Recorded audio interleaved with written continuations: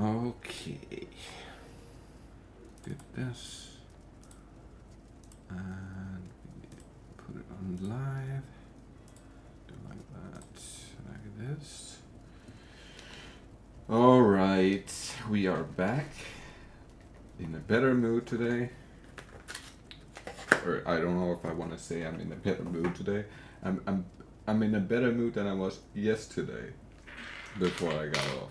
Because I've never honestly been that pissed off. I have, but I've not at something like that.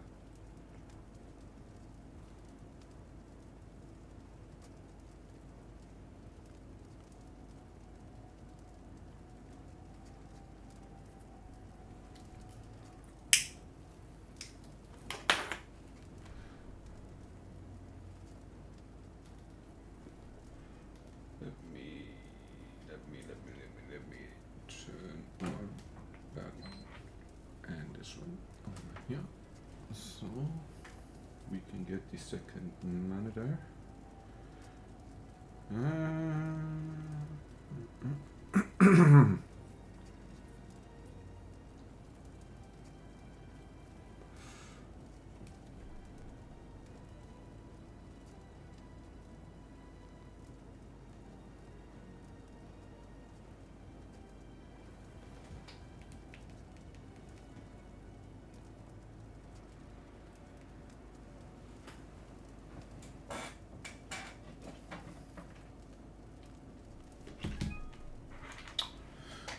Go.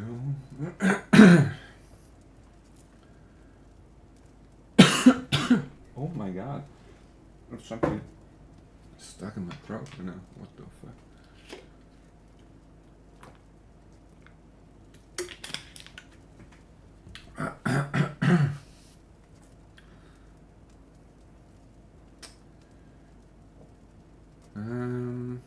Oh, chat is working. Beautiful. I can't explain how. It works right away, instantly.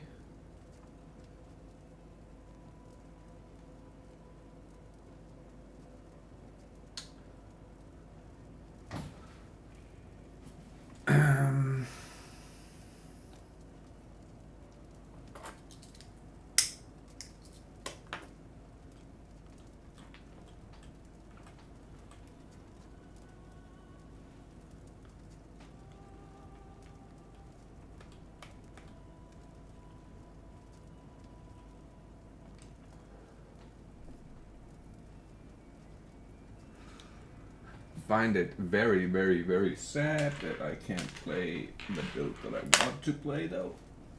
I'm gonna be honest here. It's a little bit disheartening that I feel very, very, very forced to play this. I much rather wanted to play the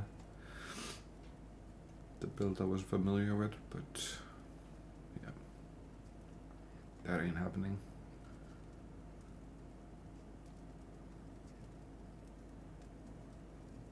Projectile movement speed, projectile speed, what do we have? Pretty much all shit.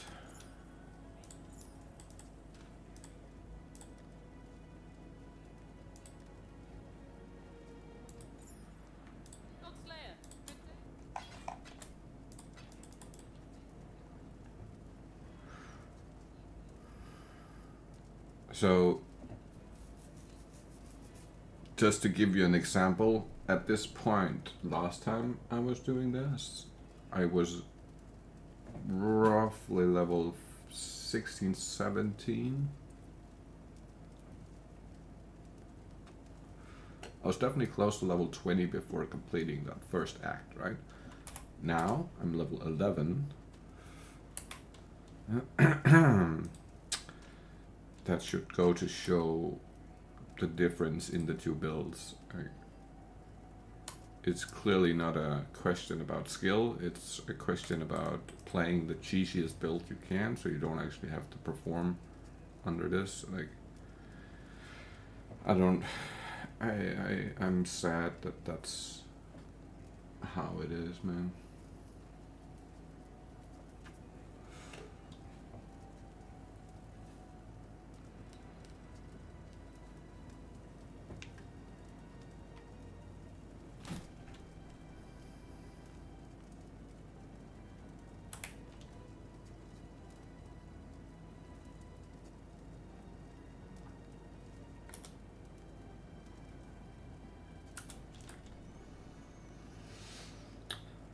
I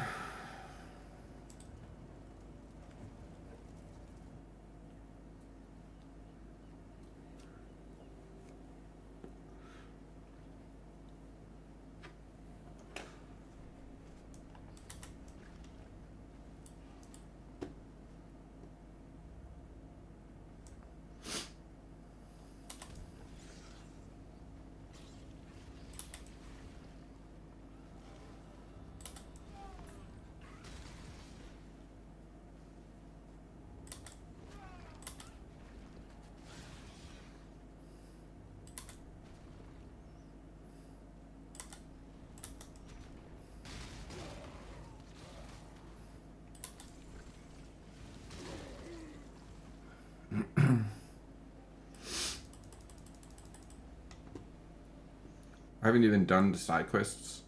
I just... Oh, wrong fucking way.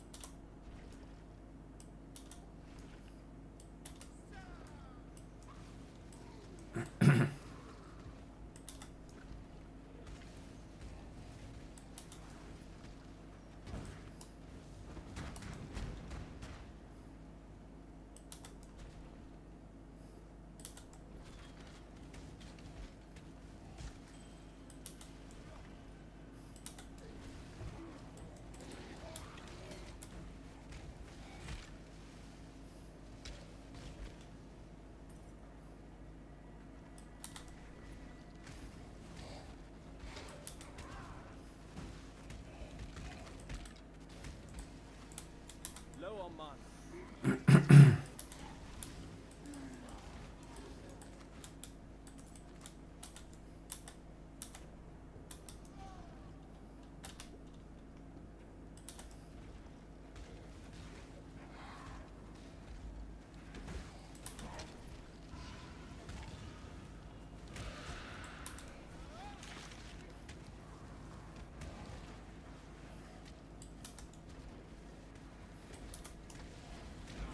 Now that was satisfying.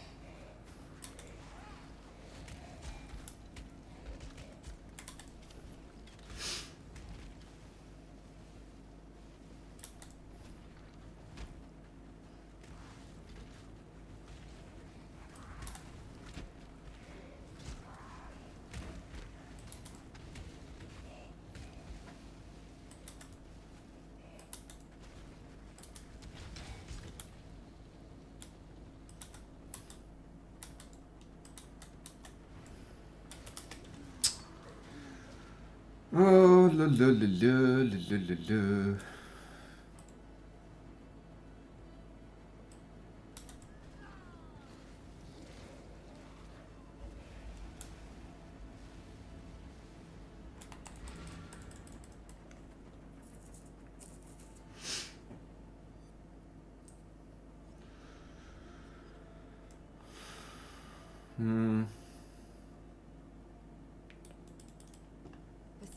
Farewell.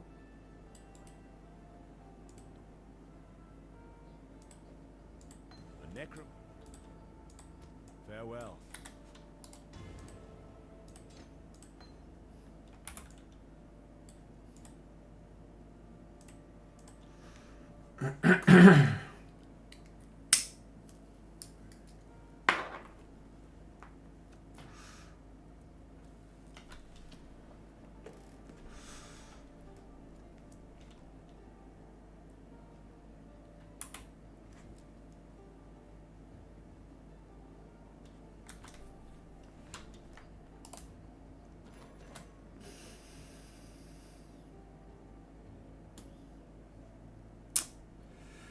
Hmm.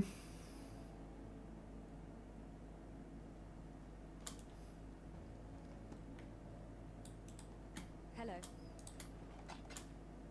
Farewell.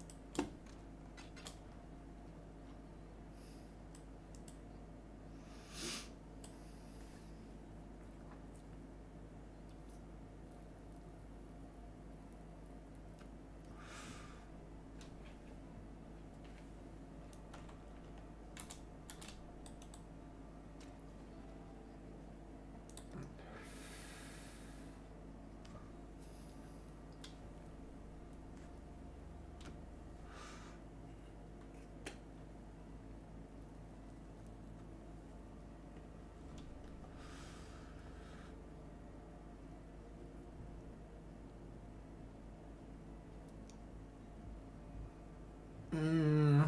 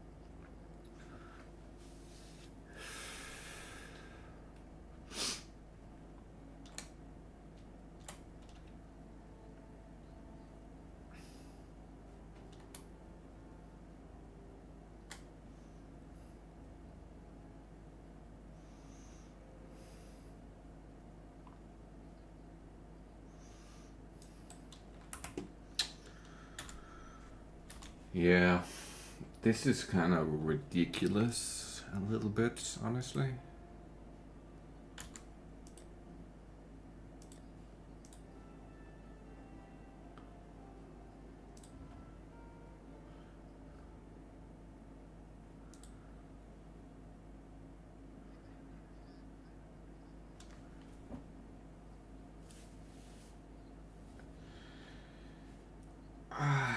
Man.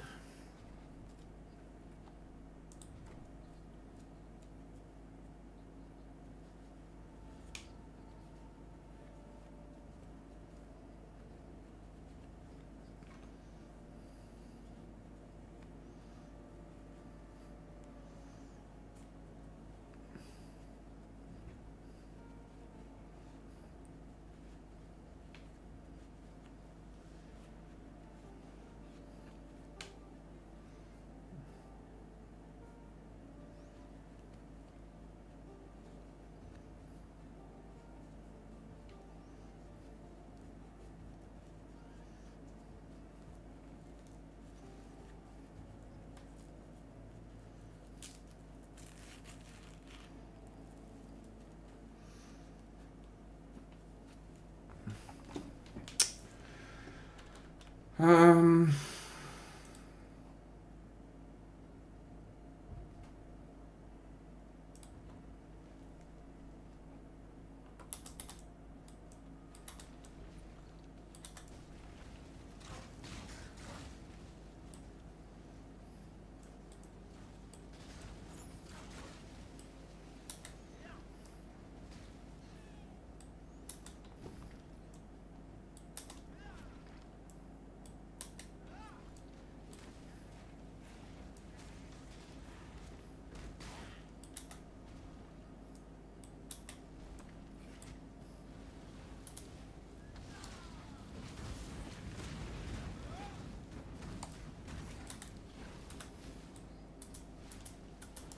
mana.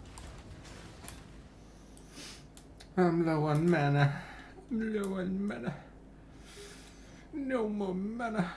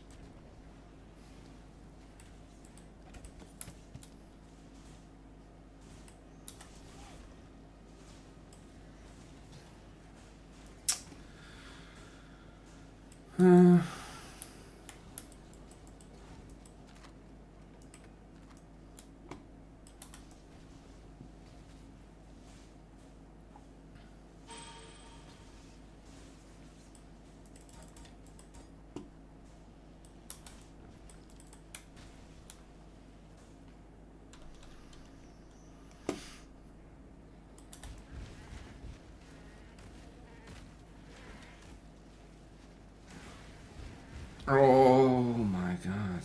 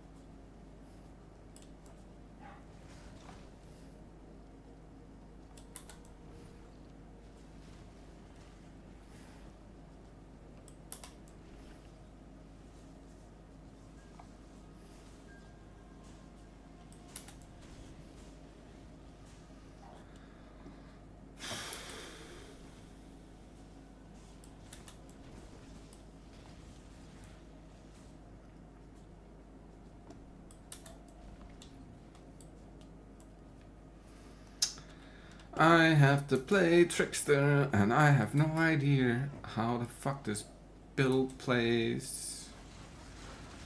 That is ridiculous. I have to learn it as I'm running through the hardest fucking thing ever.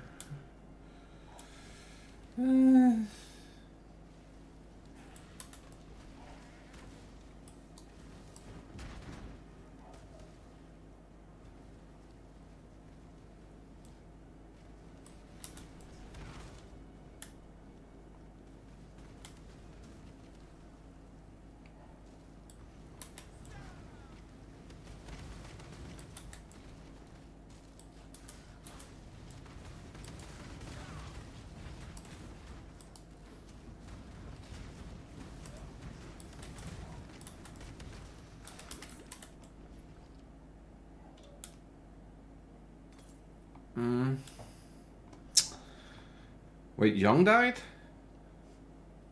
What?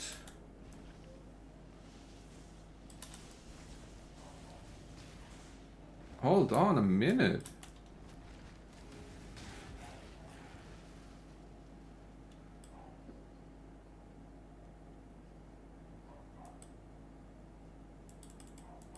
Can I, okay, let me just walk over here. I wanna know. I'm usually the one making the go. Did he go in bossing or did he die to something else? Uh-oh.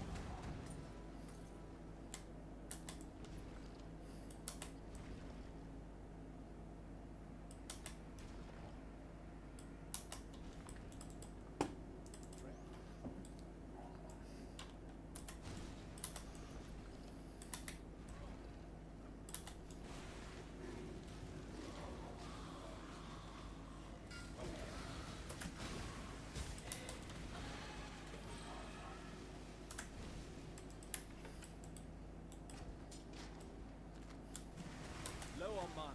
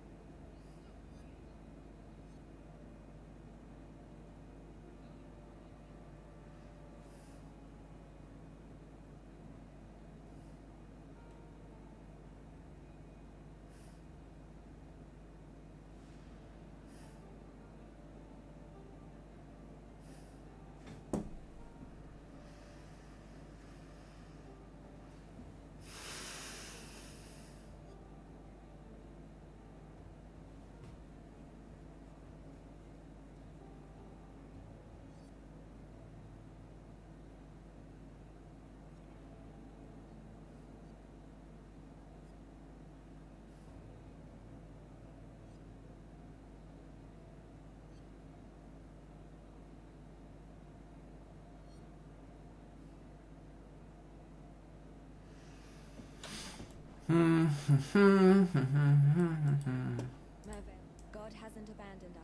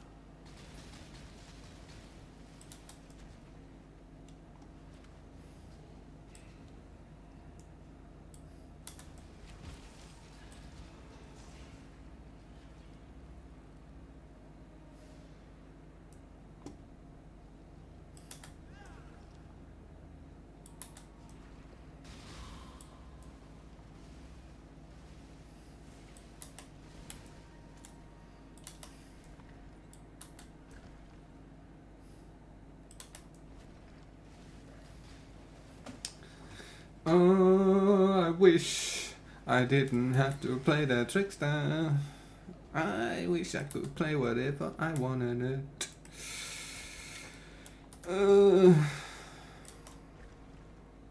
But the facts are the facts, man. The facts are the facts. Low on mana.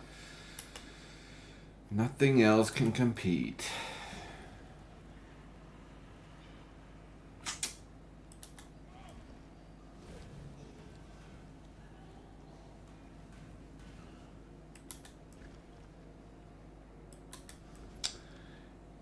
Cheesing the game, so I don't have to deal with nothing. I'm going crazy. I'm losing my fucking mind over here. Sorry for that, guys. I am actually going crazy.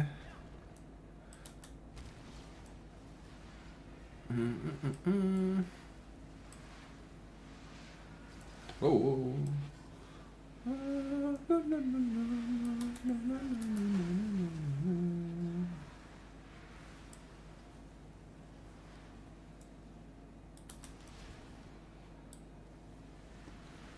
Boom, boom, boom, boom, boom, boom, boom, boom, boom, boom. This is super, super hard. This is super hard. This is just super, super hard. This is about the hardest thing I've ever done in my life.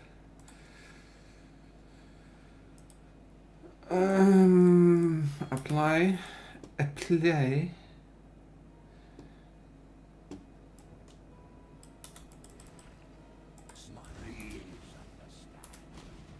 Hey! Oh my god. Could you imagine?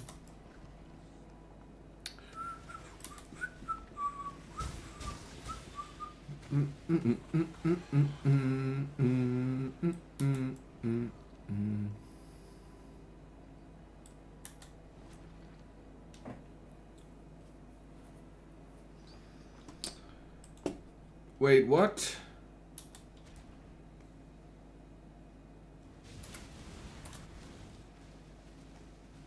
I really had to walk all the way up there to activate that shit? Really? Really? Really?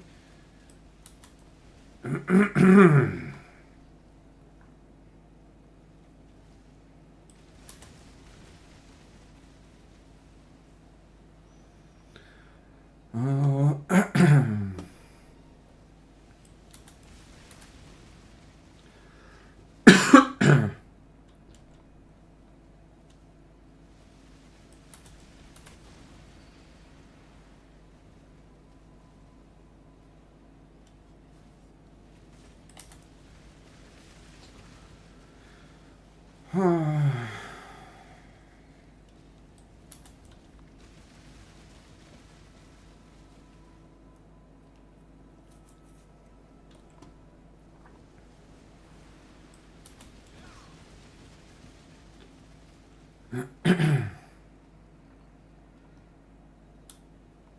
John Kill 2? Oh. G fucking G, brother.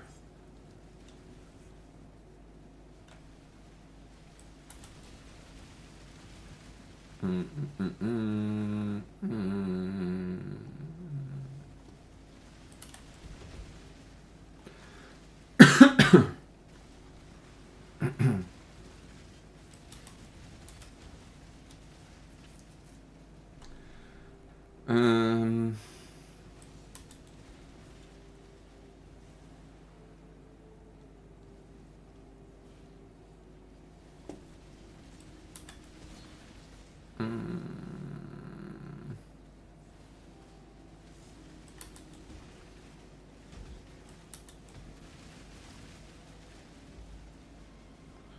Oh, that was so hard. Oh my god, what a fight.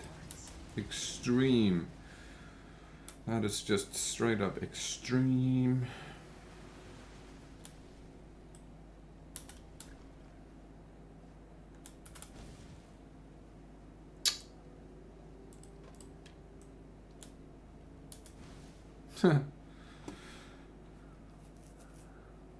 This is night and day, honestly. This is night and day playing this shit compared to the other. The other was entirely 100,000 times fucking harder to play than this is.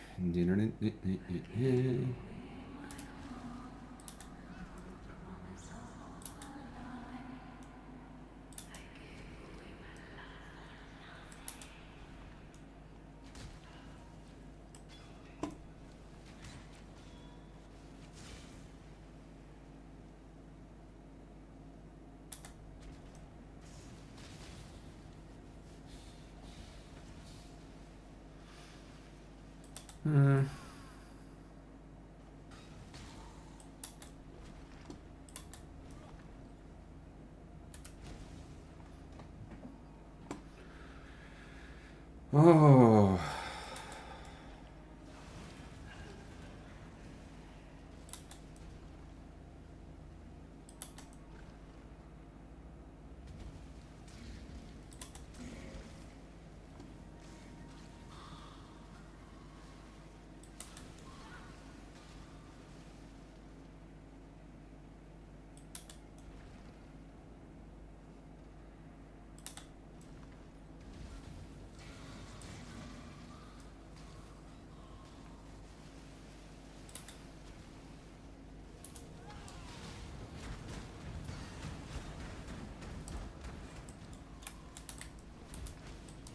Low on mana.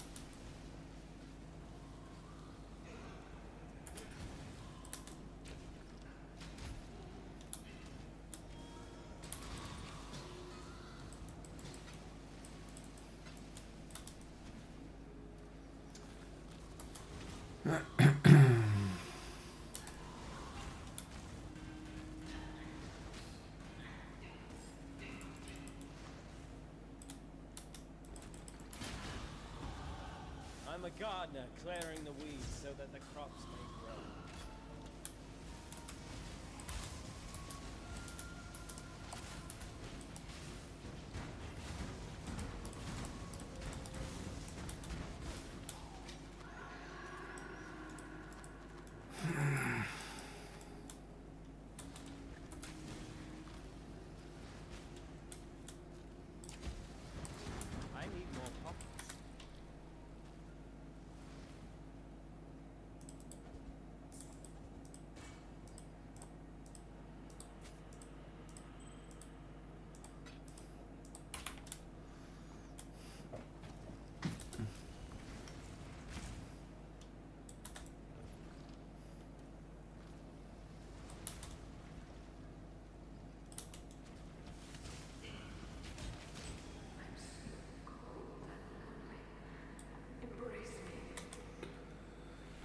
Time to die again.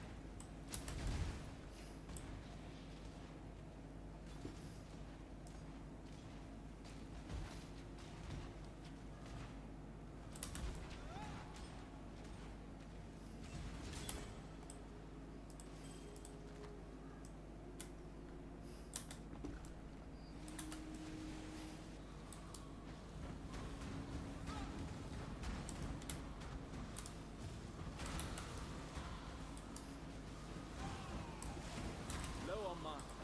Low on mana, for fuck's sake. Ah!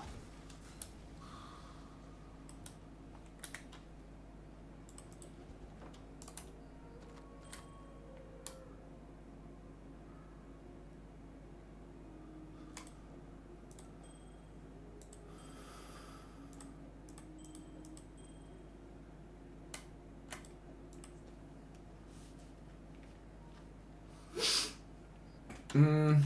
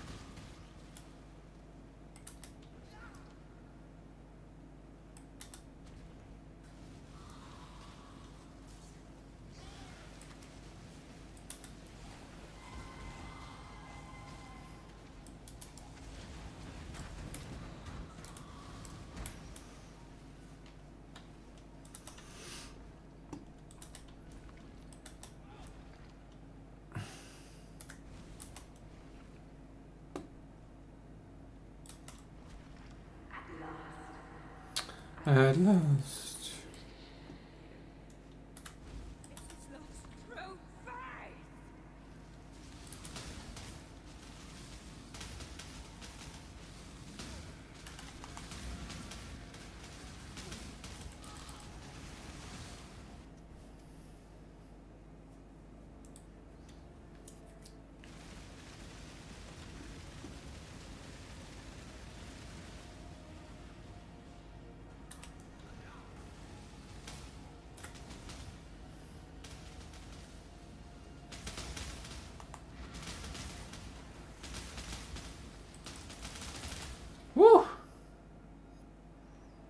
I'm way under level. Oh my god, I feel I'm under leveled. Holy shit. If you must take your For the first time.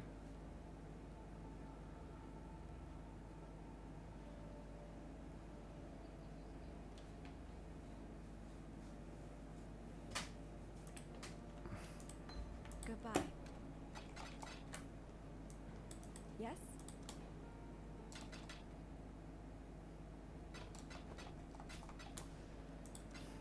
God hasn't abandoned us. Fairground.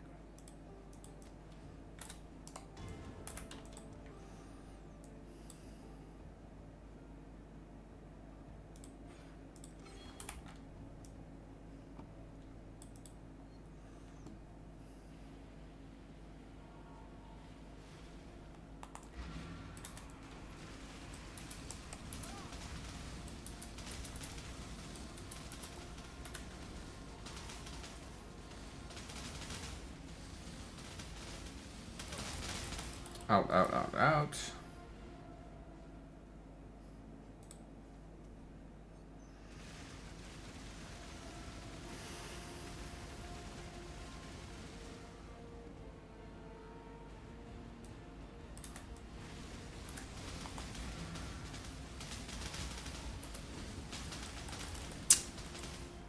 Hey, do I really have to level more for this shit? God damn it.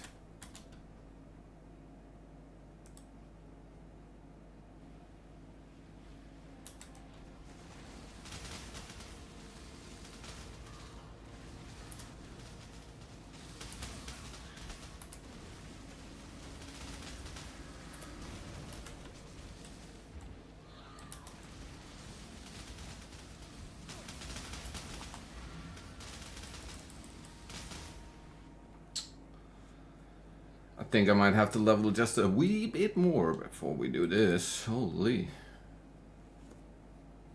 Level 12. Level 15. Okay. Guess we just level a little bit more. We need more damage.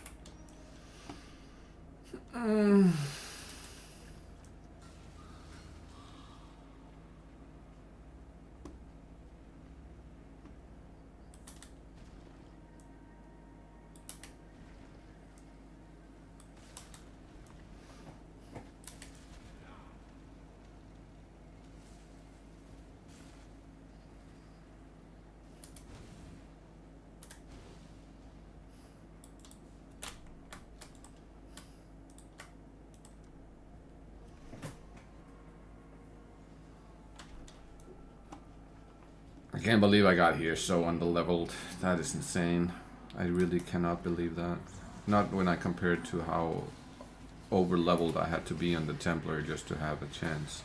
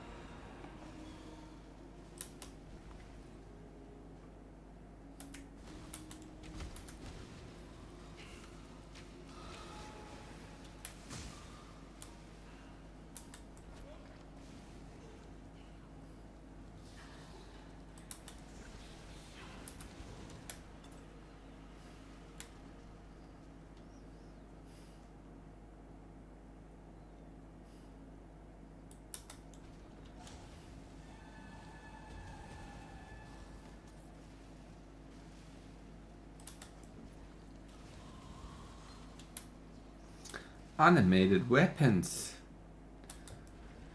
Yes, yes, yes.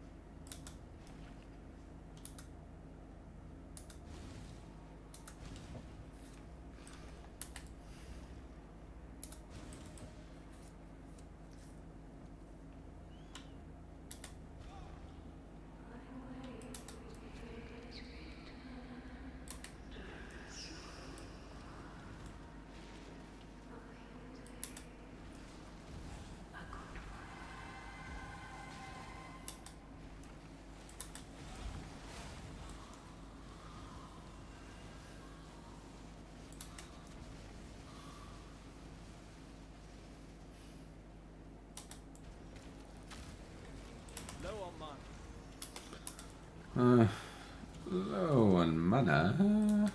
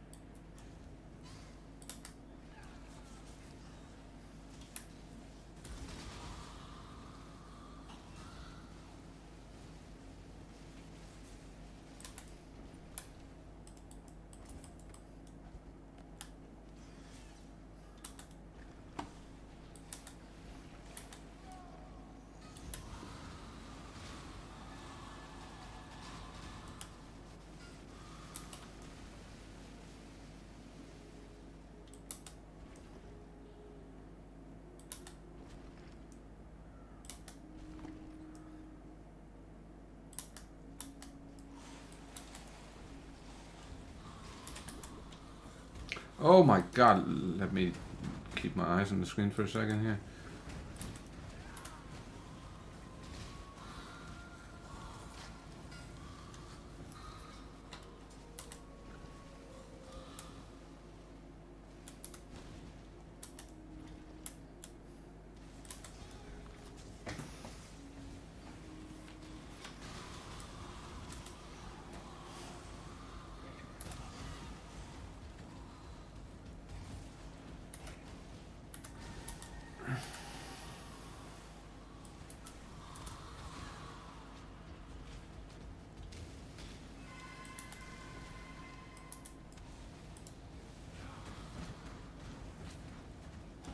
Not all murders are equal.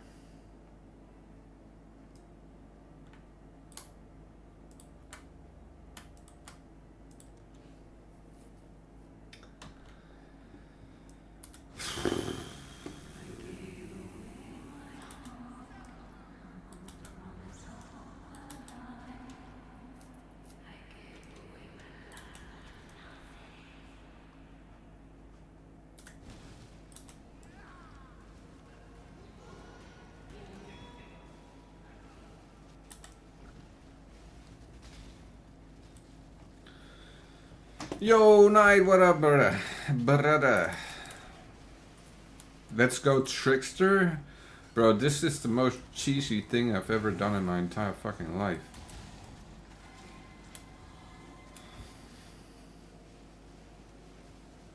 I can't believe I made it all the way here on level 11, and on the Templar I had to be level 20 to get to this point. It's just, it's disgusting. This one, don't expect this one to be tanky early on, by the way.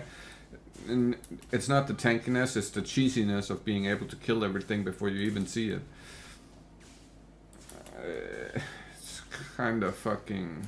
ugh. My main problem with Diablo 2 was the staleness of having, if you wanted to compete, you had to play the Mosaic Assassin. Otherwise, there's no competition, basically, right? Like, you're just automatically doomed to like not be able to compete. And this feels very much similar. If you're not playing this build, clearly you're at a massive disadvantage. And I don't like stuff like that. I really do hate that. One step ahead will make your particularly CC immune. Oh, okay. Your action speed is at least 108% base value nearby enemy monsters. Action speed is at most 90%, 92% of base value. Wait, what? Oh, the ascendancy, the trickster thing. Yeah. But as I said, I've never played this character, so I have no fucking idea what I'm doing.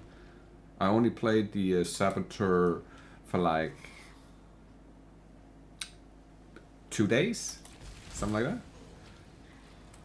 Basically, you cannot be slowed. Enemies will always be slower. Right, makes total sense. But I jumped on this build yesterday on softcore, and I ran through the game in 5 hours, less than 5 hours, with minus 60 to all resistances, and I really didn't die a lot. I died a couple of times in the when I was swapping out for the power siphon, because I had no idea how that shit functioned.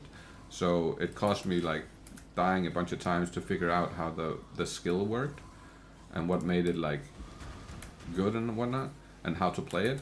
But after I had done that, I stopped dying and I went through the whole fucking game in like no time. The fastest I've ever gone through the game was on this, like by a million miles. Basically, you cannot be slowed.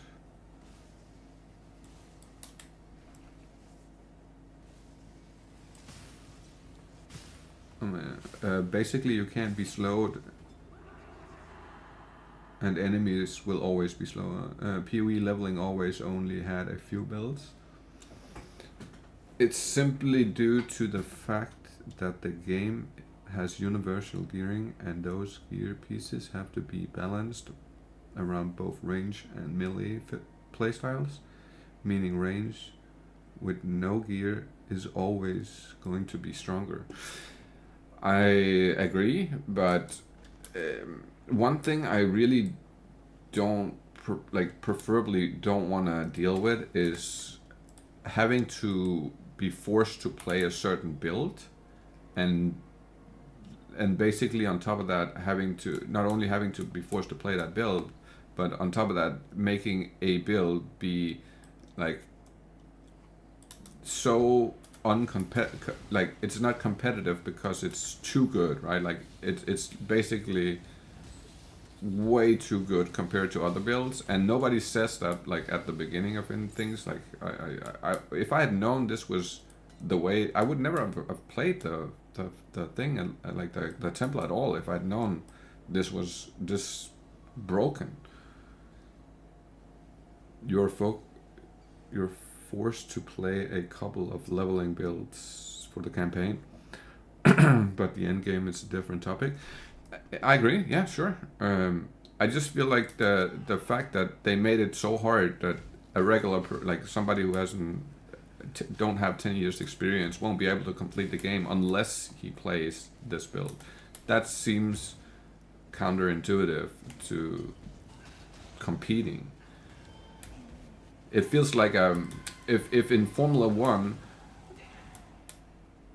it was only one car and everybody was driving the same car, that wouldn't be interesting, man. There would be no championship for the creators. There would be no difference. The only difference there would be the driver and nothing else. That's what it feels like. But the end game is a different. Right, I read that. I do agree. Like the end game on the Templar with the right setup is hella good. But is it broken? I don't think so. I don't think that Templar build is broken. It takes so much shit to get it to a point where it's just unkillable, basically. Where I feel like this is kind of opposite. It takes no skill and basically no gear in order to kill everything, and you don't have to be precise, you don't have to anything, because everything is auto targeting, right? It's not, you don't have to actually physically target anything, it just does it for you.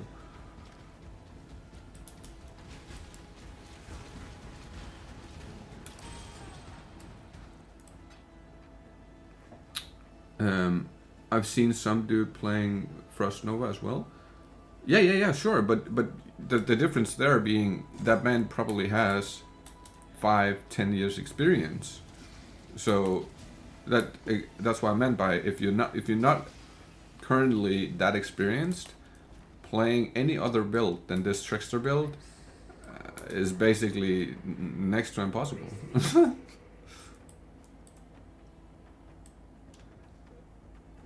for melee, there are also only 2 or 3 builds that can go through this type of content. Sure, but it reminds me too much of the fucking Mosaic Assassin, and I hate that shit.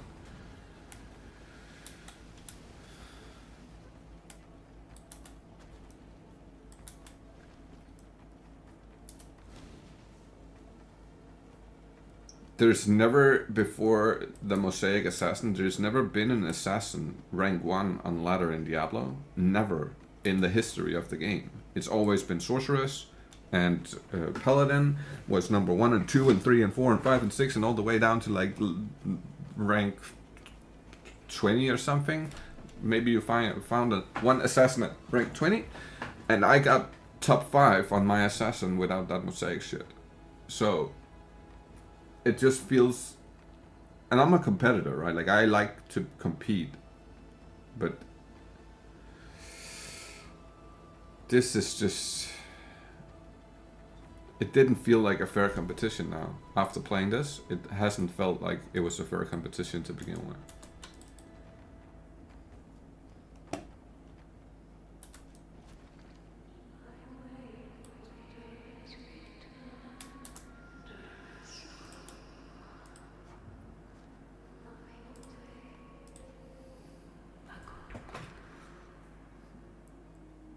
I haven't even...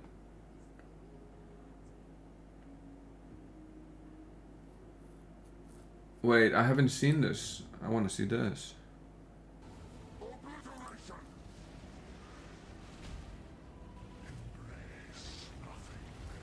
Too far north. He dies to Cyrus? Really? To what?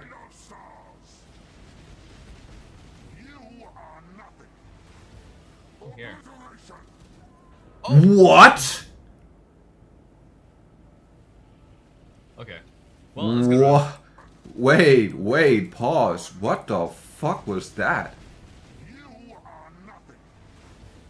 Here. Oh! Wait. Here.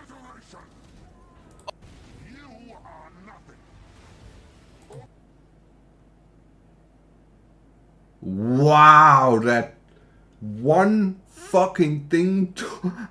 Oh my god, bro. It 14k ES down on that one little touch of the... What the fuck? How did Ben survive this? What the fuck, bro? How you meant to... And there's like a whole line of them too. That arena is screwed. And he has all this degen around him too. What the fuck, bro? Is there more than one of these lines? Wait a second, let me just reverse that real quick.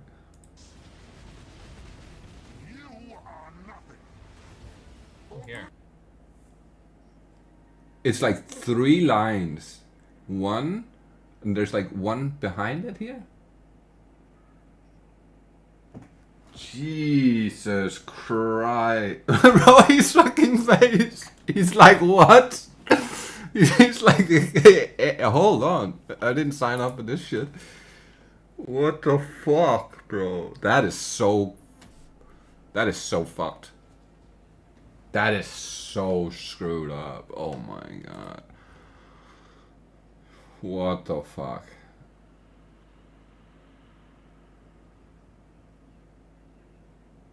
You can see the classes in the middle. New Cyrus move.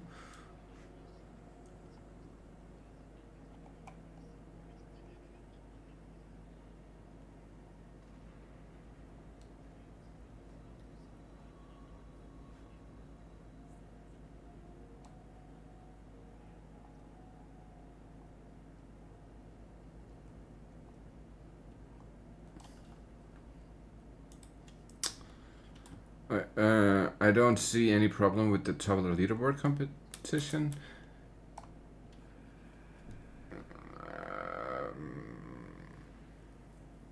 Oh, you mean like the classes?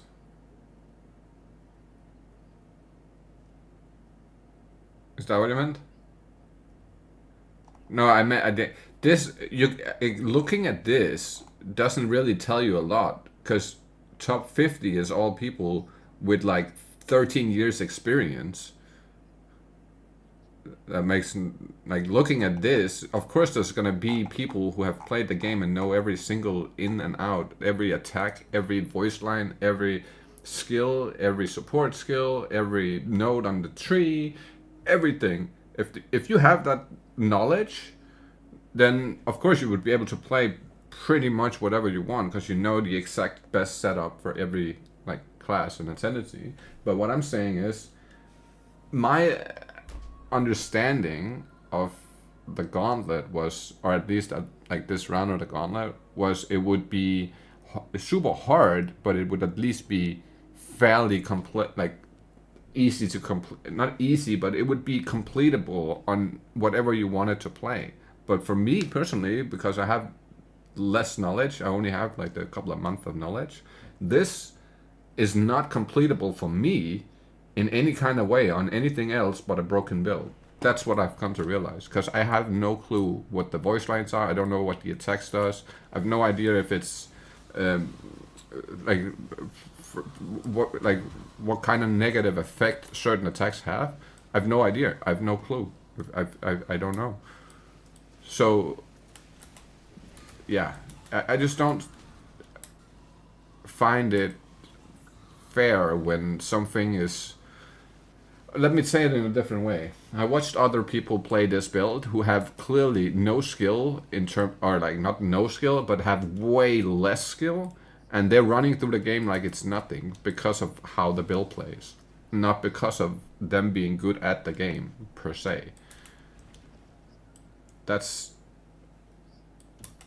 I feel like I've had to fight to get to Act 8. I don't feel like I had any hideouts. I don't feel like I had any like easy times or anything like that. It never felt like I was super overpowered anything, even though I was 20 levels almost above what I was trying to do, and still get one tapped immediately. It's ridiculous, man.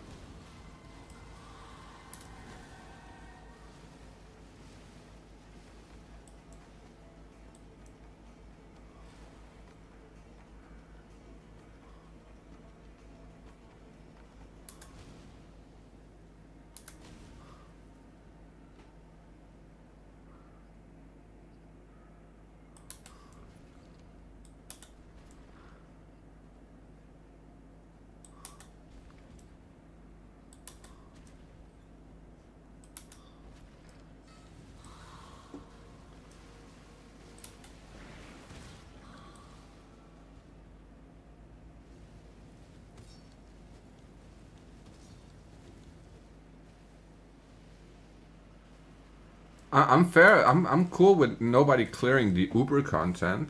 I'm cool with people or it being super tough when you actually have some gear. But when you don't have any gear and you don't have the knowledge, I feel like you need a little bit of a leeway, or at least somebody like explaining shit. I really wish Sis would have made a video before the Gauntlet saying, okay, so if you're a fully new player and you've never really played the game before and you don't have the knowledge, go play this build, because this build will beat anything and you don't have to like be knowledgeable. As for Mark doing crazy shit with bosses in campaign, the fun part comes from dying to those.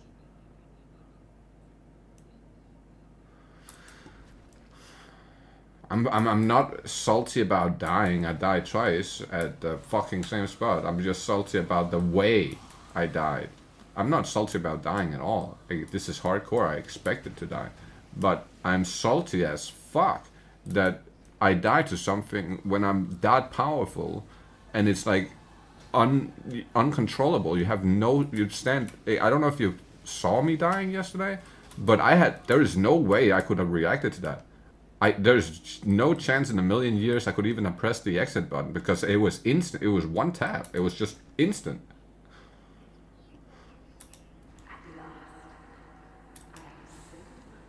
And on top of that, the other time I died when I was like nearly 20 levels above the area I went into, but I still couldn't fucking murder the portals that spawned the fucking enemies. They didn't take no damage. I died instantly.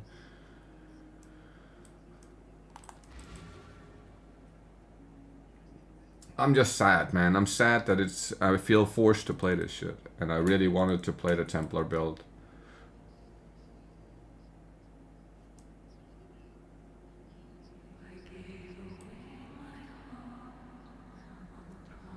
I haven't seen any. I've not seen any video at all. And I try to like stay up to date on shit with this stuff, you know what I mean? I never seen a video explaining that this was the build to go with if you had no knowledge. Never. The only reason I've gone this direction is because I've seen other people play the game with this and I've seen how fucking broken it is. I had to deal with all the mechanics in every boss fight. With this build, yesterday running through the campaign with no gear and minus 60 all res, I never had to deal with any of the bosses. I just instant killed everything. I swear, I instant fucking killed the whole, just everything.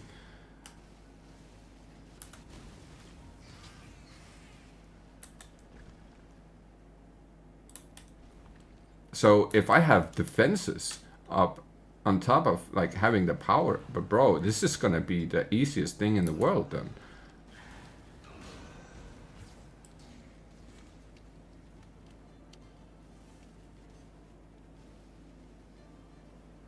You could have played the Templar build as well by incorporating decoy totem into it. I did do that. It wasn't decoy, but it was like I had a totem for sure.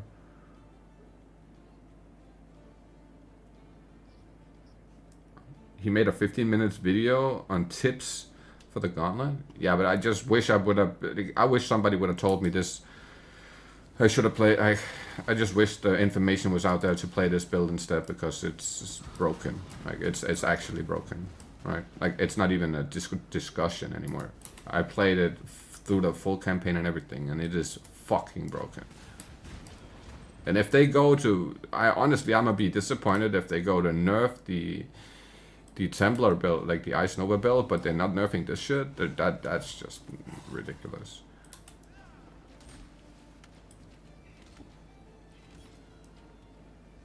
I find it, yeah. It's just, I'm a little disappointed, I'm gonna be honest. I'm a little bit disappointed that the one build is just broken and it's not banned or anything, but you play this build, you don't have to deal with anything. You don't have to think about the mechanics, you don't have to, like, you just run through the game like it was nothing. I really don't like that. Chances they won't nerf Power Siphon? Way too low usage rate.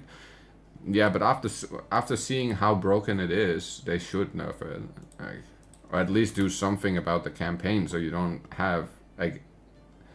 It's not my case to say that. I don't make the decisions they do, so I'm just gonna. Next time I'm not gonna play what I want. I'm just gonna look up what the fucking broken shit is, and then I'll just play that. Even though it's cheesy as fuck, but.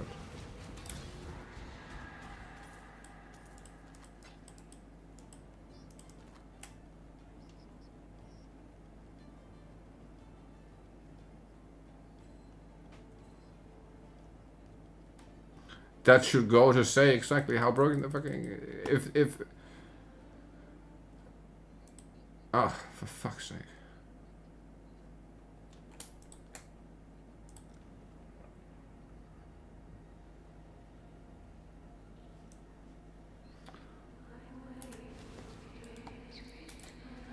This is the spot where you really get to see what works and what doesn't work, in my opinion, right? Because this is harder content.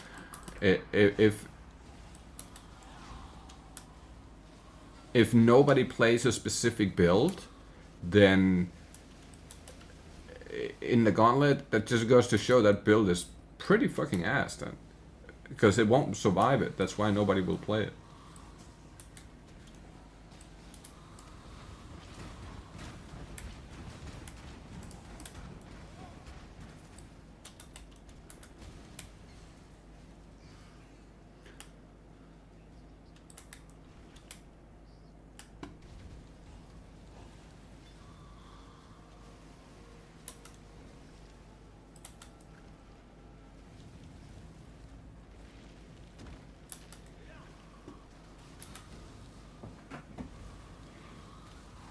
Game isn't balanced around the Gauntlet?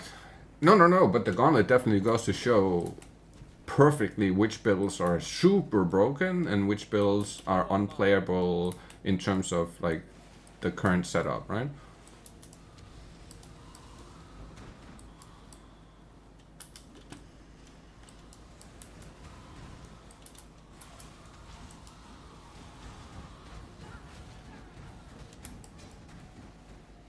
Because the facts of this build is it's not just a power siphon that's hella broken on this. The second part of the build, the LS part, is super fucking broken too. It's very, very overpowered.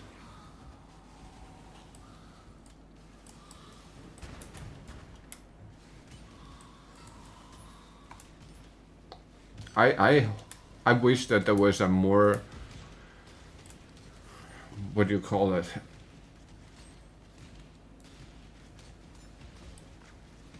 I think Power Siphon, if they didn't nerf it, I think it should have been banned from this, honestly. LS as well, honestly. Because there's just it's two different competitions. It's the competitions between the Tricksters and then the competition between everybody else. LS will be nerfed. I hope so. I do hope so. It's the most play skill, yeah. And I get why, because it's fucking ridiculously overpowered. With next to no gear. Like, it doesn't even take a lot of gear to be super fucking powerful.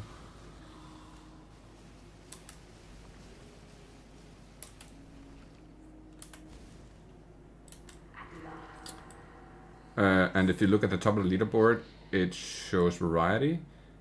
It does, but we have to agree on one thing. Even though it shows variety, the real...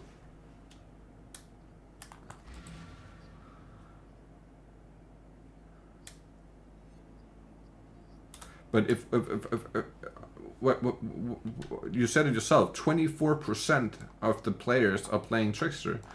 However, the top of the leaderboard looks, it's not what you should look at. You should look at how many people are getting to Act 10 and what builds are they playing to get there. That's what we should be looking at.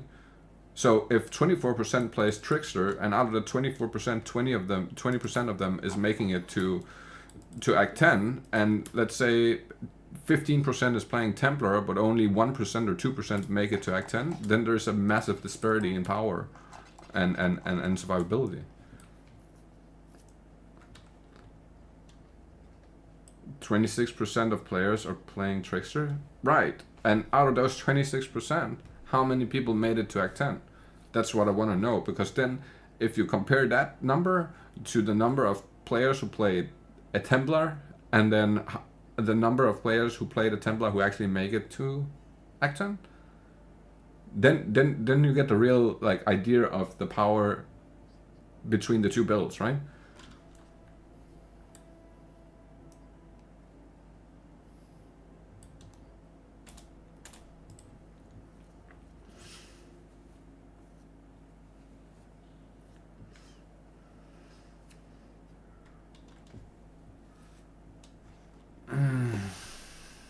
It's called streamer meta. Sure.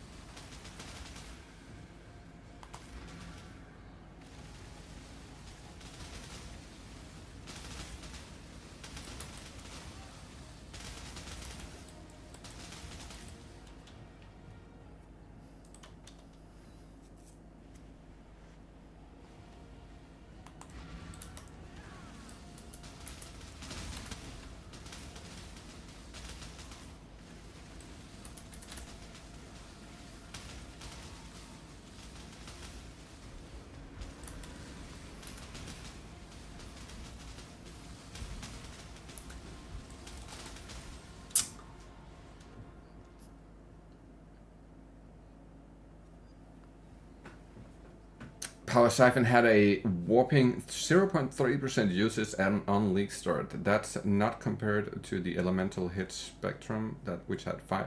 Right, but that's because nobody really knew about it. Do you think next league is going to be the same, or you think next league is going to be 30% playing the Power Siphon through the leveling method, or like through the campaign? I could see that happen for sure.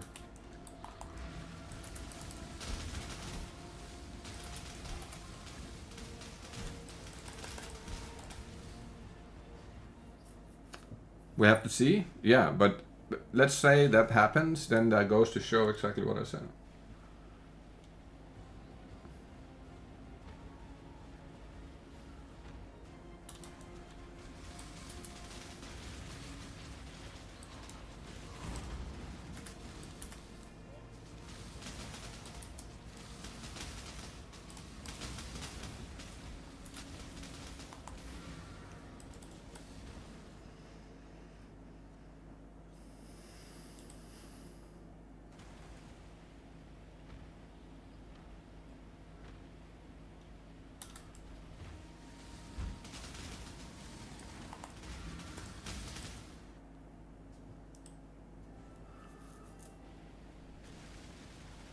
If it's broken, it'll be nerfed next league.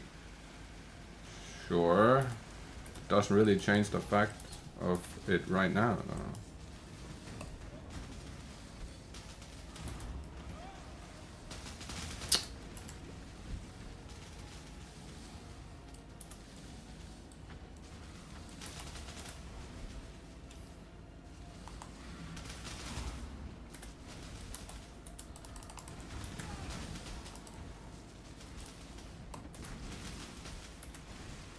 Uh-oh.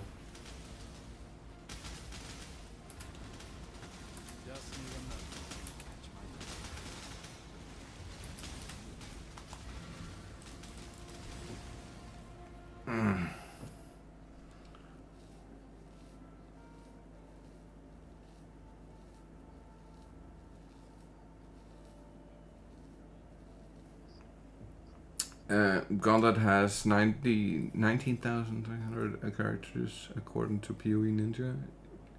You wanted a primitive ban on a skill which don't have usage range. They won't.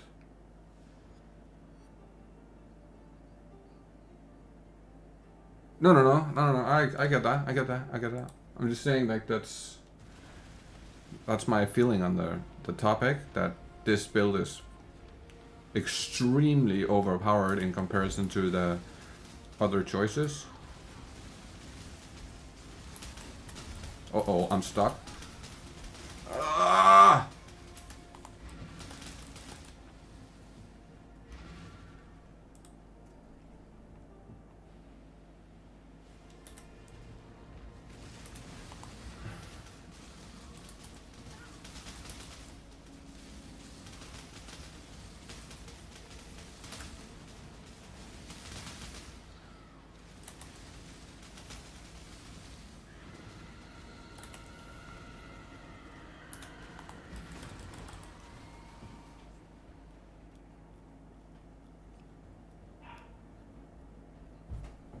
It's strange. My opinion is strange. That's fair. I can accept that.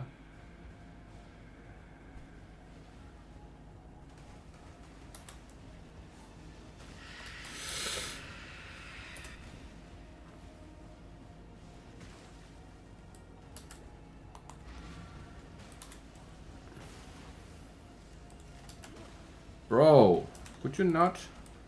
While I'm like reading. So a PoE rating shows 9,997 shadows, but PoE Ninja only shows 3,000 shadows. So PoE Ninja only pulls from players who updated their profile there. Right, that makes sense. In which case PoE Ninja statics are less relevant. That makes total sense. I would look at the leaderboards if I wanted to know that answer, like full on know it.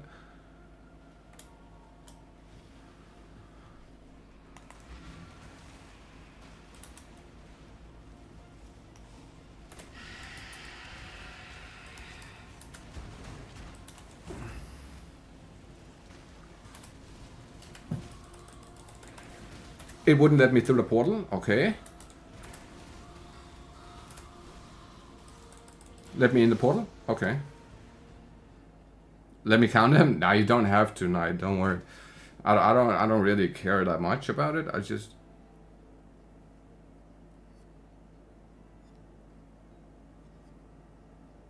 Plus, there's no real counting it because there's so many people who already died and shit. I don't think the people who died will still be on the list, right? Like the people who died and have a better character, I mean.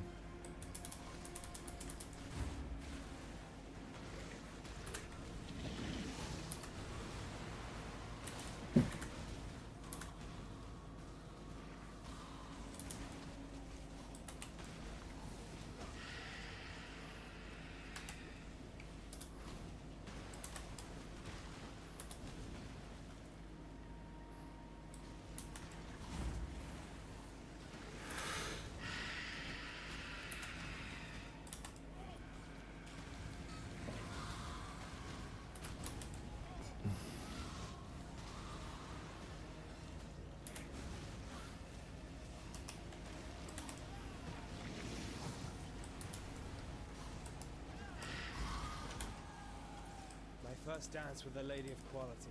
Pity she let herself go like that.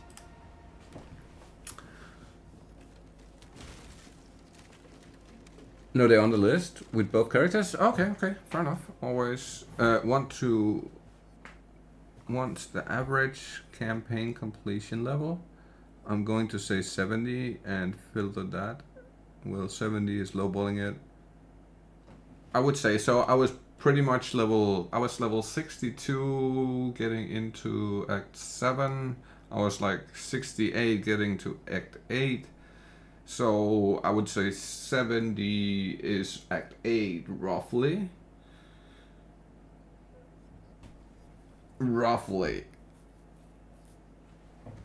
For like the average person.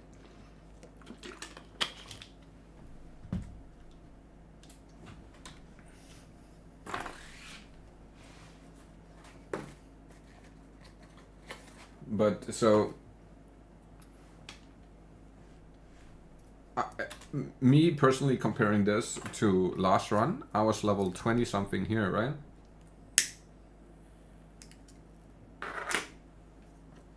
I believe I was 22 at 23 going through this fight.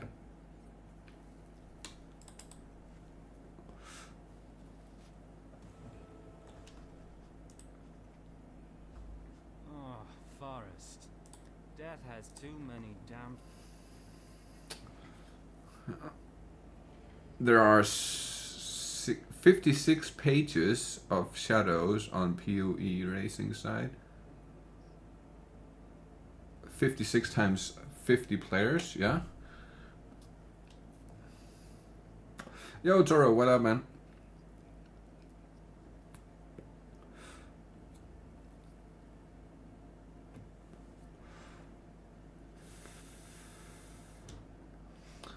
I'm coming to realize that this build is beyond broken, like beyond broken. Quite. Damn. Farewell. I can give me 1 sec. I'll show you.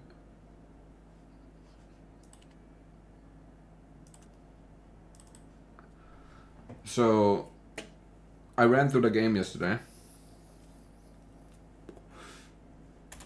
I reached 67 going through the campaign. I did it in like 5 hours and 20 some minutes. It's not gonna, because I have, of course, had to eat and shit, so this is not gonna be correct. It says 8 hours and 12 minutes that I played on it so far, but I had completed the campaign in 5 hours and like 50 minutes. I want to say 50 some minutes. But that's of course on standard, right? Like, or like not standard, but on non-hardcore. So I just ran through everything without like being careful, right? Like I didn't care about dying and shit. But the fact is that I had minus 60 to all resistances, and I still cleared everything with no gear, with only my Act 1 gear. I put this on yesterday, but that I didn't have that on, right? Like the Headhunter I didn't have on, of course. But this is the gear I completed a campaign with in that short amount of time, right? I don't feel like that was a fair run at the campaign on my Templar because of how overpowered this is, like how much more powerful this was, and how it took me, what was it, like 8.5 hours to run through the game on the Templar. On this one it took me, as I said, 5 hours and 50 some minutes or something like that. Let's call it 6 hours. Let's just call it 6 hours, right? So it took me 2 hours less to run through the campaign with this, and on the Templar I had upgraded gear that fitted the place I was at, like gear for Act 8 when I was in Act 8, right? This I have gear from Act 1 that I could put on right in the beginning of the game. The Templar is OP for this build. Sure, it gives you like 2 more, or like in my case it will give me 1 more gem slot compared to another armor I have laying in my stash. Damage must have been insane. Damage is beyond broken. Because of the boss fights, I never have actually had to fight any of the boss fights. They died before I got to interact with the mechanics of the boss fights. They were all fucking dead. Act 1 to 10. Instant. They died as they spawned, basically, right? Like it was like 5 or 10 second fights, all of them. I had to fight the fucking one fight for 10 minutes on the Templar. And on this, it was 10 seconds. The difference is ridiculous. It's night and day. Night and day. So if I'm able to do that with no gear, minus 60 to all resistances, doing it with gear seems like a fucking walk in the park.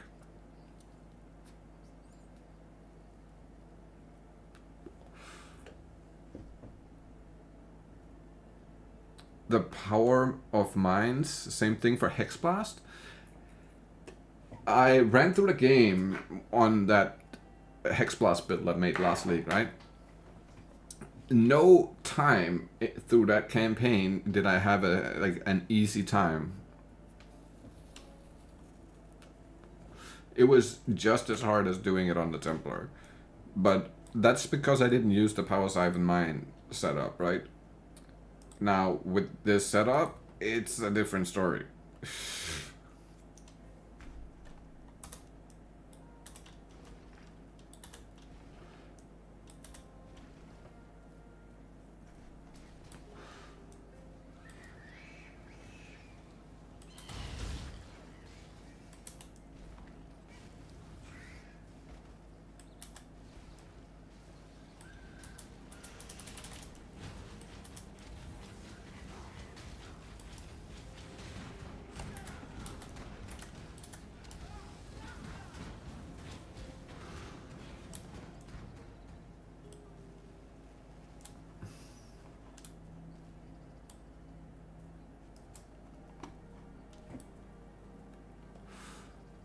But it felt very cheesy to run through the game with this Power Siphon shit.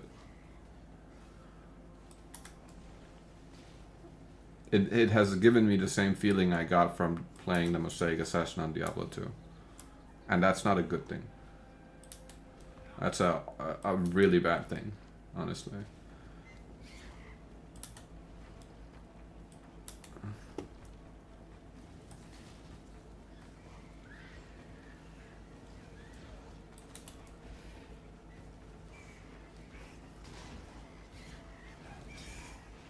Well, I guarantee that you can one-shot bosses with Hex Blast Mines with Tabula as well. Right, I believe that. Sure, sure. I'm not saying Hexblast wasn't good. I'm just saying like running through the campaign and using whatever I was using back then was not it, right? Like that was hard. But with the Power Siphon the Power Siphon setup, it was the opposite of hard. It was too easy.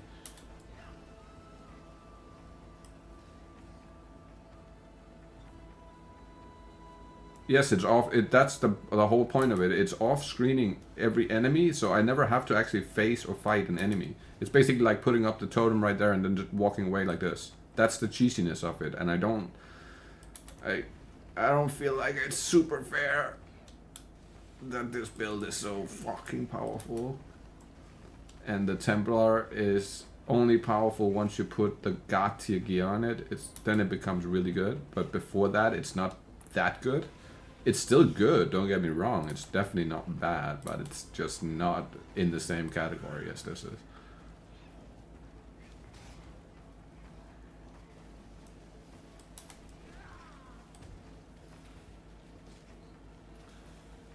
One of the main things that makes this really nice is the ES. It recharges the ES super fast. So the first initial hit you get, it takes the ES, and then that's it. Like if you get away, it's we have to wait and yes, you're right. We have to wait and see if GGG responds to it. Sure, but like I'm just talking in terms of this gauntlet. It's kind of like sad that this is so fucking broken compared to other classes, because it's like playing two different games basically. Like one game is like on ultra hard mode and the other game is like on easy mode, right? That's what it feels like. That's the difference. I guess the best comparison I can give. It's like playing what's it called? One of the Lego games or something like that, and then playing the difference between playing it on hard and playing it on easy mode, right? Like that's just night and day. Like one you don't have to think about anything, you don't have to react to anything, you don't have to basically you can play the game with your eyes closed. Going? Fare you well. Be kind, if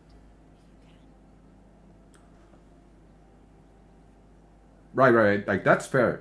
Like the class competition is fair, 100%. But there's also an overall winner, right? Like there is a first place, not just class, but a actual first place in general.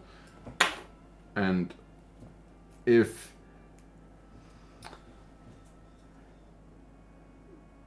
the Trickster is the only one who can actually clear the Ubers and the other builds can't, and we'll yet to see that, because we need to see like Alkaiser go in, we need to see Karn, we need to see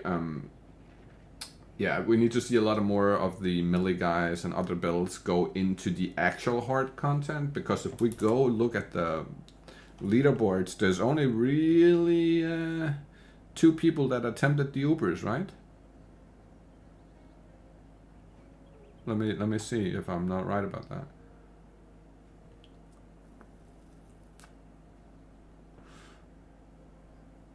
So Alex is the other guy, and he hasn't done Uber Series, Uber Maven, Uber Eater, Uber Extract, Uber Elder. He hasn't done any Uber content because and he has Mage Blood on top of it.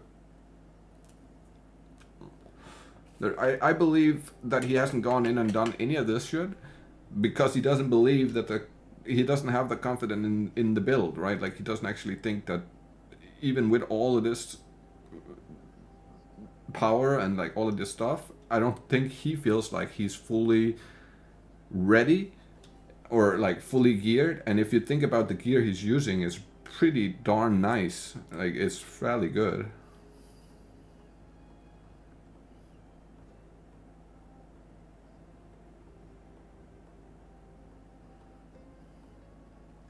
Comparatively, it demands way less resources to scale damage and is way less clunky. Yeah, for sure. The real enemy is overconfidence. Somewhat, yes. However, if we go right back to where we were, let me go back on where I was here.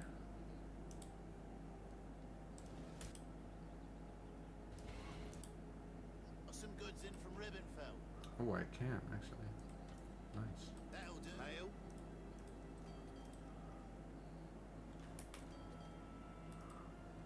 What was I doing? Imagine that. I had all my runes on me. That was a fucking stupid choice.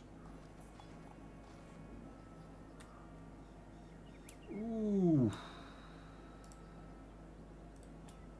Thank you.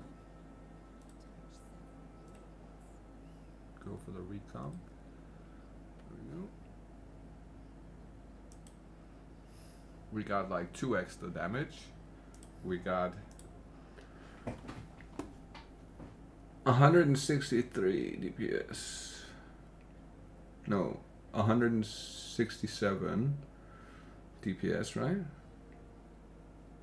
8k, 8.6k effective health pool, 7.6k fist hit, 18k chaos hit, and 30k elemental hit.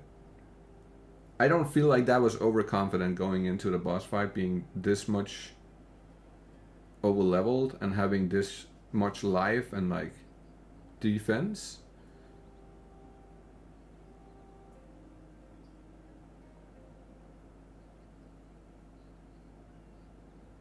Like this seemed like a really powerful build in comparison to where I was at, but in reality this was basically a very weak build in comparison to where I was at, because it only took 1 hit to kill me.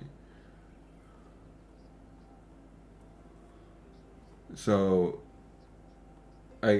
maybe I don't understand the PoE right, or maybe I'm like just not understanding the builds right or something. I don't know. Whatever it is, something ain't right.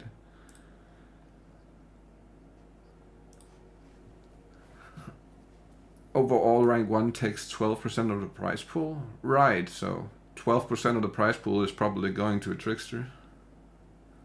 Overall, second takes 4%.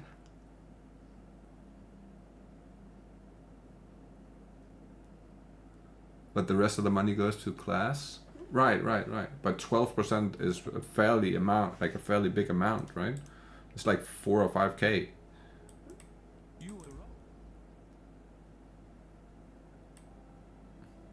Overall, 12% goes to Ben. Well, it's 16 because he's the #1 shadow as well.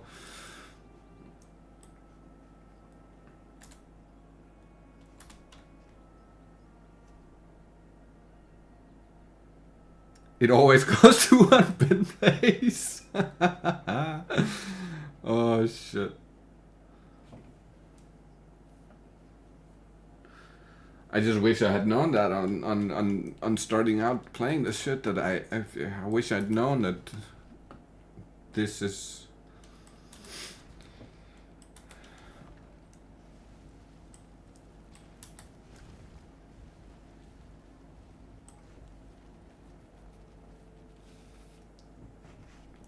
I really do wish I had the... Also, there is time left to gear. He can do them later. Right. Yeah. Ben, he can still complete all of them.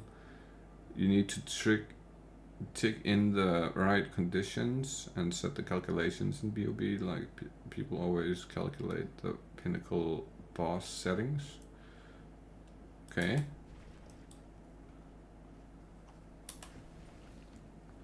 But just looking at the numbers, I felt very safe, right? Like I felt like, okay, this is gonna be hard, but not impossible. But I feel like it was impossible now. Like after trying it, it feels impossible on that build with that setup.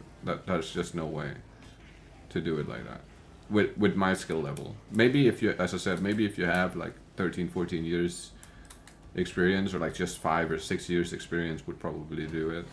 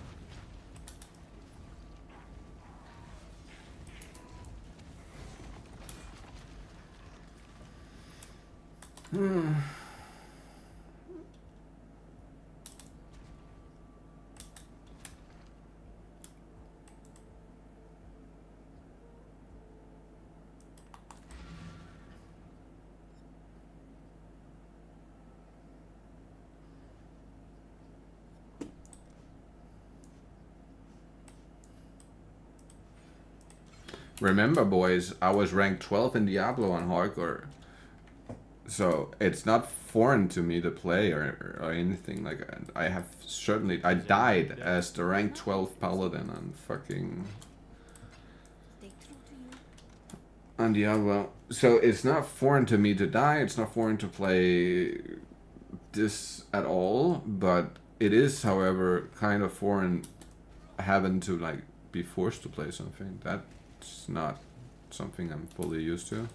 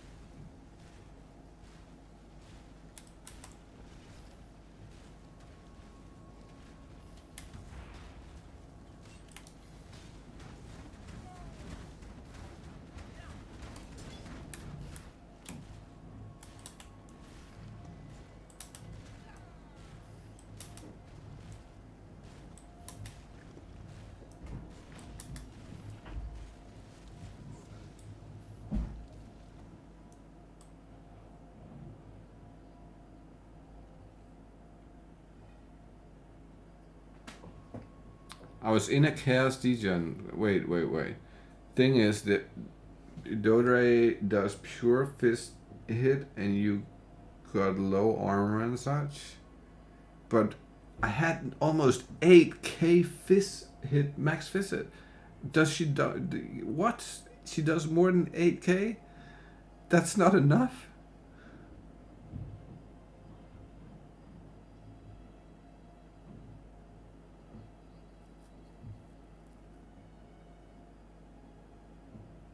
Ben didn't give a fuck. Wait, whoa. Let me head back to town here.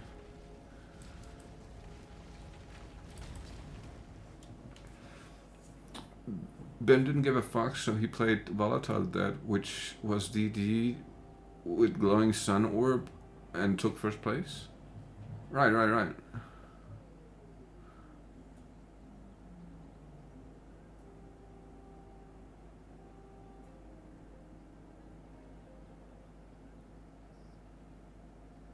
But I had 8k fist hit and I had 18k chaos hit, and it's still not enough to take one slap from her. That seems broken. Like, that seems not fair.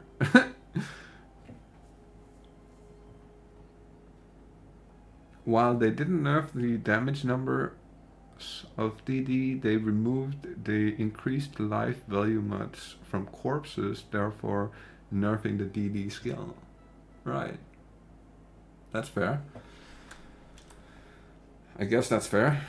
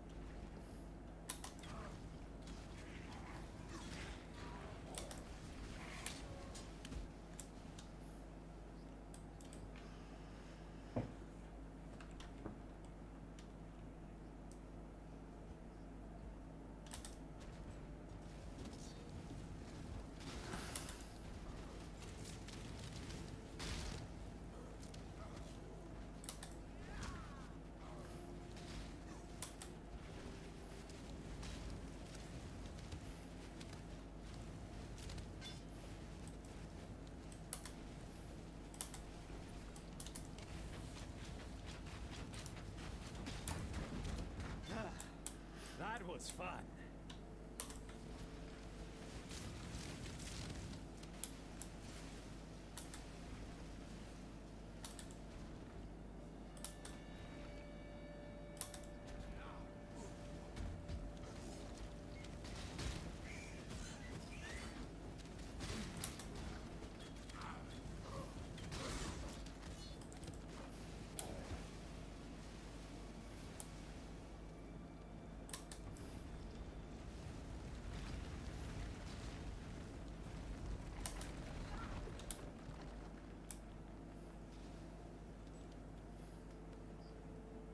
Gauntlet wasn't meant to be fair. I fucking agree with that. 100%. It didn't feel fair either. So they nailed it.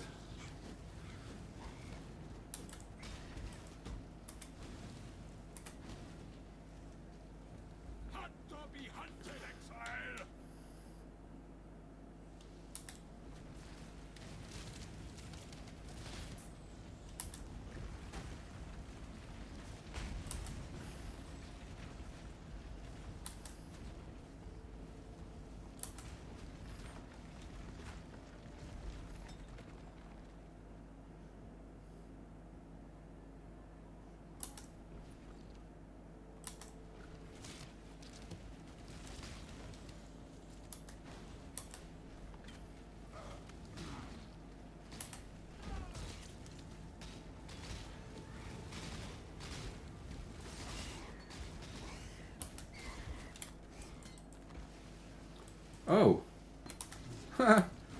Drop me power siphon, why not? We need it.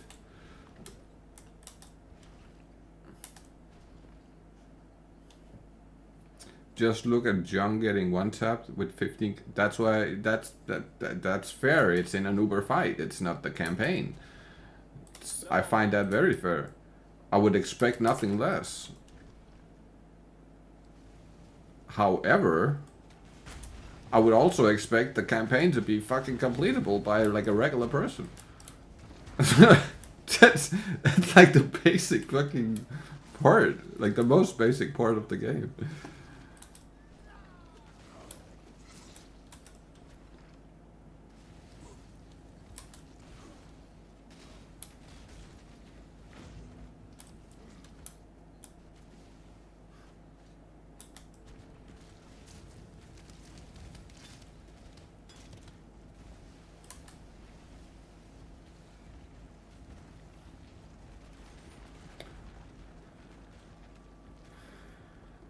There is a hard campaign and there's impossible campaign, right?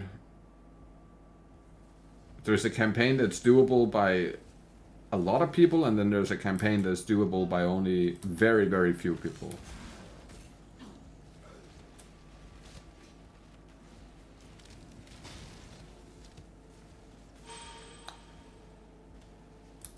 Also, I would say there's like a part where the you have to fight the bosses, and there's a part where you don't have to fight the bosses.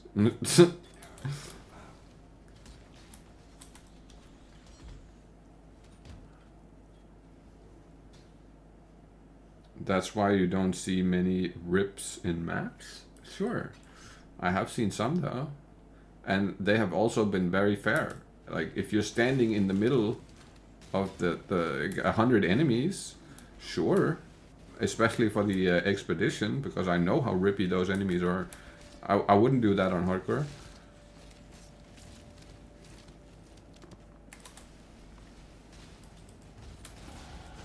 No point in looking back now. There's just death, and a lot of it.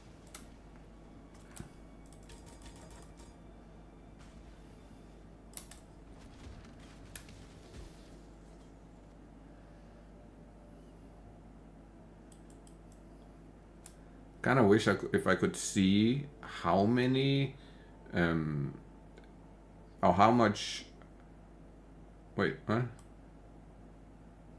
I mistyped PoE. So now I search potpourri. I don't know if you want to be searching up that. That might give some fucked up images, man.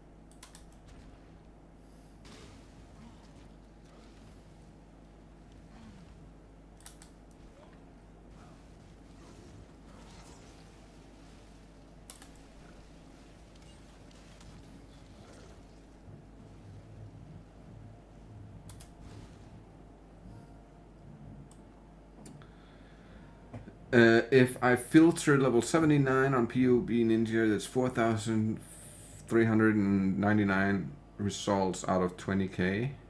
So 1/4 are playing Trickster. Whoo! 25% are playing Tricksters. Now the real question becomes, right? Out of those 24%, how many made it to Act 10? And how many Gladiators and how many Hierophants made it to Act 10? That would be the real number we want to look at, right? Because that'll tell the real tale. That'll tell the tale on which build is more probable to get to the end game on. If there is a difference or if there's no difference. If there's no difference, it'll be the same number, right?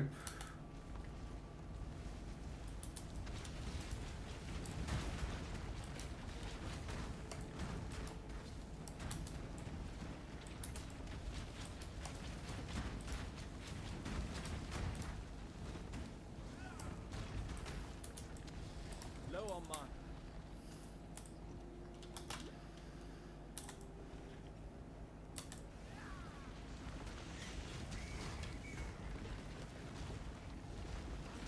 So that's something I would call campaign completion. Right.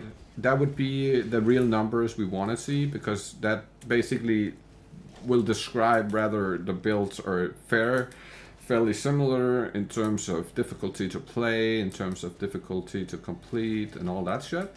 Or if one build is way more powerful than the other, and like, let's say 60 to 80% of people who play that build actually make it to the end game, or like make it to maps basically.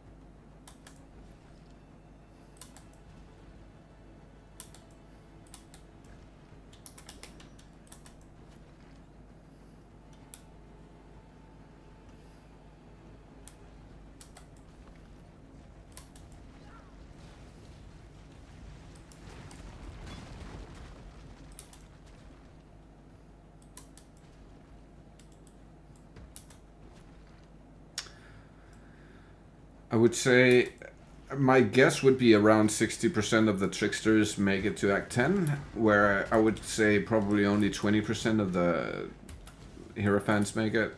That would be my estimate, just guesstimate, like not having any knowledge or any like real numbers on anything here. It's just a complete guess. But that's feeling this build out and like trying it out and like seeing what the differences are. That's what it feels like playing the game. It feels probably around 60% easier. Mind you, I don't even have the power siphon right now. I'm only using the rolling magma, and it's still 100 times easier because of the ES is regenerating super fast. So I feel like I'm not really taking that much damage in comparison.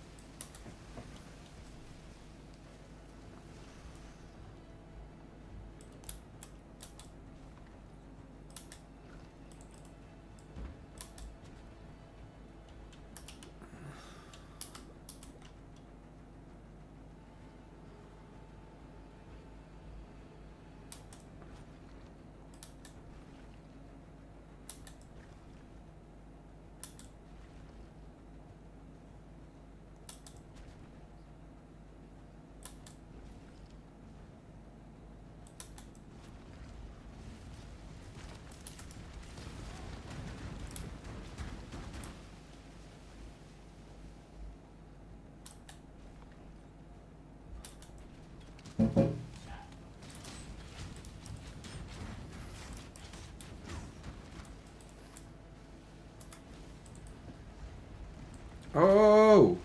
I need to get back to town real quick. Give me 1 sec, I'll be right back.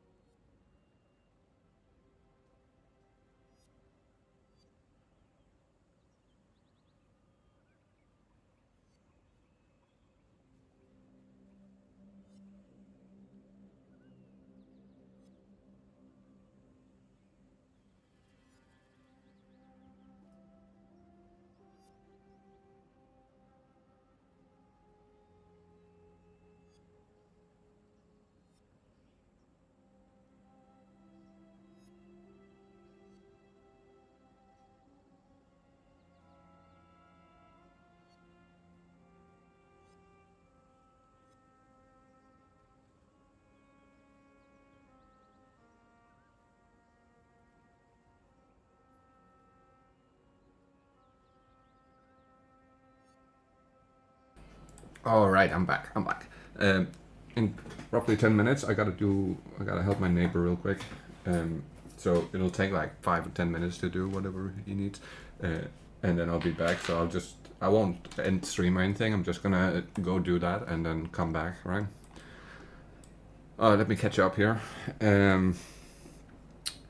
If we look at the numbers of characters 1 to 60, Hierophant Sights 20%, Glad Signs is 10%, Trickster is 27%, meaning yes, Trickster survives better at the moment. Correct.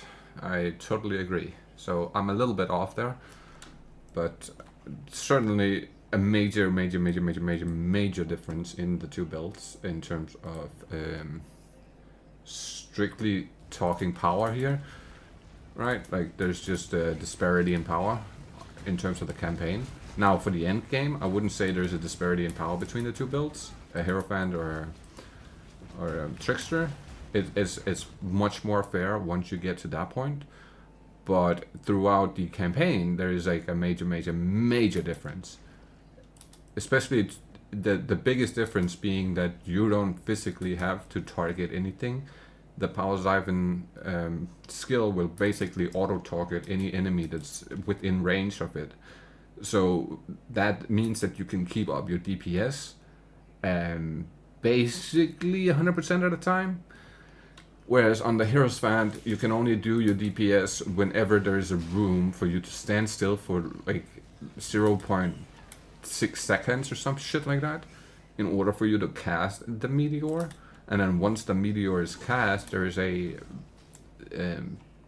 impact time. So if you just hit a little bit off the mark, then the impact time will completely ruin where the meteor hits in terms of accuracy. You have to be super accurate with your mouse press on the hero van, but on this build it doesn't really matter where your mouse is planted, since you can just run around like I'm doing here, with like basically run them around circles around my totem, and the totem does all the work for me. That's the exact same way the power siphon rune will work. So basically I don't have to really focus on looking at where the enemies are to hurt them. I can just simply throw down mines and let the mines do the work for me. So that way I can fully focus on all the attacks the enemies does, instead of me having to focus on where the enemy is at so I can hit them.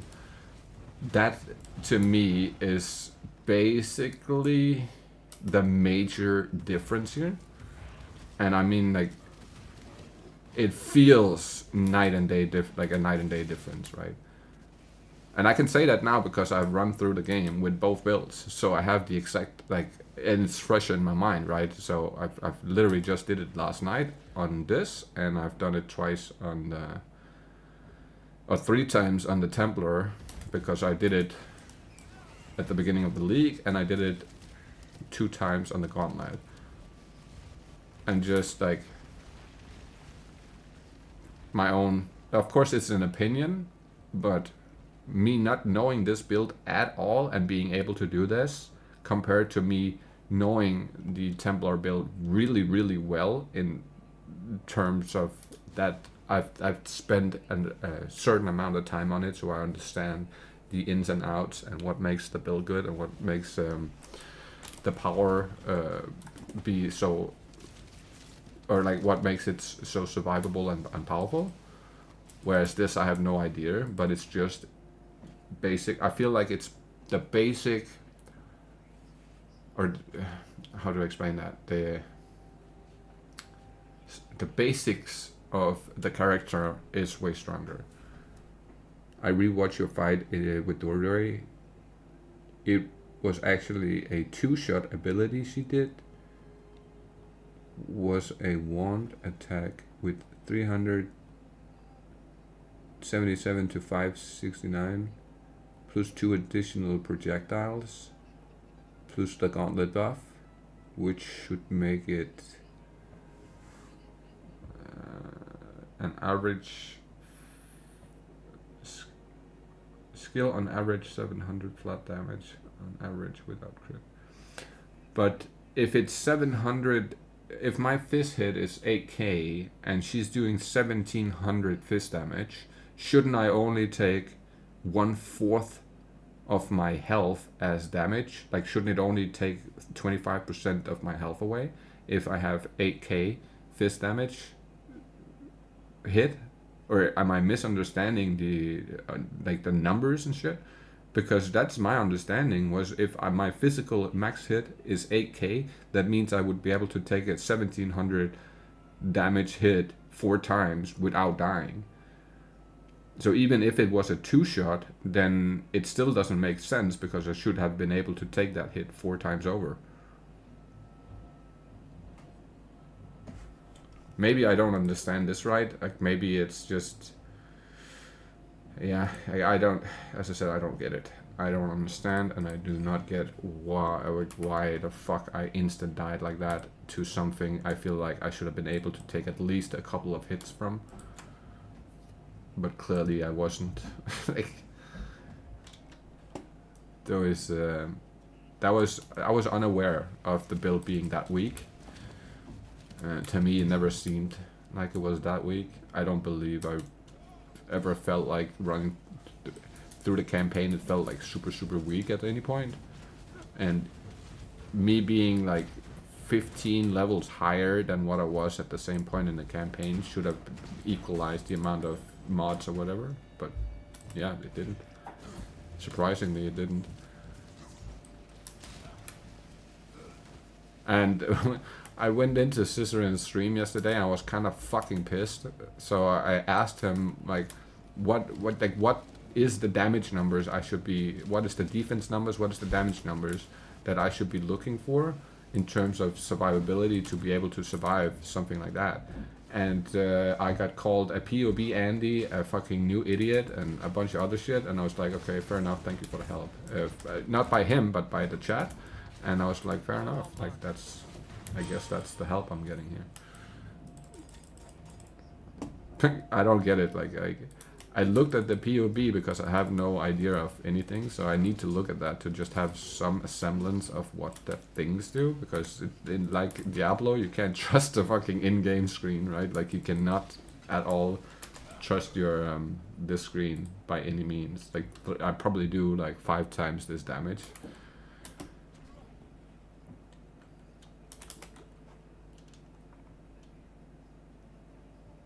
You are on 1700 health before taking the second hit.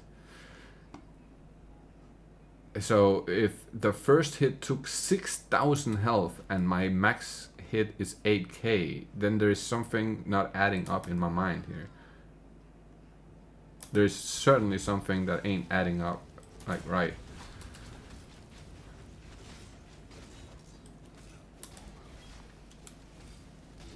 How can I lose 6k health on a 1700 damage attack? That makes no sense to me. Especially not with all the safety I had on. It just does not make... I don't understand. I need somebody to like sit down and explain this shit to me in a way where I can like fully catch on to what's actually happening. Like what's the main...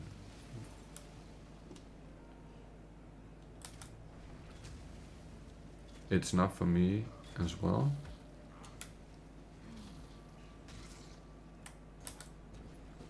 I just don't understand. Maybe I'm stupid. I don't know. I just really do not understand what exactly went wrong in terms of like the numbers, right? Like that's what I don't understand. Like, if Ben can go in and practice the Oopers with half health and that simulates basically playing the real thing, then I still don't. You should still have a 5.4k visit. Yeah. After taking, yes, exactly. After taking the first hit, I should still have had that left to be able to take before dying, and clearly that's not what happened.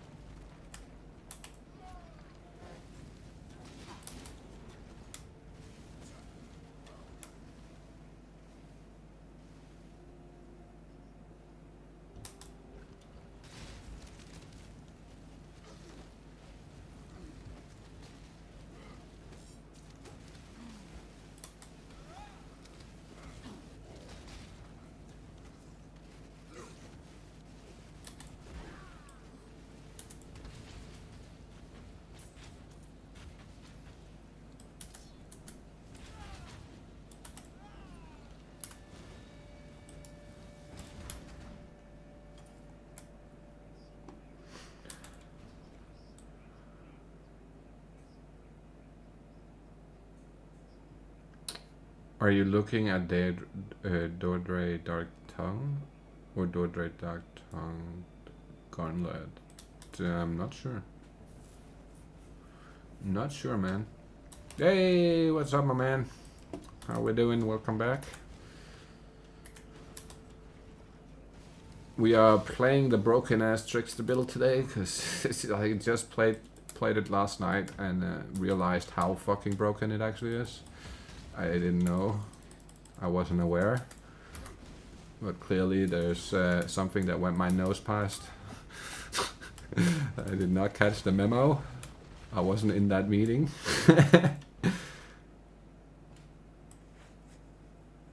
Base Deodore the Veil.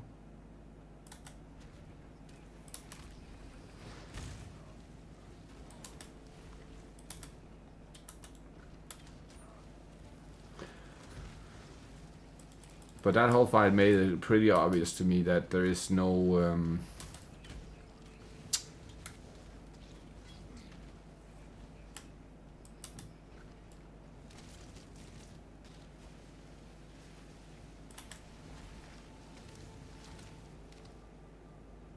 okay, so that's a wee bit higher. But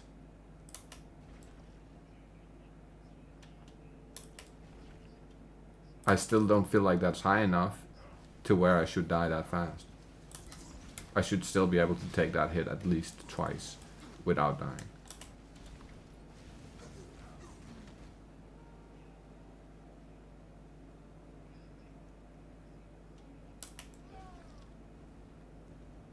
It's not the map boss? Oh, there is a map boss too. That's right. That is right.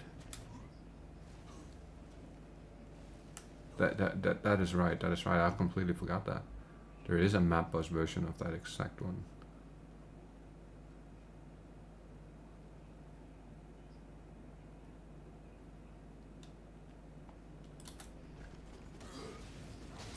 And that would be stronger than the campaign, of course. By a lot.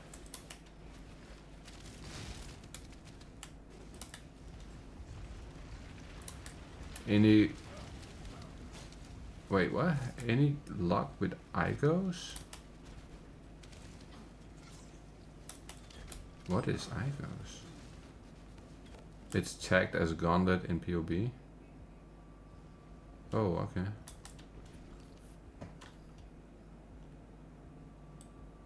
I'm looking at those numbers. I know it is, and not fair for this version exactly, in my opinion. No, I didn't.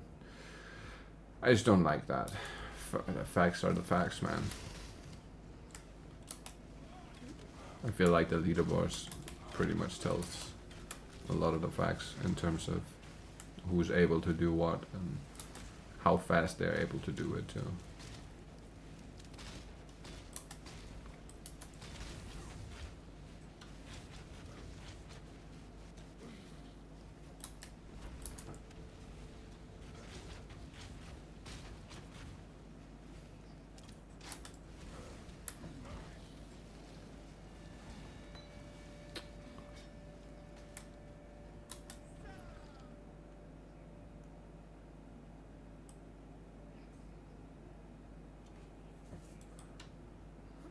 Give me a second, let me look.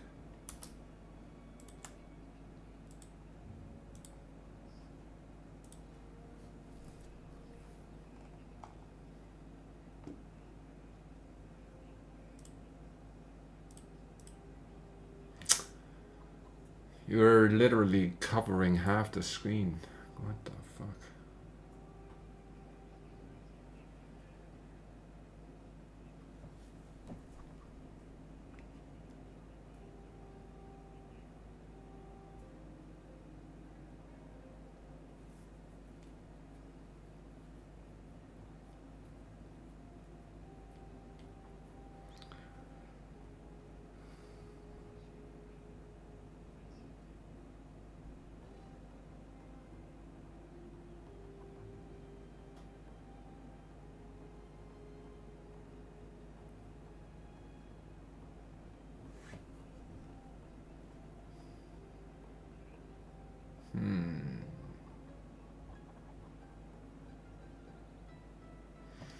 I guess it's a legendary item.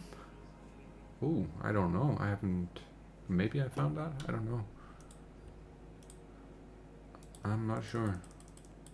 The only uniques I've found so far is these in here.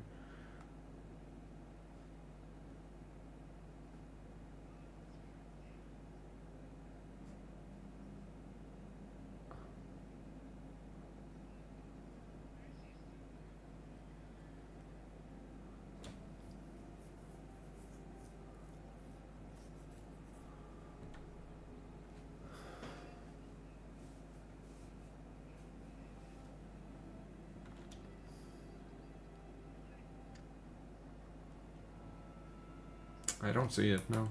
I don't think I found that.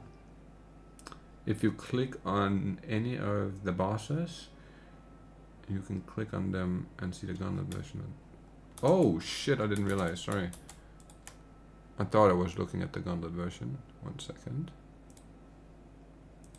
No, I'm not trying to report. God damn it.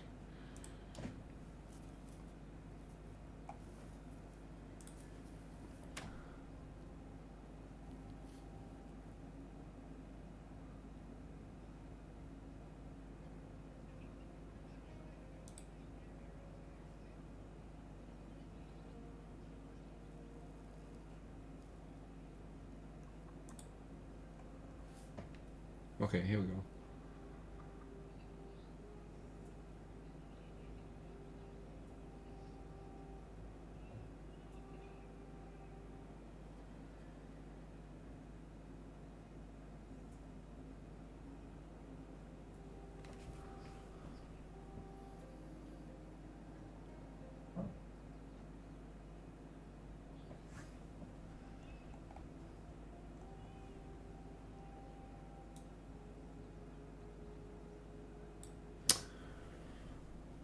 $934 damage, right? 934 spell damage.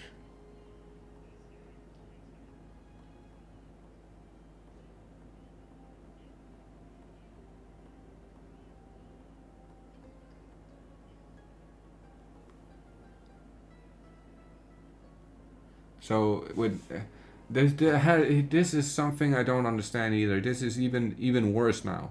Now it's even way worse than I thought, because I had 170 something thousand damage and she has 92,000 health, which means I should have instant killed her with one meteor. That should have one-tapped her. That should have fucking one-tapped her immediately. Even with the 6k ES and everything, that's still not even 100,000.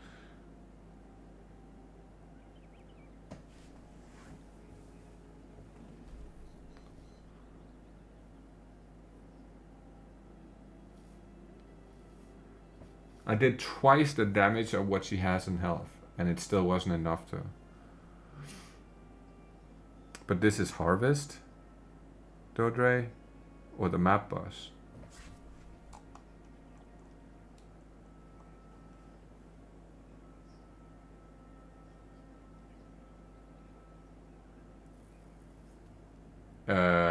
It says Gauntlet, so I thought that's.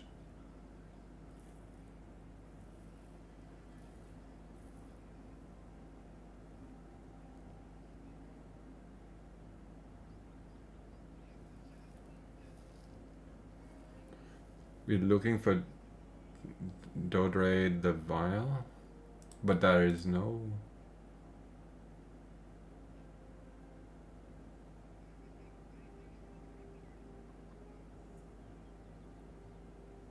There's no right. There's none of them in this, which I tend to believe that that's.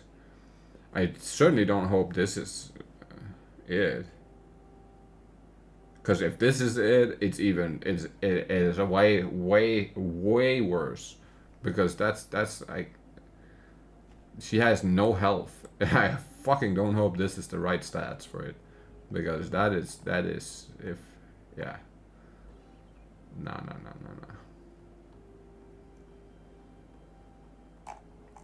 I should have one-shotted that. Either or.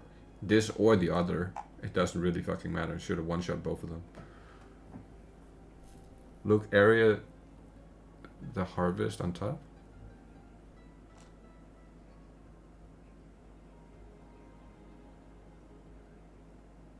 Oh, right here. Yeah.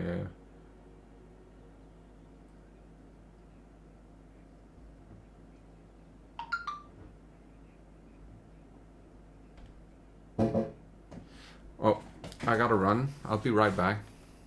Give me like 10-ish minutes.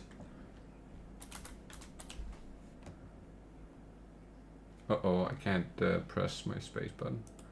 Fuck, I can't press my space button. Let me do.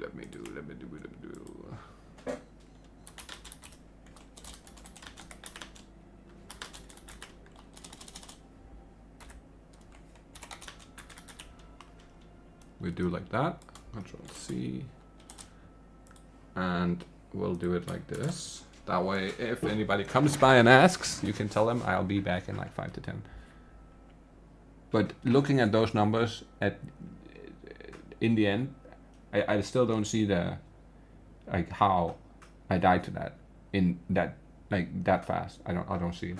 Maybe I'll understand it later if I add like yeah. But I'll be right back. I'll take it up when we get back.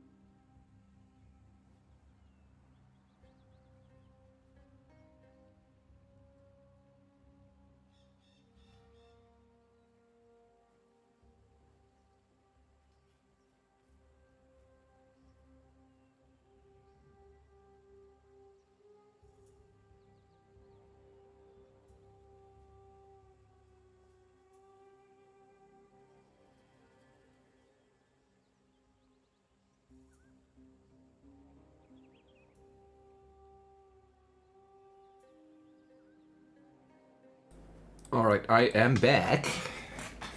Oh shit, you guys have been talking about all kinds of lovely stuff. Let me just get a hold on what we're talking about.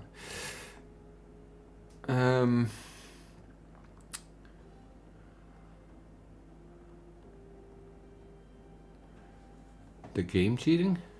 Oh no. Never mind. Though they not up. Look area harvest. That's what I read right before. Okay. My main problem is I have no proper fucking idea on how to PoE DB works for calculations. I don't know either.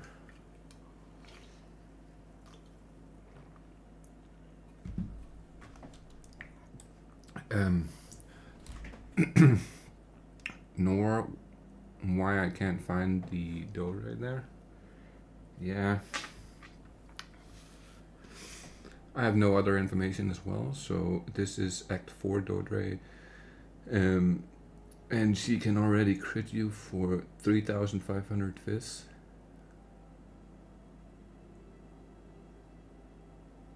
I calculated out of the POB as well, so no guarantee. Now I mention a boss Act 4 later. Sadly, there are not many other higher act bosses in the list. The closest one is Brian King, who can already slam you for up to 5k. So it kinda checks out that the boss 1 to 5 acts later could work in the ration area and do 5.5k. So I ate the Brian King. I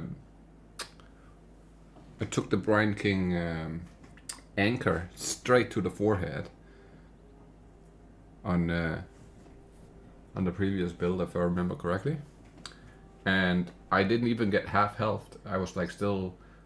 I could have taken roughly 2 more of those. I would say it took like one third of my health roughly.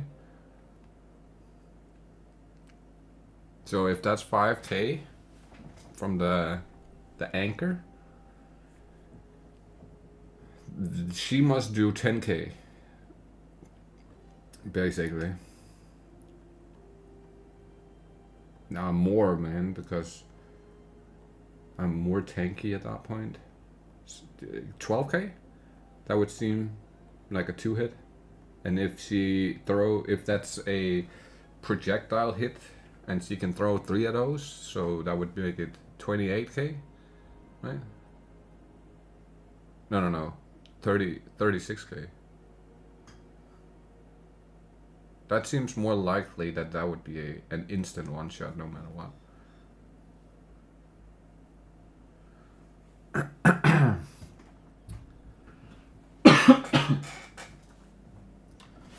With nearly a 10k effective health pool, that seems like more likely.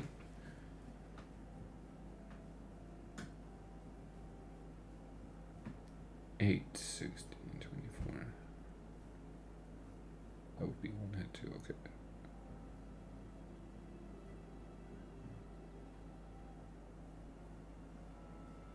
Anchor is max crit for 3.2. Okay. So that's why I didn't take that much damage. I literally ate one of those and it was not bad at all. I wasn't even nervous.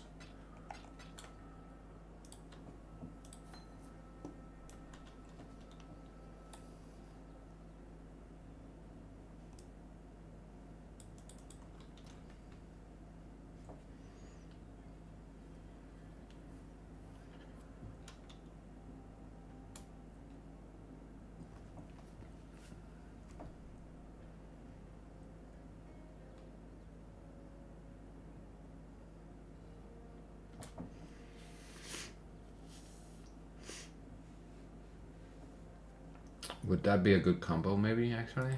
Like use these gloves with this ring?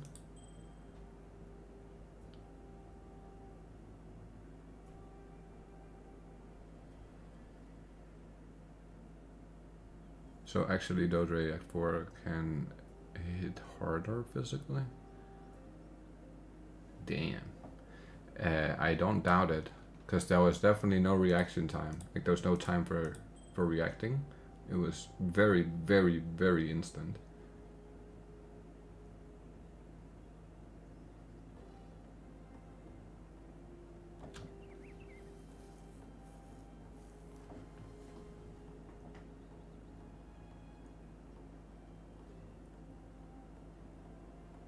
Wow, this actually seems really good too.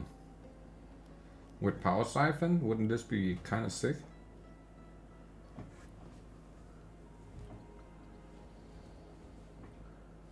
Of course, the ranking elemental damage is scarier. It is, but you can cheese the fight real easy with the portals and shit. So it's less of a. It feels less scary, whereas that I didn't even get to put up a portal.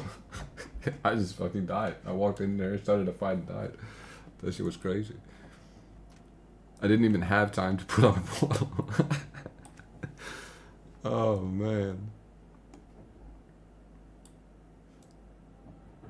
That was so fucking horrendous, man. I cannot believe that's how that fight went down. Wait, what am I doing and what level am I? 21. And what was I actually doing? I forgot. Oh, we were leveling for the right, okay. I know what I was doing now.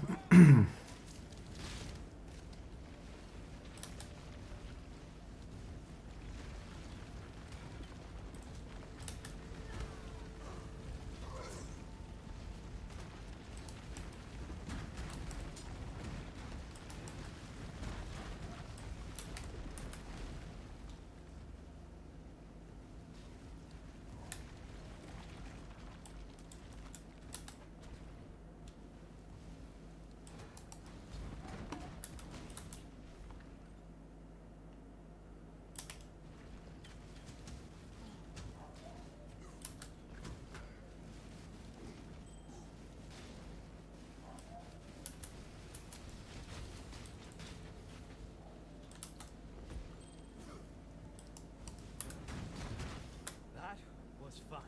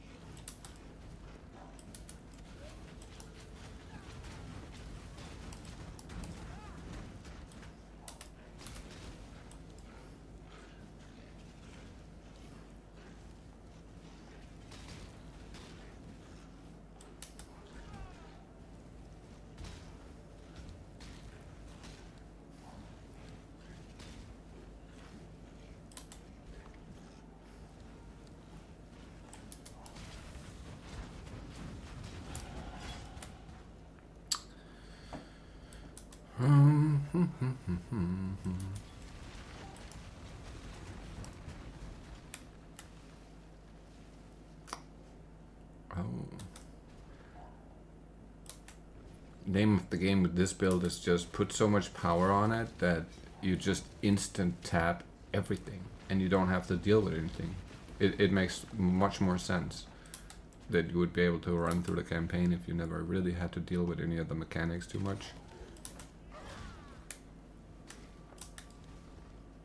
And all it really comes down to is just having semi-decent gear, honestly.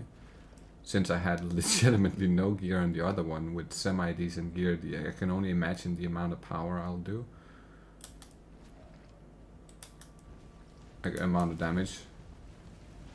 And then the fact that it auto-targets and off-screens too, it's... fuck, man. Makes for a way easier level grind too. Once you get to that point, right? Like it's a lot faster to level up just running zones.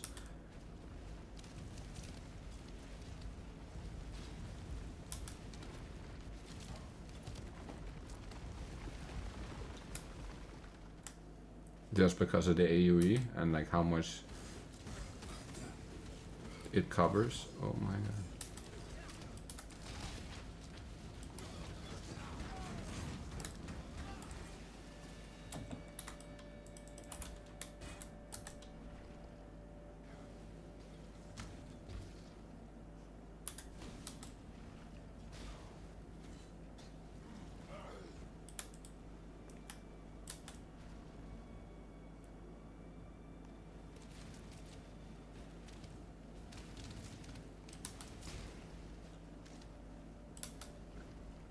And you want ES and evasion gear on this, right? And then switch to full evasion later down the line.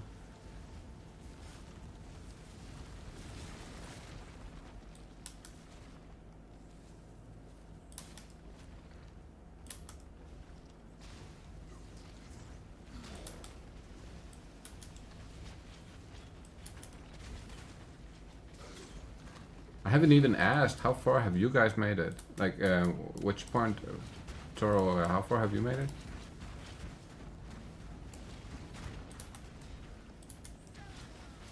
Low on mana.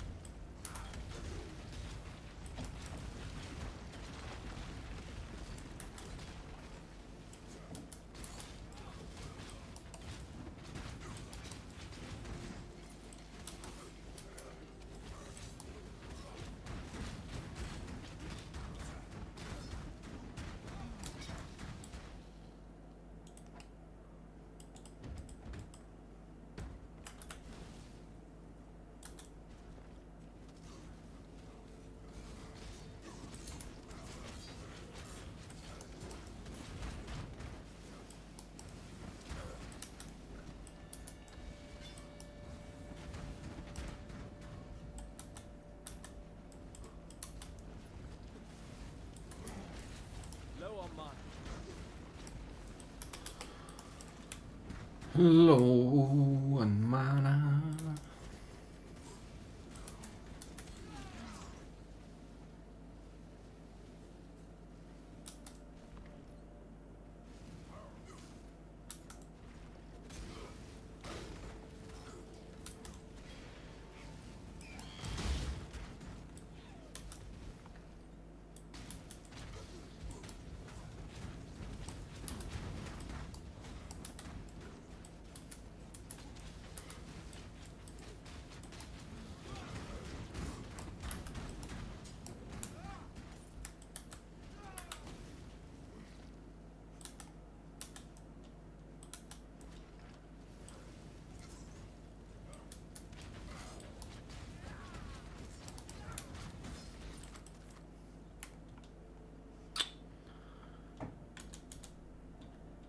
think it's about time for a little bit of a upgrade in terms of gear.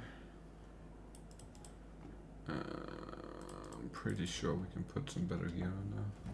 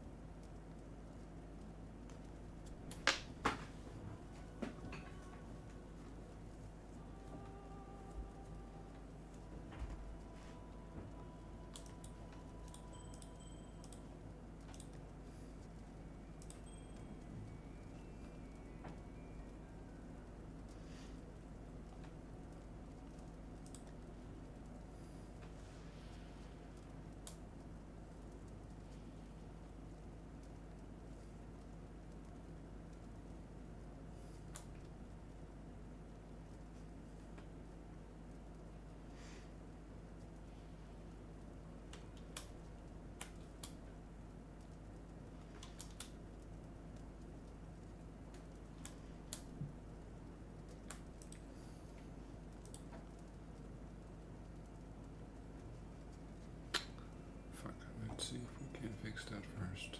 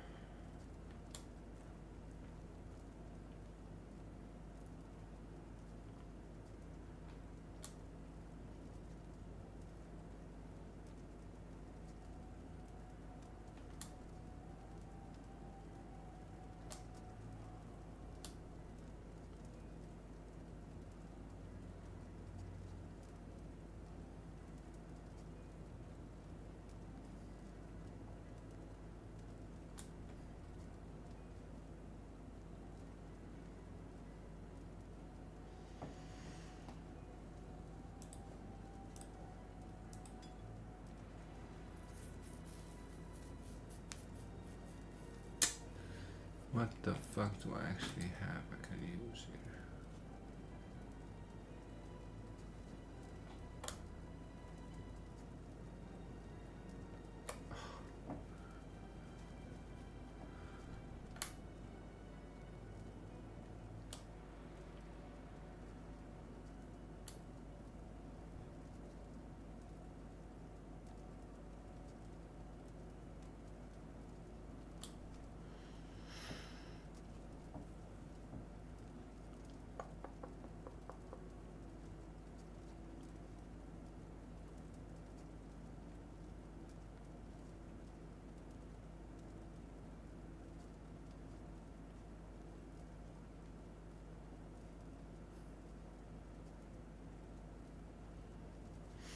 Hmm.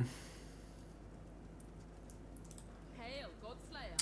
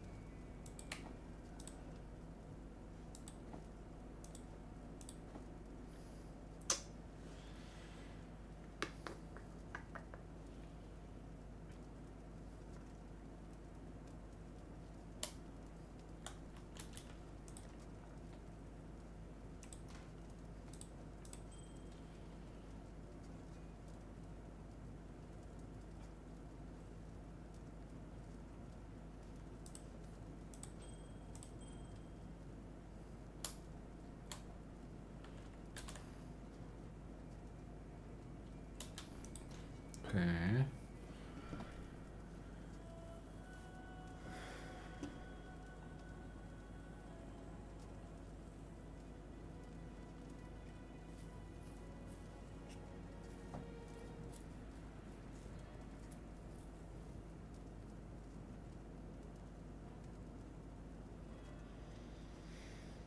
Mm.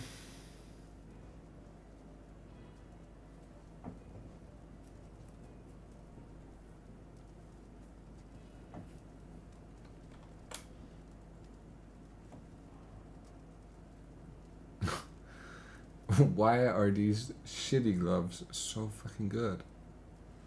That's kind of annoying.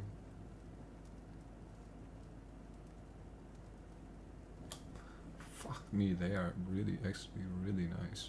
Holy shit.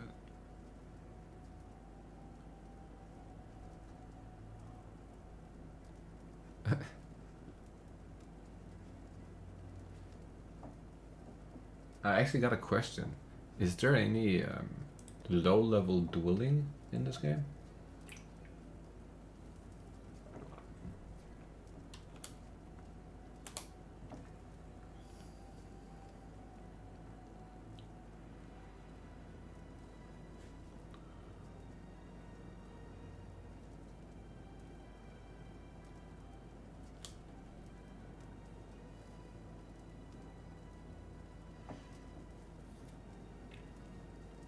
Ooh. Now that is just better. That is just better.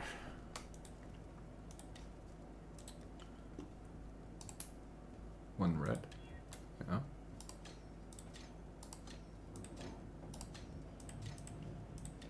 There we go. Can't believe I was almost set up to swap into the fucking Ice Nova. What? Piece of shit game. For fuck's sake.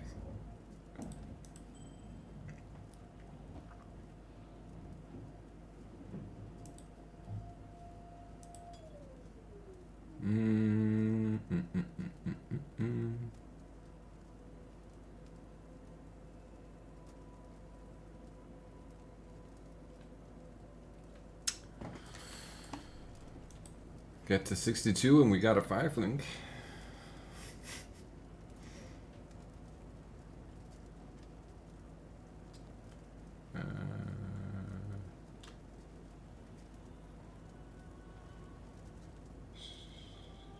Chamber of Sins, yeah. Encrypt. I think so.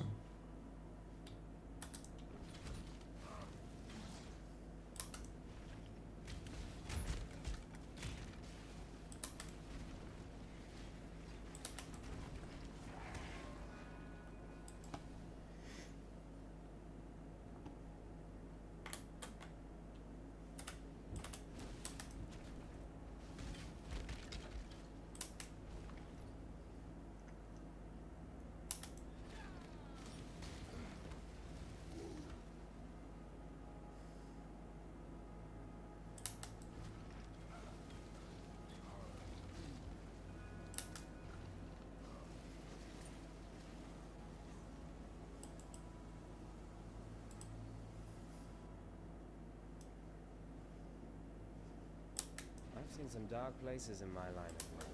This is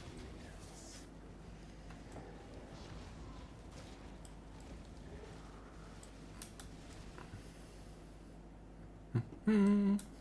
Easy.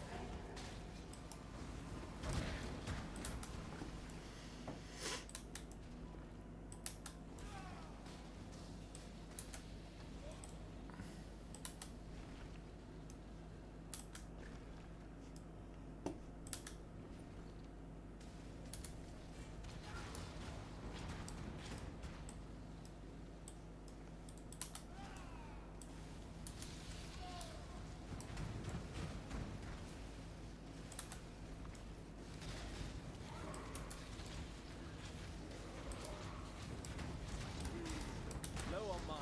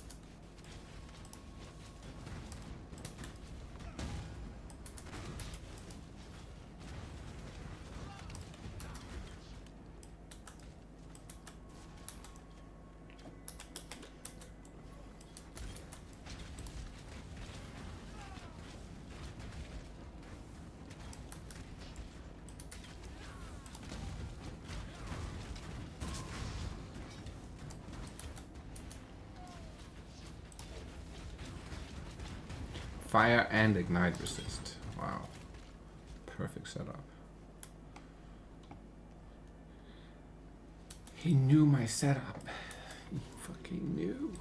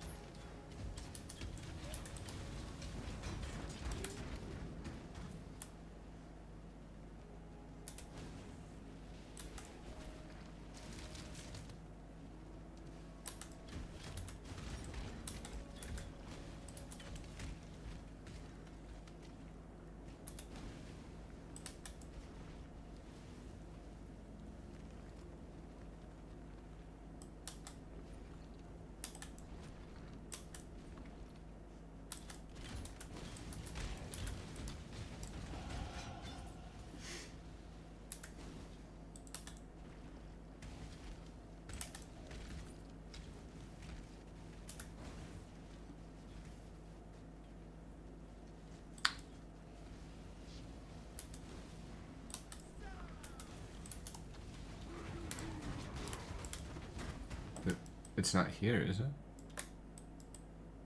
No.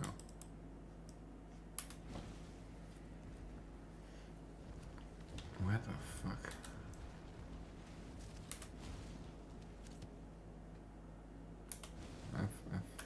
I'm lost.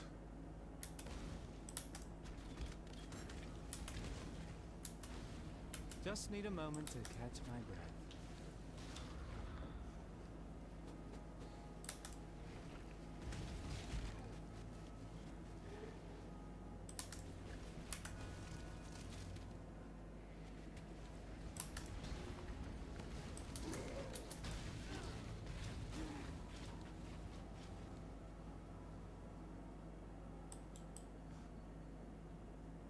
There we go. We found our way.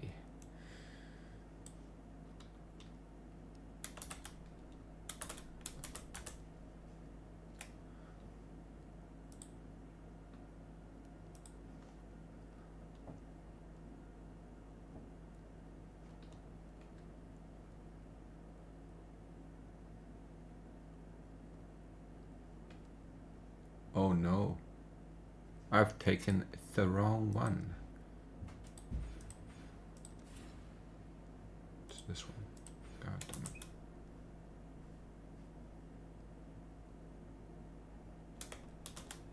Right.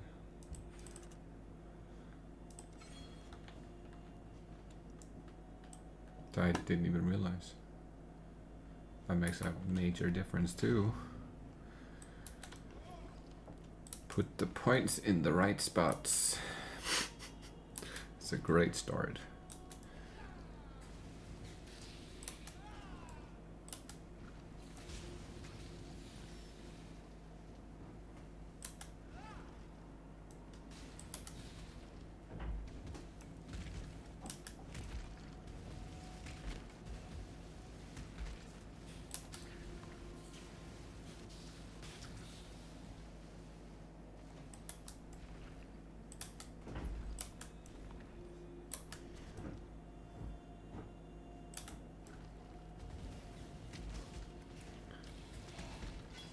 It's my TomTom Go totem. It shows me where the enemies are. Navigation system here.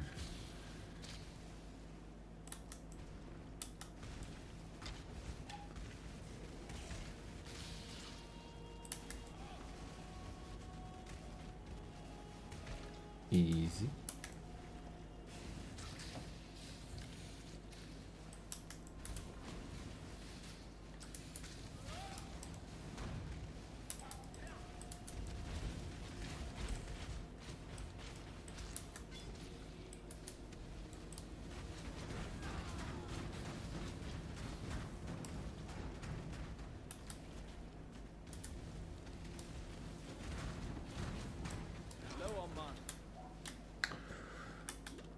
Low, low, mana, mana. Chukuhama.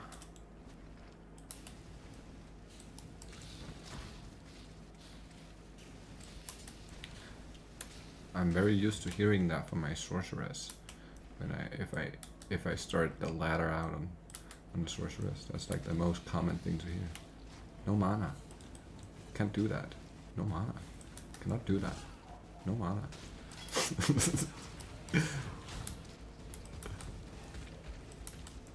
It's hilarious. You just have to like accept it until Act 3 basically.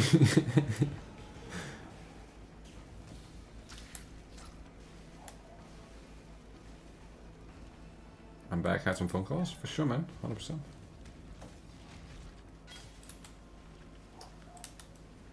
Oh.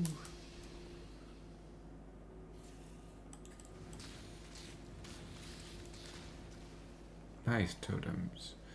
Do the work for me so I don't have to play the game. Thank you. I love you. That's so nice, totem. Play the game for me, totem. Yes, yes. Perfect. Oh, very good. Brand superior. That sounds amazing.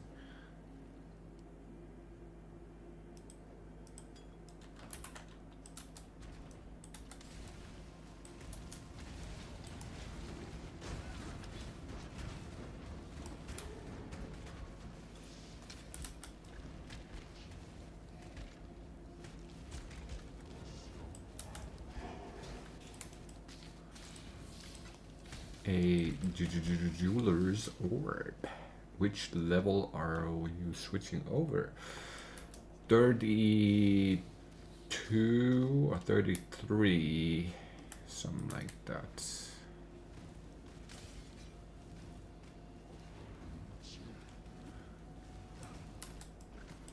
But of course we're gonna have to go backwards a tiny bit and level. Just I don't want to be running around trying to level it right at the point I'm at. I want to go back a little bit, level the gems for like 1 or 2 levels, and then come back to where I'm at and then continue. That's the plan at least.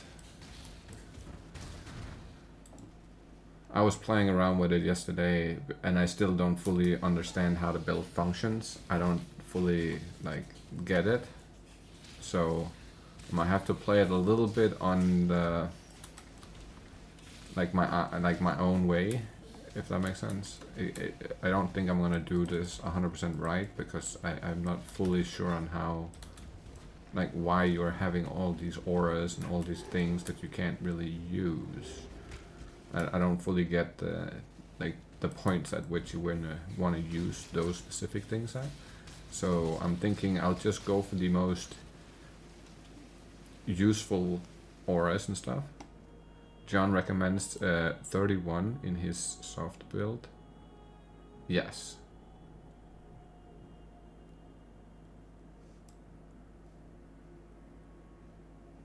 You can already start, but how do I start leveling the gems? You have to be level 31, right? Or am I misremembering here? No, that's the Templar. What am I fucking saying? That's to get Firestorm. You have to be level 21. I already found Power Siphon. What the fuck am I doing? I have it on me. Yeah. What the fuck am I doing?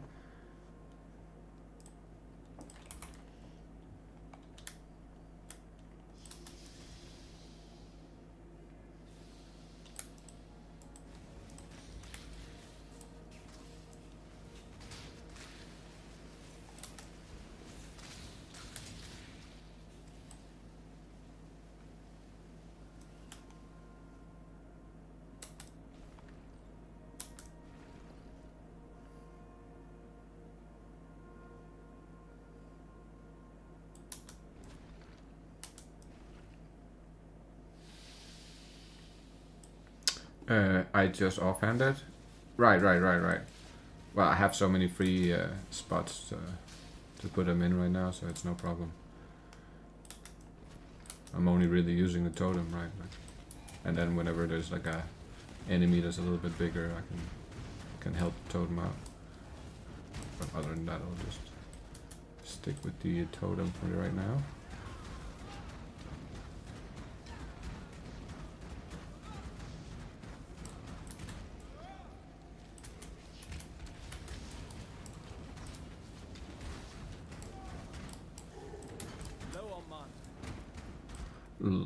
Low on mana.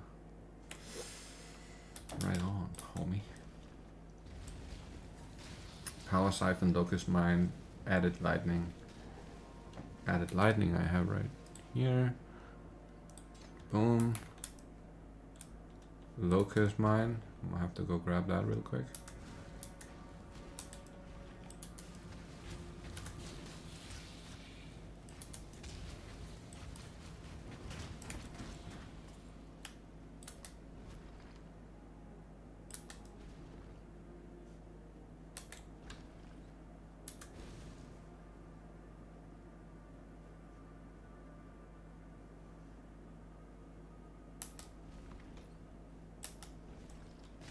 But this is by far the most toxic game mode I ever played on any of these type of games. Like, this has been the most toxic fucking thing.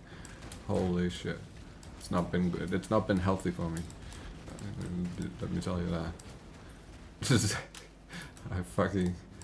I haven't ever like gotten really mad before over these type of games.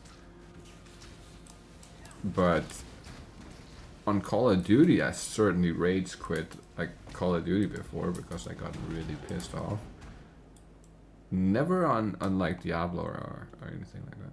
Even last league when that dude fucking robbed me of the 100 div jewel for 100 cash, or like 90 div jewel for 90 cash, that still didn't put me off, right? Like it still didn't get me really mad or anything. I was just like, oh, okay, whatever, like, right, like it happens, shit happens. I made the mistake. I should have been more aware of what I was doing.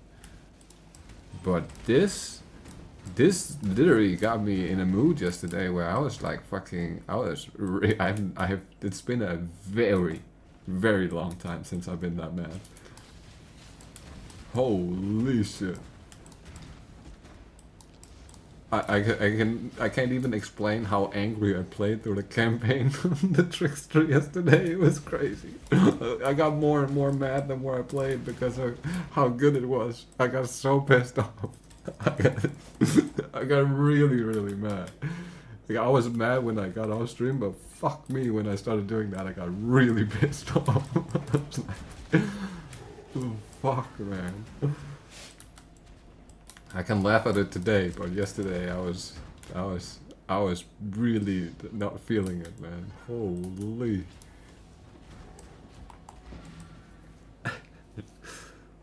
Locust Maim. Wait, what? Charge Mines is the last one. The last and only green gem in the 4-link.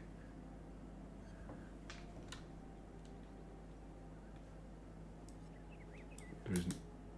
We need a. Oh, okay.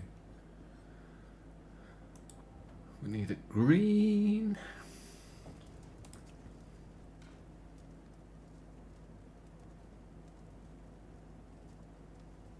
Hail, Godslayer.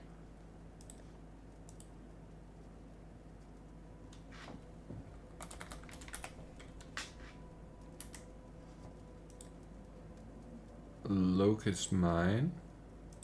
Boom.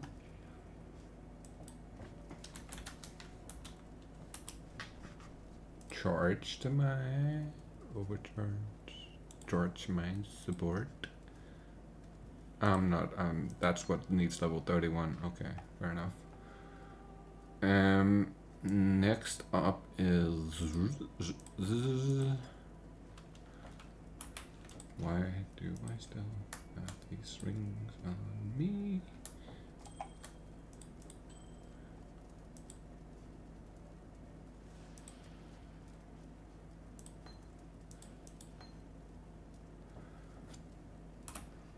Alright, and our other setup had one green mine. That's beautiful. Beautiful.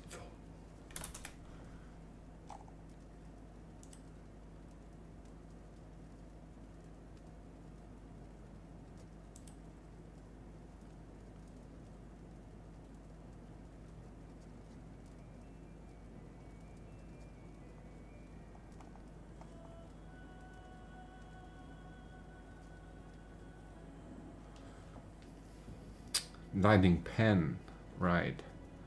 You need lightning pen. Volatility. I hope I can do it without that. Godslayer.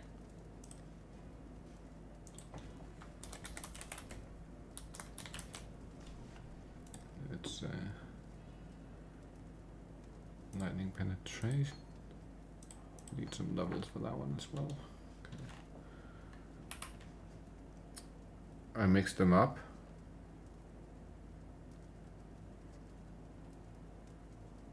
Need automation and detonate mine. Also, life link on Flame Dash is good, so you always can dash.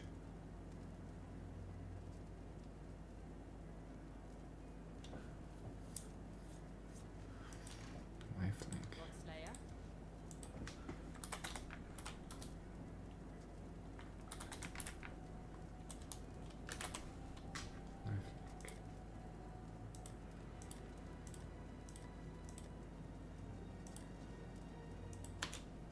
Oh. Fuck.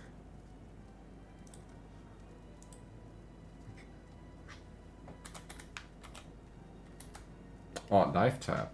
Right. Skill cost life instead of mana. Ooh, I don't know if I want that.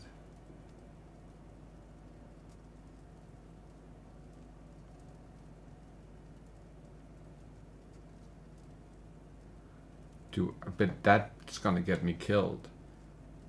That is gonna get me killed 100%. Because I'll dash when I'm like 1 health without realizing that it costs life. I am 99% sure that's how it's gonna go.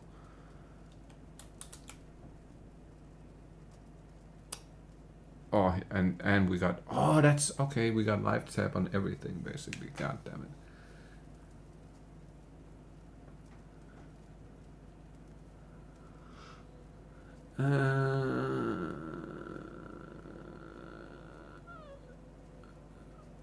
I'll just do precision, skitterbuts. Doesn't the skitterbuts automatically detonate the mines?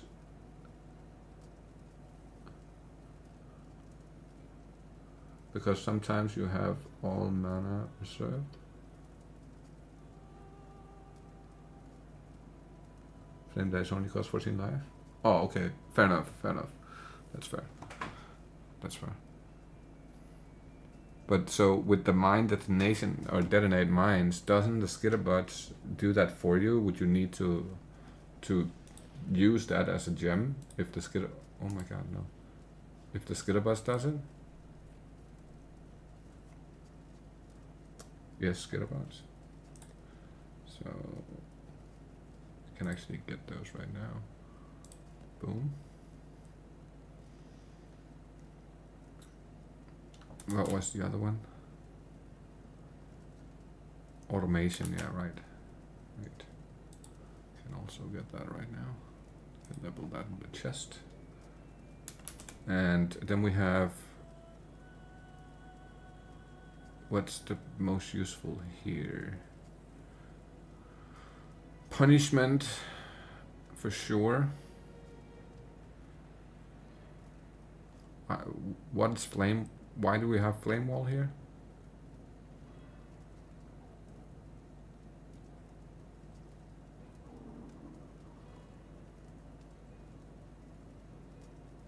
Have to be near the mine. Oh, I see. Okay, fair enough.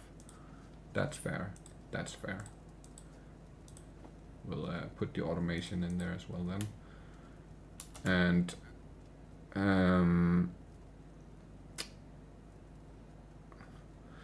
so I'm thinking I use punishment and sniper morgue. I can use those two things at the same time, yeah?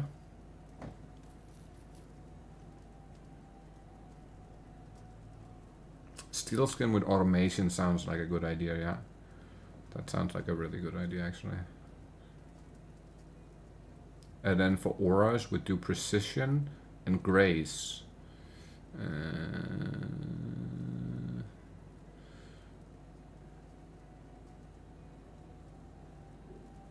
I don't remember clarity is mana, right? Maybe we want wrath. What is wrath? What is wrath? Wait.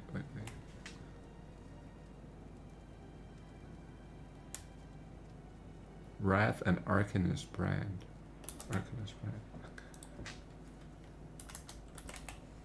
Wrath is here.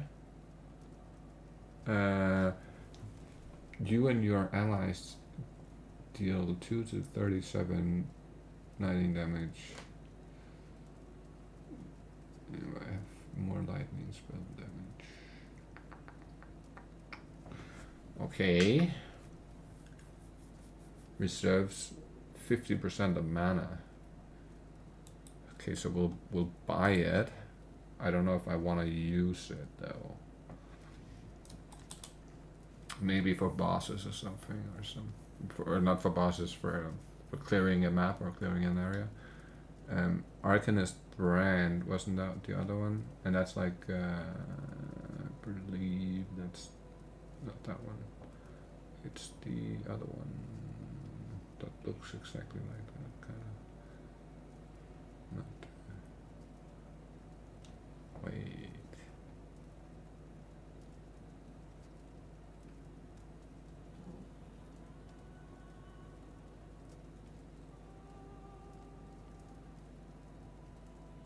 Deals lightning damage, cannot inflict shock.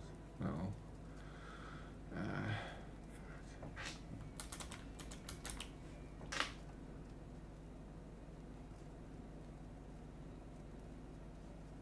Oh, maybe it's support skill, yeah.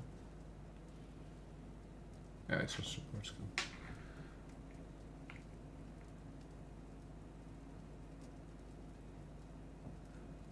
Arcanist brand. Activates every second while attacked. Increases and reductions to cast speed also applies to the skill's activation frequency. Can be attached for a total duration of 3 seconds. Can be detached. Supported skills have reduced chaining range. Projectiles from supported skill have 4.8 meters maximum range. Supported skill have less area of effect, less damage.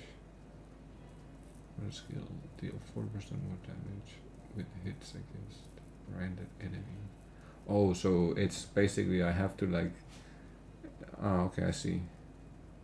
That's more of a boss thing, because I have to like put the brand on them. But which one would be better, punishment or what is this together with? Oh, it is together with punishment. I see. Oh no, it's only together with arcade. Oh, it's two what the fuck?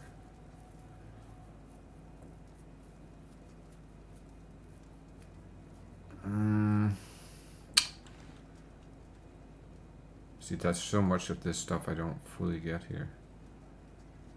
I'm not fully sure. So,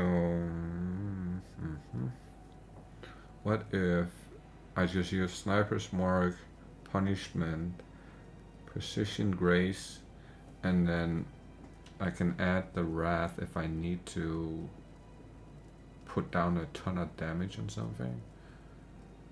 Or else I can have the Clarity, maybe? I don't know. I had Precision, Clarity, level 1, and then Purity of Elements as well as Skitterbutts. Oh. You were lacking resistances, alright, that's why you used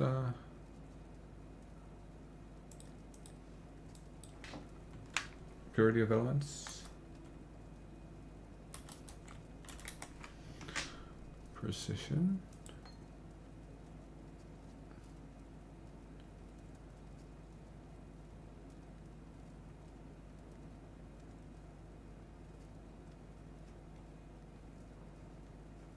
Oh, that's right. We keep this level 1 because it has an actual amount it takes. I see. Okay. Fair enough. And then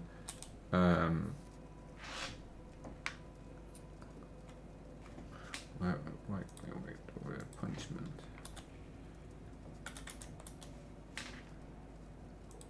Punishment.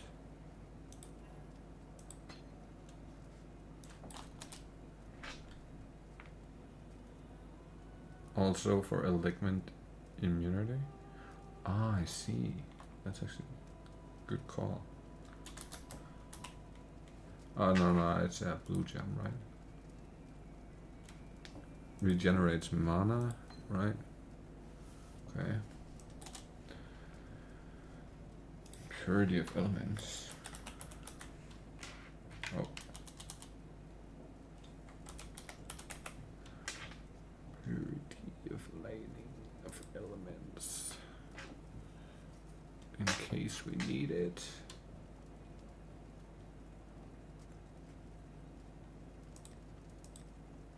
Alright. And I think we are good to go, right?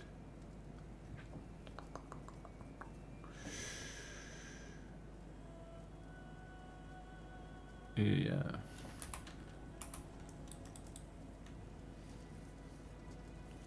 Okay. Back to leveling.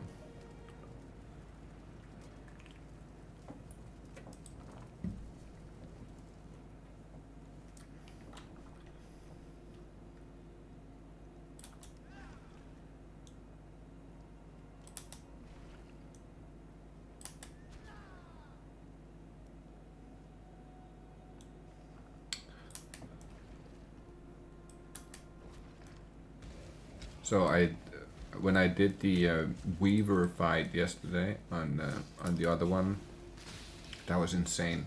How much easier that was to control, because of the AOE, or like the amount of enemies you can take out with the power siphon. It's so good.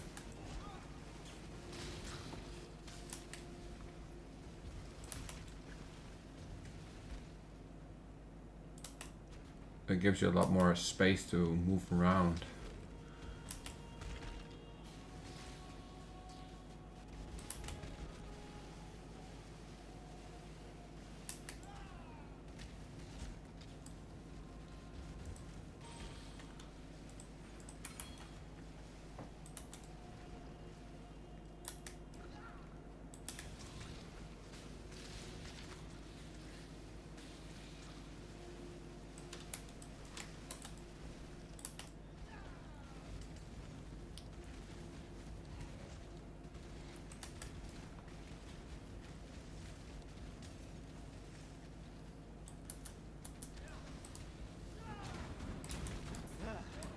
That was fun.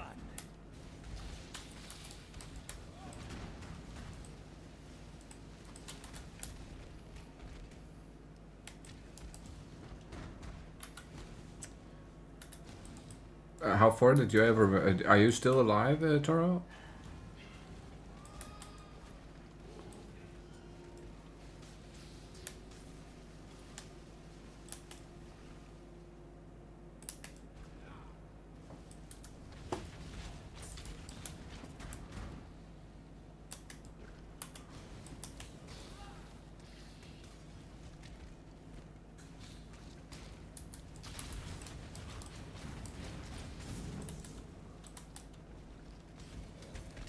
Low on mana.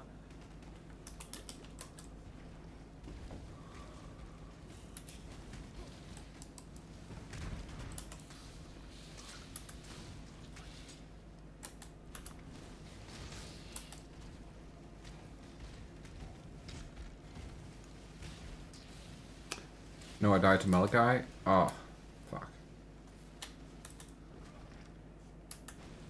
On this build?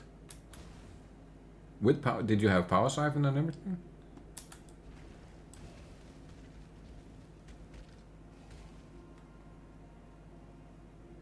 Must have been.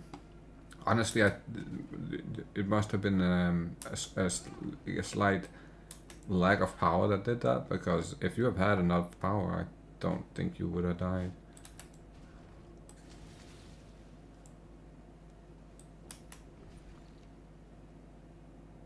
Oh no, that's even worse than my way to go. That is worse. That's way. Oh my god, if I die to lag, bro, I might be offline for a week or two. For real. Last time that happened was when I died on my rank 12 paladin on Diablo. Bro, when that happened to lag, I swear to God. And especially because I died and it just instant blocked out the game, or like quit the game on me immediately. Like I didn't press quit the game or anything, it just instant quit the game. And the problem with Diablo and hardcore is if you're playing it with friends, you can actually go to the party settings. Basically, like if I went here and we were like in a party, I could like press like this, and then I could say share loot. And then what happens is if I then die and you're still alive and you're able to get to my body, you can then take all of my loot, except for like the things I have in my inventory, but like all my gear. You can take the gear off of that character as another person, and then go give me the gear back so I can level a new guy, and then basically get right back to where I was. But because I lagged out of the game, none of the people I was playing with got the choice to actually loot my body. The body just instantly disappeared because it quit the game on me. I swear to God, I was ready to cry because I was level like rank 12 overall and rank 2 paladin. That was fucking, oh my god.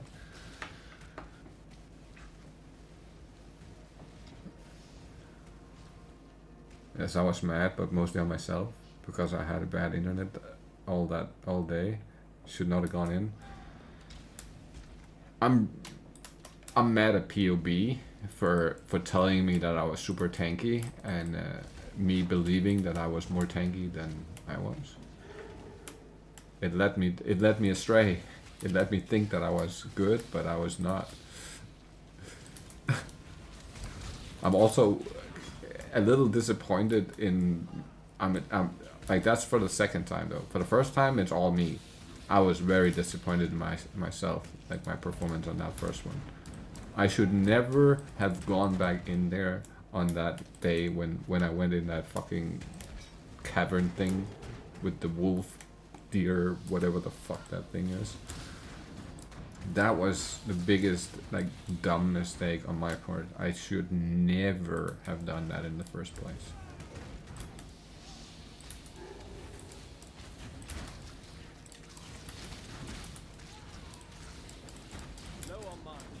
But the last one, I feel like I was unfairly treated. I'm not gonna lie. I feel like I got cheated out of that one. I was under the impression that I had way more tankiness than I had.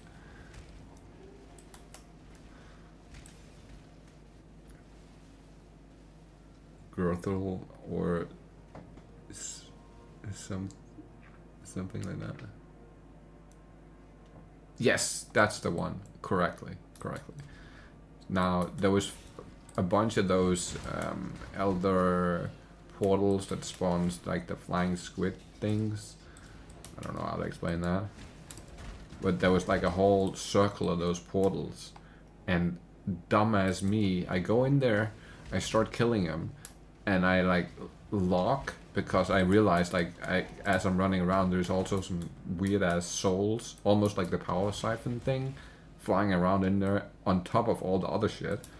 And they really hurt. Like I get hit by one of those and I'm like almost dead. And there's like fucking 50 of them in there. So I'm like I lock because I take a lot of damage and I have no bottles or anything. So I lock. I go back in there afterwards. I see how many enemies before I even start moving. I'm hovering over the boss to see like how much life he has. Because in my head I was like, okay, if I just kill the boss, all the rest of the shit will instant disappear. The problem was I hit the boss, but all the other shit stayed. I was like, fuck. And then I tried to log again, but it wouldn't fucking let me. And I rewatched that clip so many times, you can just hear me hammering that F3 button in the background. Like, click, click, click, click. Oh, man. But that was 100% my fucking fault. Like, 100%. I'll take that one on my shoulders all day. Fucking stupid mistake, man. Shoulda, like, it earned my respect right away, and I should just have been keeping on to that and not fucking challenged it again. She was so stupid.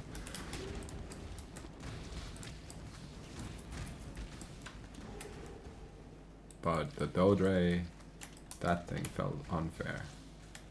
I couldn't even react to that one.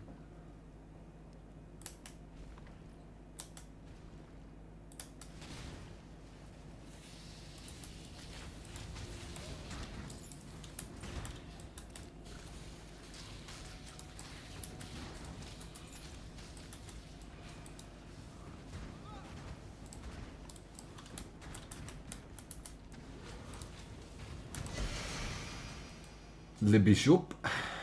Le bijou.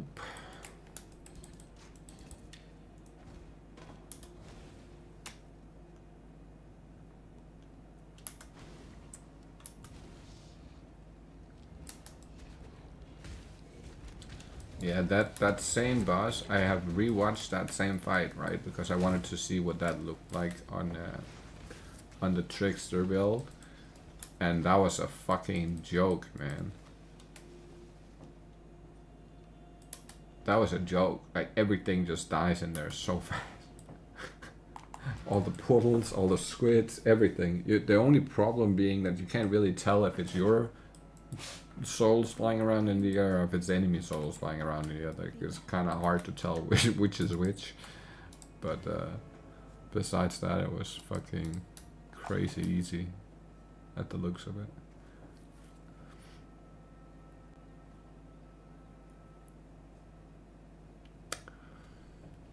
Hmm.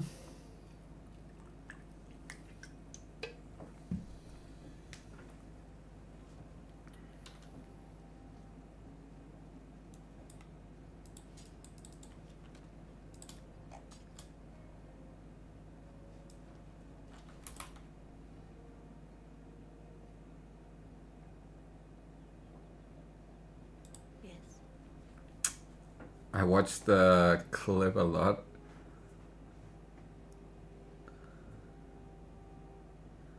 To find out you actually used the healing flask, but it wasn't enough. Only mistake was your distance to the boss. Not only the distance to the boss, but also the distance to everything else in there, because it was all on me at the same fucking time. It's like I should have called it the first time around and been like, yeah, this is... I come back in here once I'm level 80 or like 90, you know what I mean? Like, and I clear it easy and because I'm way overpowered. That's the mindset I should have gone with. But instead I went with the, nah, it's all good, man. We do so much damage, it doesn't matter.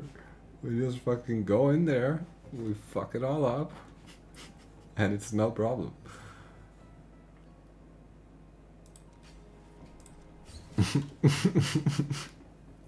Turns out it was a big problem. It's a massive issue. I hadn't calculated my my odds right. For fuck's sake. Oh, we need those first, and these, and some more life too. That would be nice, yeah. Yeah.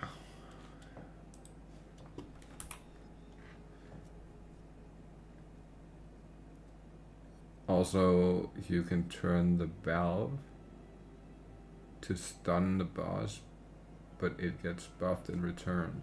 Ugh.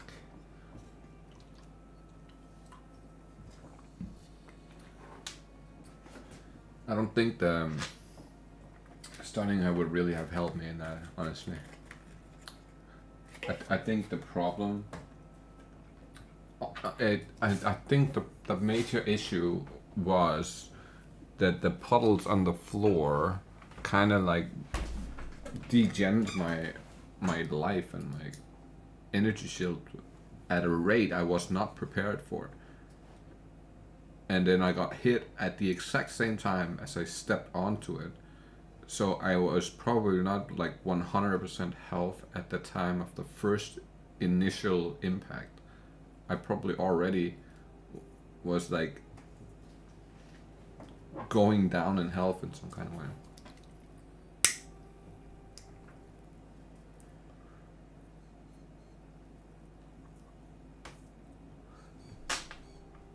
It gets you some time.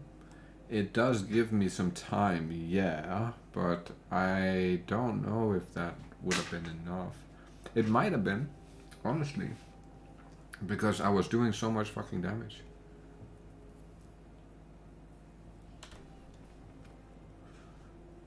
And at least it would have given me enough time to make a portal and then portal back to town. I didn't actually know you could do that. It would have probably have been a good idea to have tested that out.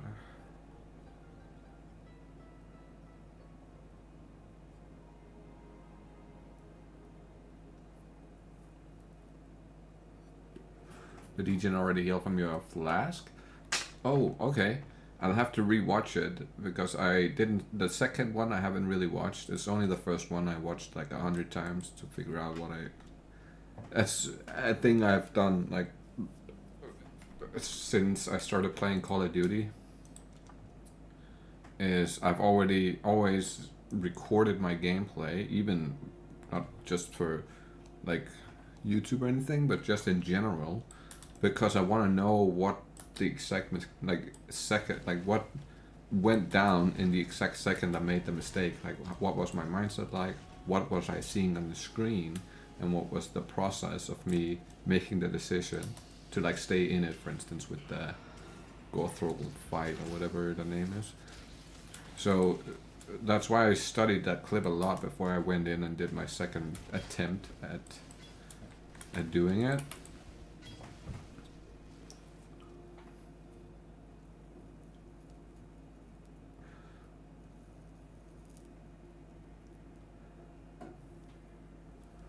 Oh, 3 projectiles 2 times is 6 projectiles. And if they do 5.5k fist damage each, that's 30k fist damage. That makes sense why I instant died then.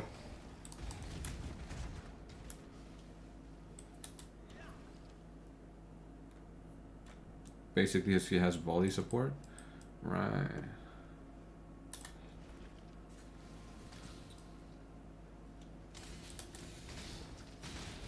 But my biggest flaw in that was really not the fact that she got to hit me twice, but the fact that I thought I was tanky enough to actually eat the damage in there.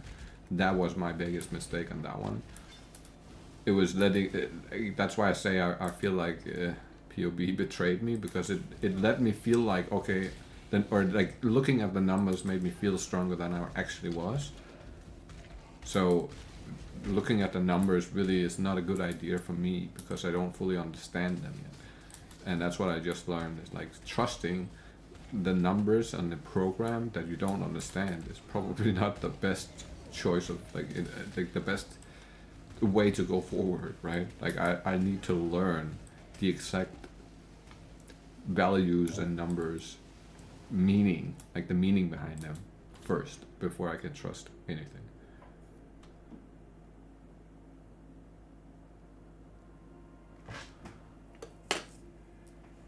I had 5.5k effective health pool after the first hit. How the fuck did she kill me then? Because it was a 2-hit.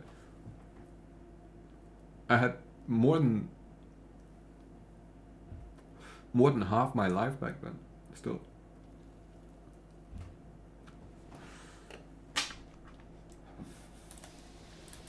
The other hit must have rolled higher in some kind of way.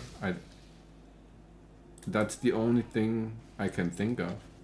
Maybe it was a crit, the second one, and the first one was not a crit hit, or something like that. Like there's nothing else to it, man. I don't see any other possibilities here.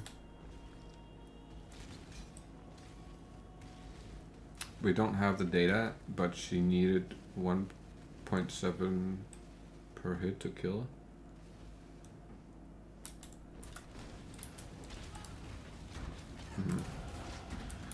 It's a question for the real PoB minds, man. Like and that's why I wish one of us was like super just like bazooka tank type or understanding of the PoB, so we could just like instantly explain it. That would make it so much easier. You know what I mean? Like I would, oh, fuck, man. If somebody could just explain it in a way that I would understand it, like a noob way. Explain it to somebody who doesn't even play the game and make them understand. It's hard to ask people like Ciceran or like Empyrean or like anybody really, because most of them are very busy with whatever they're doing, so they don't have like time to sit down and actually give you a real explanation on things. It's more of a short and concise answer they'll give you, but it doesn't always solve the issues. So I feel like sometimes I need that, like I need somebody I can like ask that just knows every fucking thing. like when people ask me in Diablo 2, because I know every fucking thing. So I still now, after I haven't played it forever, I still get messages on my phone, on my PlayStation, asking questions about how mechanics work, how much you need for certain things. And I fucking love to answer it because I know everything. Not everything, but I know like 98% of things to know.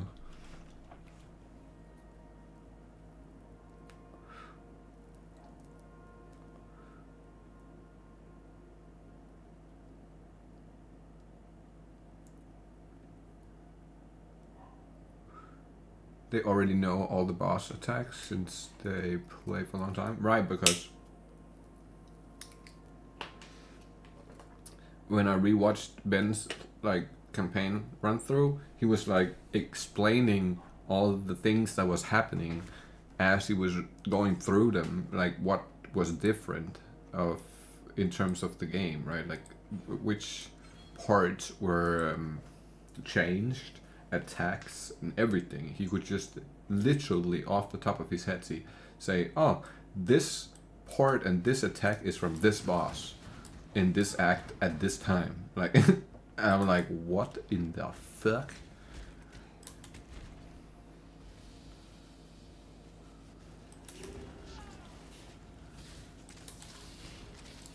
I really wish you guys had played a lot of Diablo 2 so you would like know how hard it is playing that game in terms of getting to a point where you are able to grind gear and shit, you know what I mean? I feel like that is a lot more easy here, right? Getting to a point where you can start kind of like making some kind of currency to like create some kind of build of some kind, rather that be solo self-found or that be in like trade league, right? I feel like there's like an easier path in order to get gear, whereas in Diablo it's just a pain in the fucking ass in the beginning. Like once you're like when you have a fully new character and it's the first time you play the game, you never played it before, you have no waypoints, no quests, no nothing, bro. It's whew, that is a tough one, especially because there is respecs now, but back in the day there was only like you could only respec your character 3 times, and if you fucked up, that's it. You make a new character now. It was fucking horrible. Fucking like sometimes you would fuck up a character, and it was like the end of like, okay, I'm just not playing anymore in this ladder because I fucked the character up. So it was bad. It was not a good feature, man. I like the respec token you get now, so you have infinite respecs. But back in the day, man, it was ooh, tough times, especially playing hardcore. Oh my god, bro.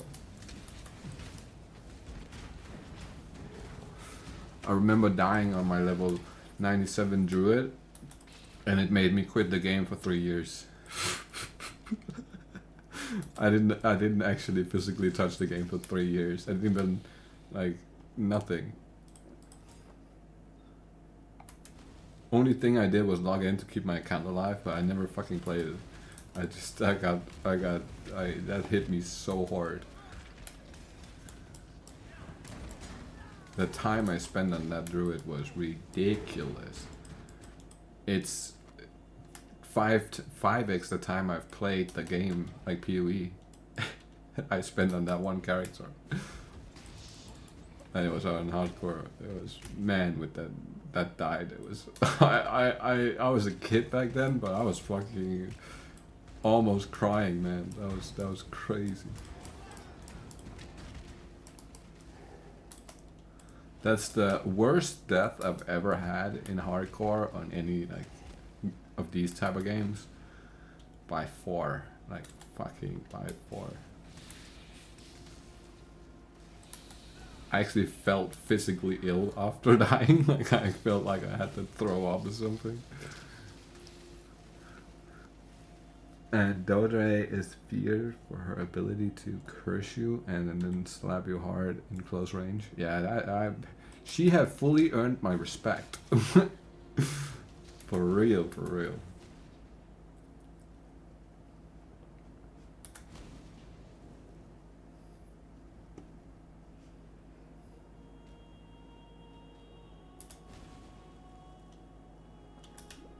There's not many bosses that's like I have like a lot of respect for in the game anymore, especially after playing the build I played this league. But however, the Maven fight, she has fucking earned my respect. There is no way. I'm like, every time I go in that fight, I'm still like, kind of afraid to die. Like, that's just how it is.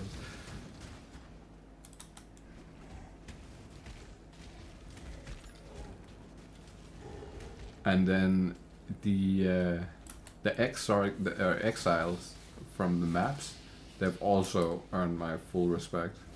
I don't fuck around with those guys.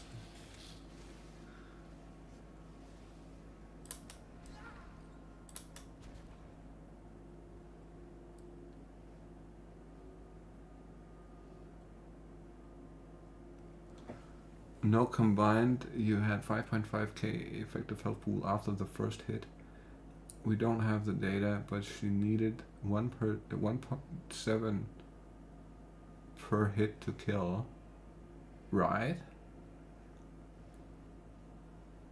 But that's 1.7. Is that for all 3 projectiles together, or is it per projectile? Because if it's per projectile, then that's the issue, right? Like, that's why I died so fast.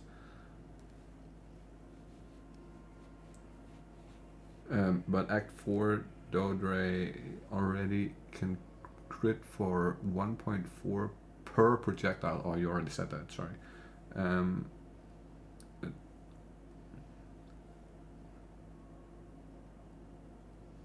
that is Act 4 earlier.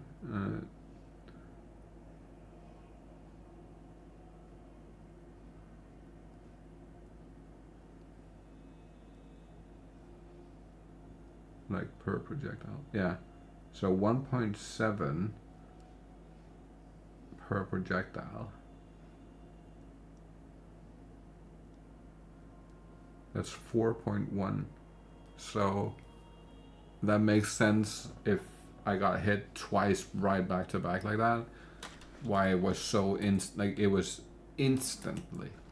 As I said, I had really don't feel like I had the time to even react to the hitting the space button, which my thumb was literally on. I hadn't let go of that space button for the whole day. Like, I'd literally been sitting with my thumb on that space button.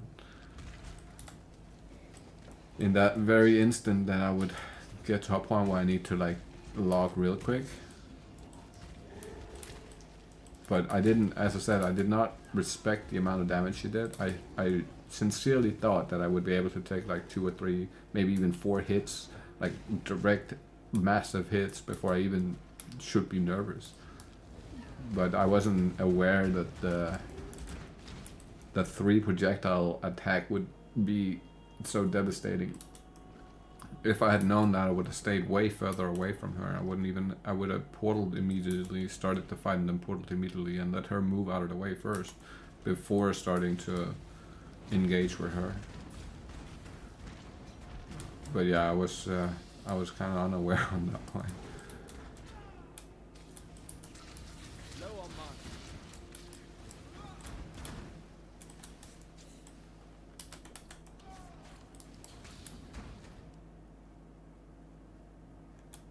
Rookie mistake, man. That's all I'm gonna say to that.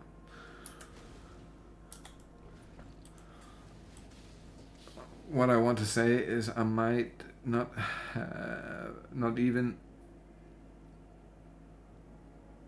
I might have not even a crit in Act 4 Dodre can be a dick too. Right. That's the fight where you Act 4. I don't fully remember. Is that the fight where you have to fight the 3 bosses inside of that little arena with the purple lasers? And you have to put the map in the map device? Or is it...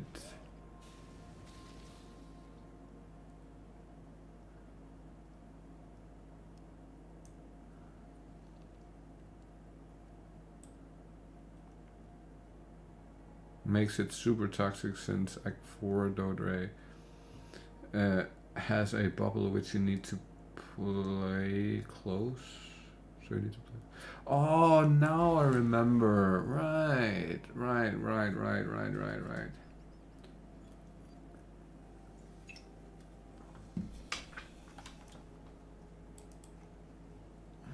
I wish I had all the waypoints unlocked because I already ran through the fucking game already. Ugh.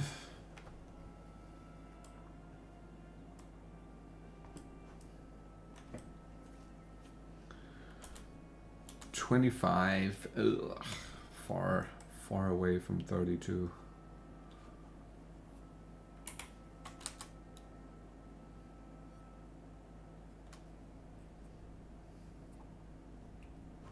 What the fuck?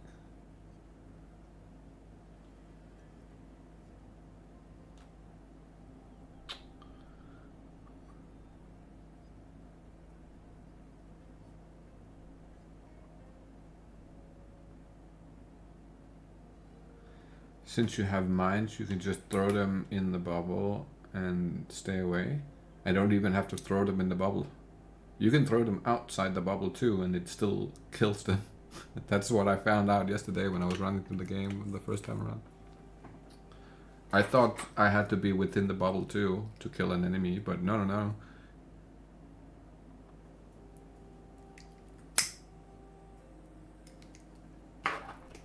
Yes, you have? No, bro. Look. I'll show you. We'll find one real quick. Oh, no, settlers. And that one.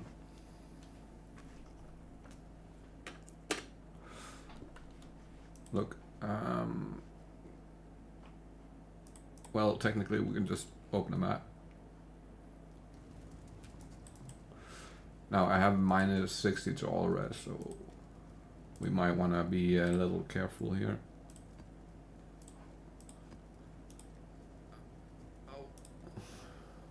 Can we get dunes?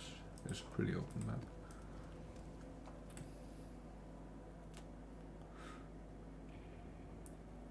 Are you right? The yellow bubble is.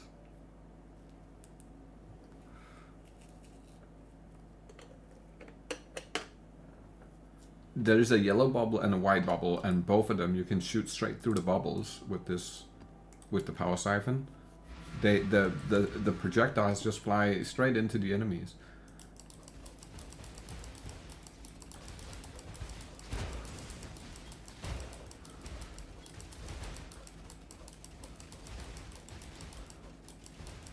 Okay, this is maybe not even fair because I'm killing everything before I even see it.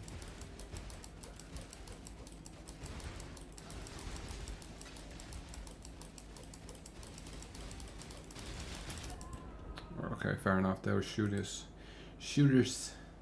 Oh, there's a divine shrine. Ugh. That's not gonna be nice.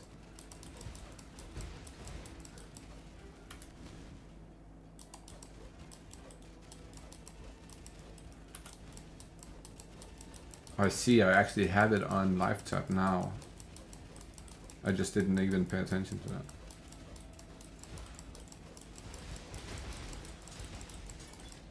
But the fact you can do this with Act 1 gear.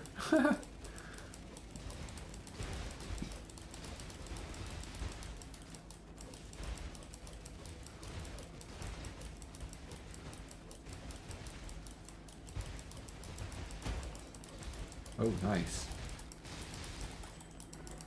We'll certainly take that. Here we go. Look, he's dying. And I'm nowhere near the bubble. Boom, there. I got the bubble. I got the bubble. I'm a bubble stealer.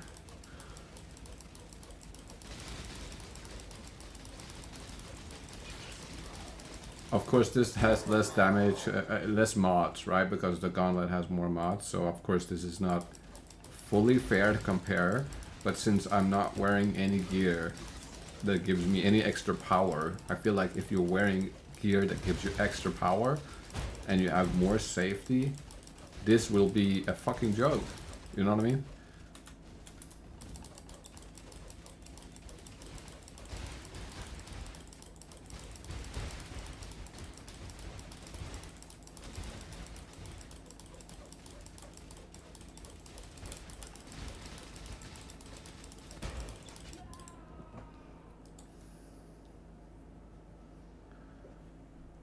Now I'm unsure what bubble she has.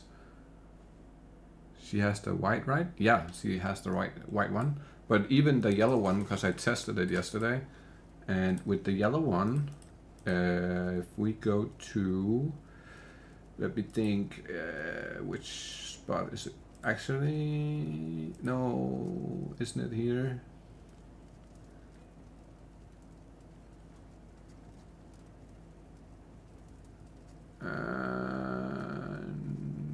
No, it's not here. Is it Act 10 then? I think so. Maybe it's here.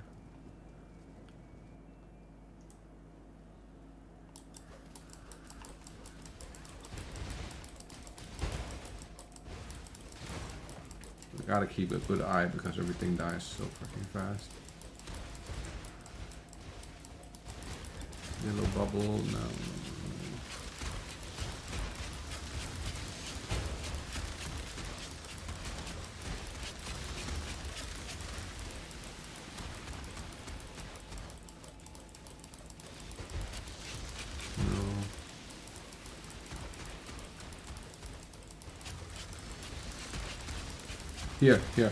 Here's yellow.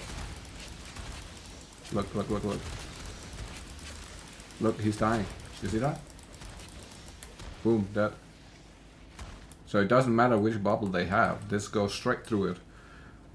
Scepter of the God, Act 3.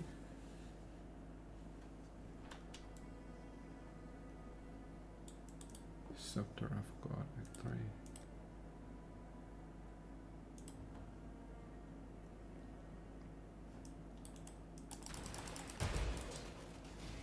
Yeah, here's the yellow. Boom. Dead. Do not matter which one. It can be any one of them. Yellow bubble deactivates after time. Right, but it, as I said, it's there's no real downside to the build right now, in my opinion. The only downside there really is to the build is if you're severely undergeared and underleveled, you might be a lot more squishy. But if you're severely overgeared and overleveled, then it doesn't really matter if you have a 4, 5, or 6 link, if just the rest of the gear is so good that it provides the backup power you need, which you're not getting from the next links, right? Does that make sense?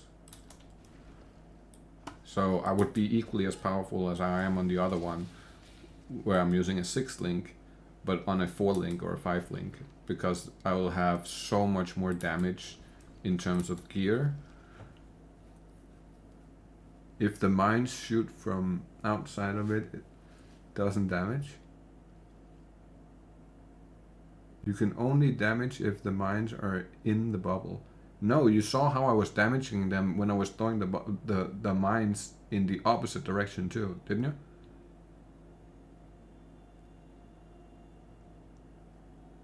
Like I was walking away from them, throwing them away, and it still hit them.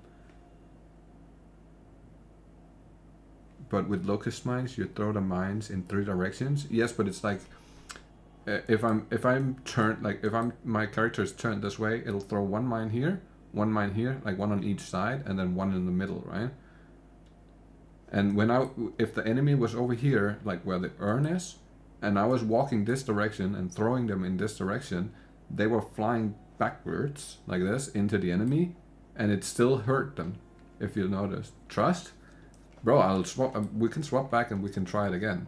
And this time I'll make sure I'm not throwing them anywhere near the bubble of the enemies. Just for the test, just to, like, so I'm not walking into something thinking that I'm good and I'm not. You know what I mean? Let's make sure that I'm not mistaking. Because if I am mistaken, then it'll be a problem all of a sudden when I'm walking in expecting it not to be.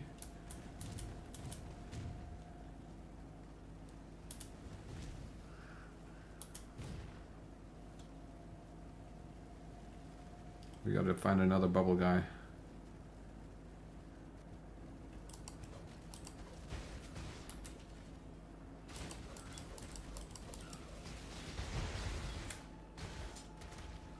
bubble.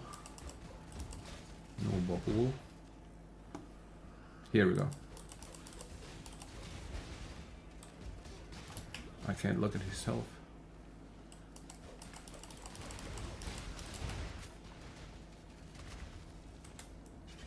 He is dead though.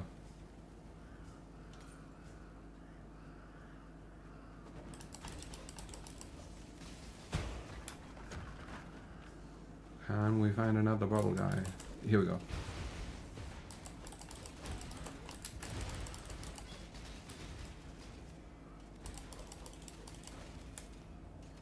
He's dead.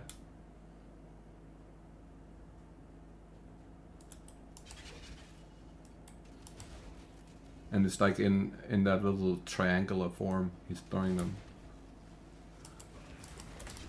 Oh my god. I have no defenses on this. If we try the white bubble, I'm pretty sure it's the same story.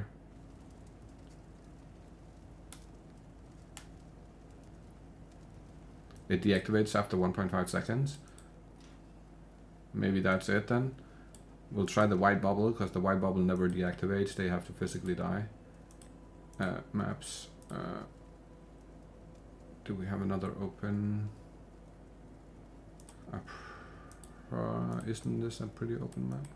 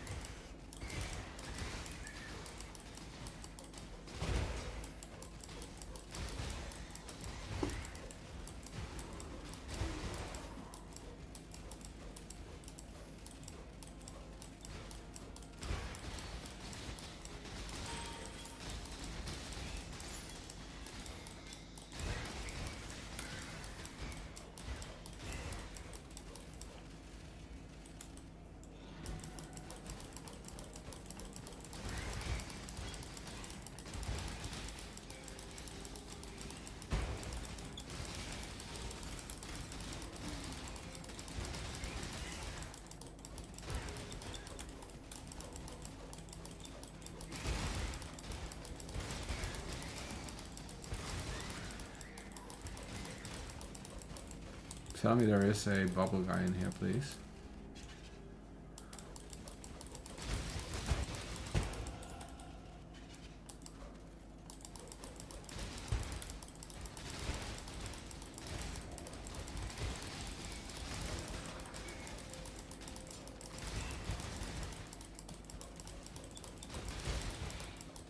Maybe not.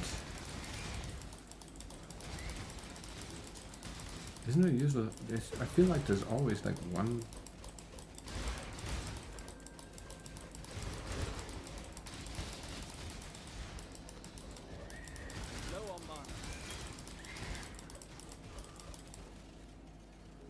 No.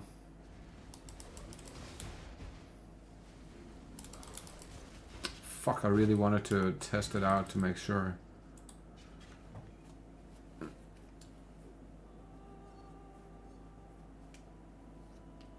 Yellow bubble has 100% damage reduction from outside.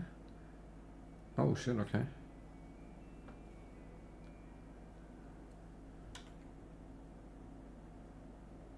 But it's balanced by the deactivated mechanic. Right, for sure. 100%. I agree. That seems completely fair.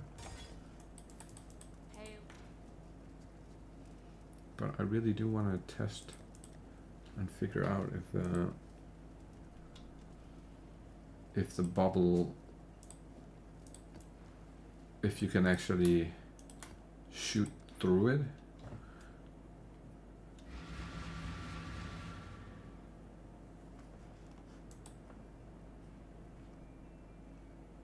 But with mines you can. Okay, I'm gonna keep fishing for one real quick.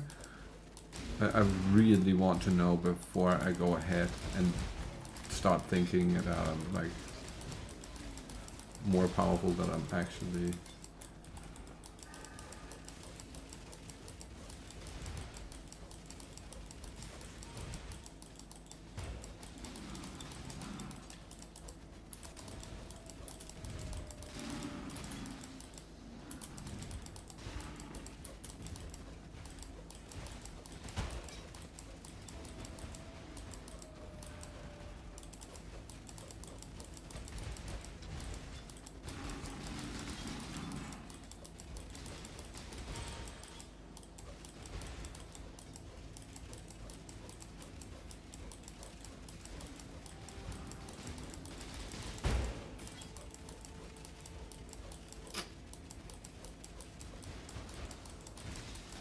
Please give me a bubble guy so I can figure this shit out. I wanna know, wanna know, wanna know.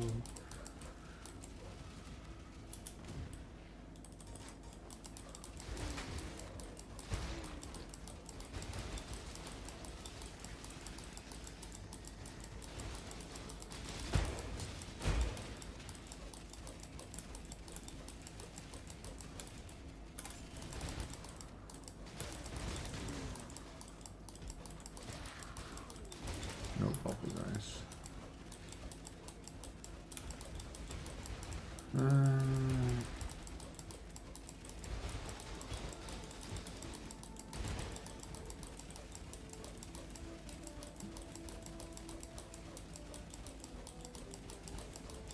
With the totem, I'm not entirely sure if that actually works with the totem.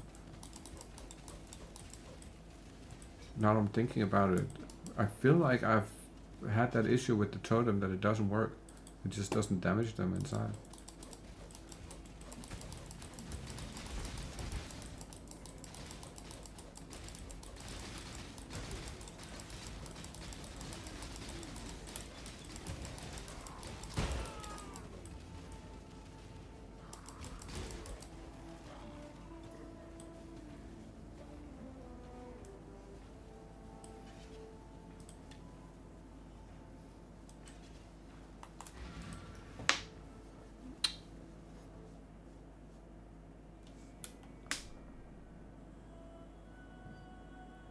Do the putrid cloister unique map?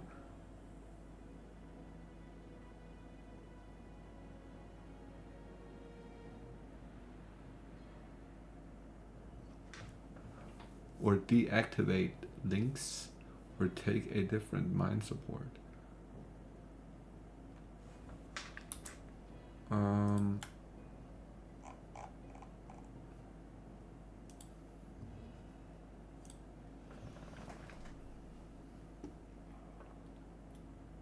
That's for the yellow one, yeah?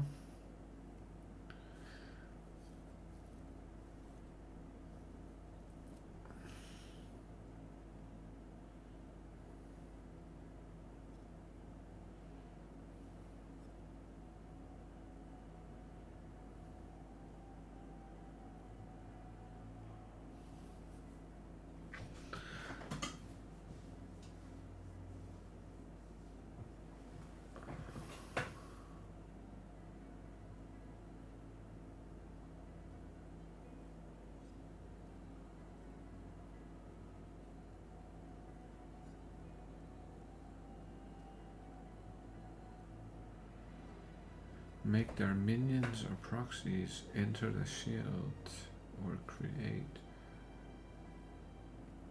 them directly inside. That might be why. No, I'm reading that.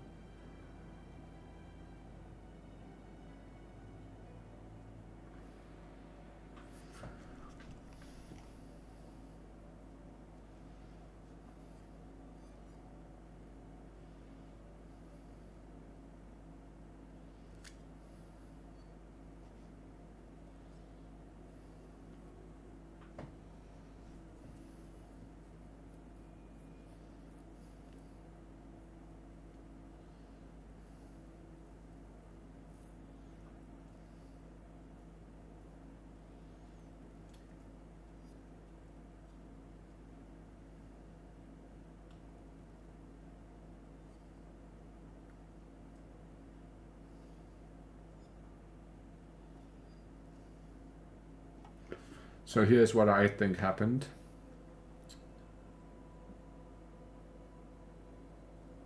I think I threw the mines, and then as they walked the shield over one of the mines, then they got hit. That might have been it. Because they were walking after me and there was multiple enemies, and I was throwing the mines in front of me. So when they walked behind me, they kind of like caught up to some of them. And that might have been why mines literally counter this mechanic, but casters, or for example LA, is fucked if they don't have ignite on mobs for instant. Right, that makes sense. Okay. Alright, alright. That makes good sense.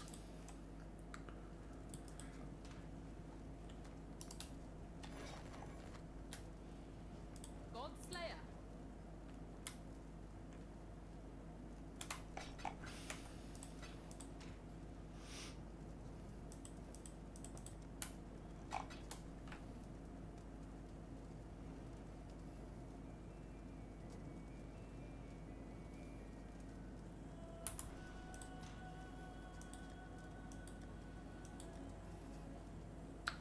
I'm working on a pair of boots. This is how far I've gotten so with the recombinators right now for this. So I can swap it over for a LS with energy shield. But it's a good start. It's not bad. Now we just need to get the ES and energy shield mod on there. Then fuck. Or maybe we go for no. We might go for movement speed. I don't know. That it maybe. And then if we could get maybe Chaos Res. No. We don't need Chaos Res at all because we have CI. So that doesn't matter.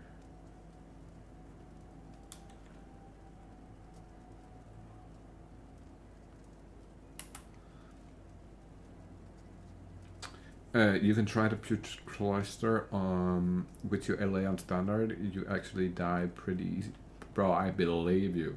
I know how squishy the lightning arrow is. It's ridiculously squishy. It takes legitimately no hits at all. Like it's so... not just squishy. What's the name I'm looking for?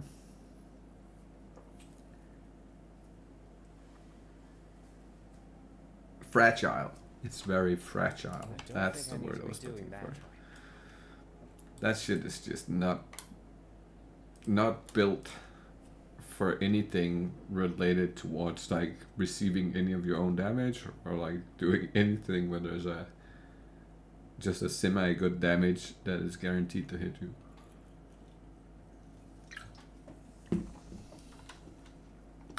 That's why we haven't even talked about doing a ranger class on the Gauntlet because there is no way in a million years, even if there's no way in a million years I would ever play that on hardcore. Not even if I had all the gear and everything, I still wouldn't play it on hardcore. No fucking way. What I would play though, I do have like the Righteous Fire build I would play on hardcore. That seems fairly doable. It's just a question about getting it geared good enough. But it seems fairly obtainable to do that one. Maybe not for the Gauntlet, but just in terms of like generally playing hardcore. I think that build is fairly good. Also the Templar would be good if it wasn't for all the Gauntlet bullshit. It would have been real nice. Plus, I have a really good understanding on how to craft the gear because I crafted a lot of the gear myself this league. So it was a really easy choice, just for having that kind of knowledge already. Whereas I have no idea what we're doing with this build, even with the power siphon. I have no clue what gear is actually good for it.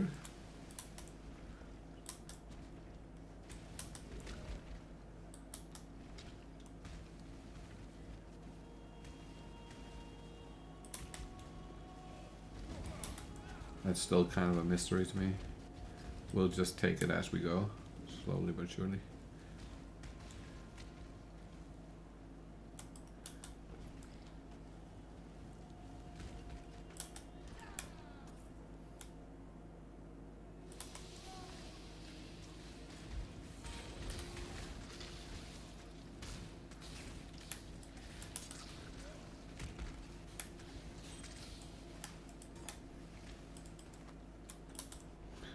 Are mines considered minions as well, or? Or is minions only like summoned minions?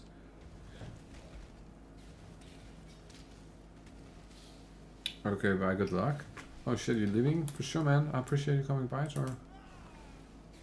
100%. Remember, if you do want to play Diablo 2, I'm gonna give away 2 full builds.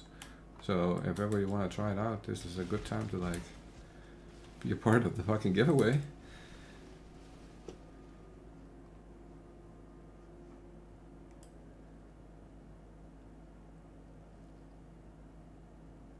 Yes, they're entities like players. Oh shit, okay.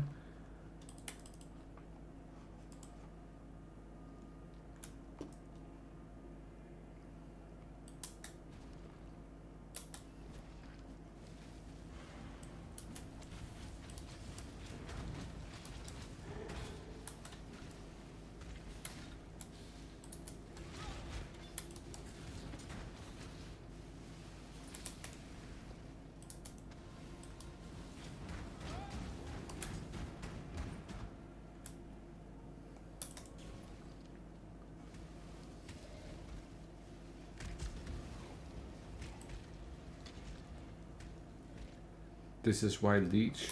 Oh my god, let me just kill these enemies. This is why leech doesn't work. They wouldn't leech. They would leech for themselves. Right. Makes sense. So, how do we regain life in ES from regen? Is that how that's what I'm looking for? Like. Now really buy? Oh shit, okay, yeah, I won't hold you anymore. For sure, man. I'll catch you later. I appreciate it.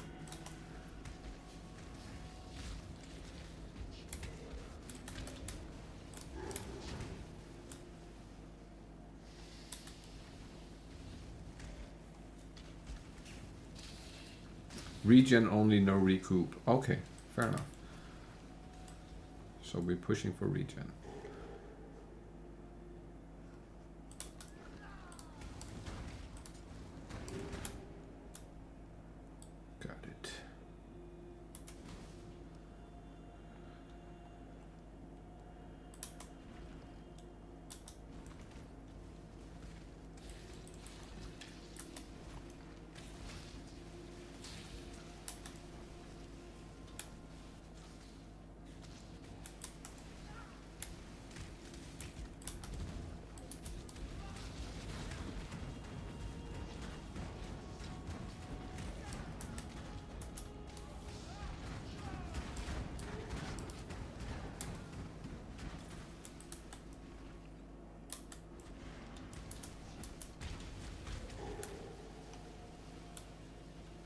Spitting fire.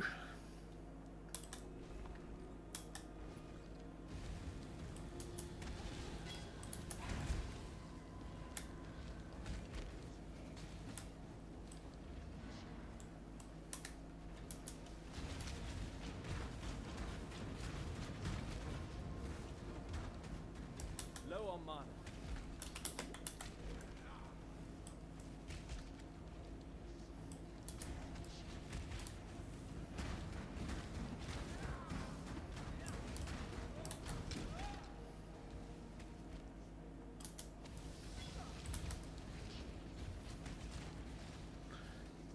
I'm not sure I want to fight that guy.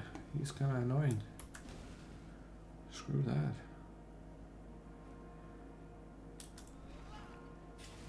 Ghosty fella.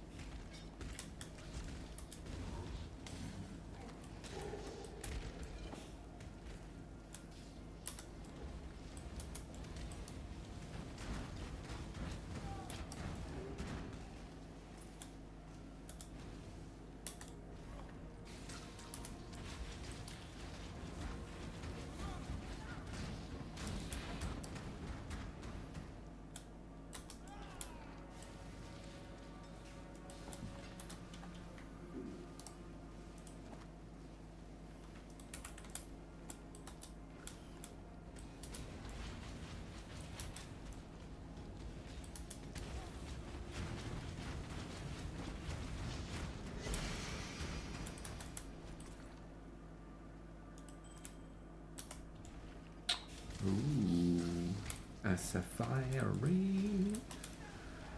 Ding, ding, ding, ding.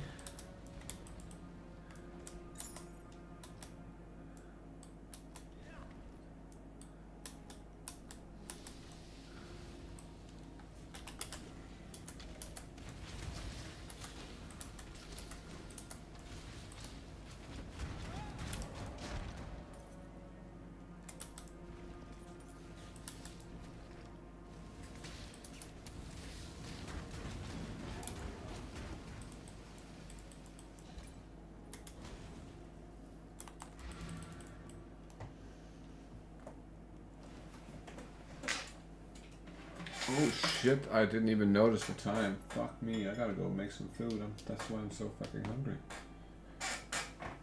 I'm over here thinking, god damn, man. Where is the hunger coming from all of a sudden?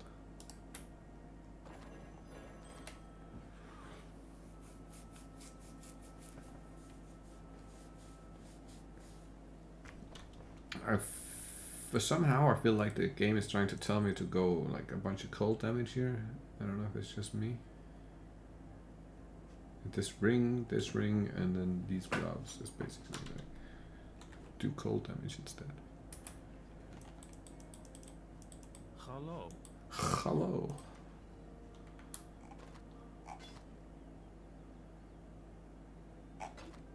Goodbye.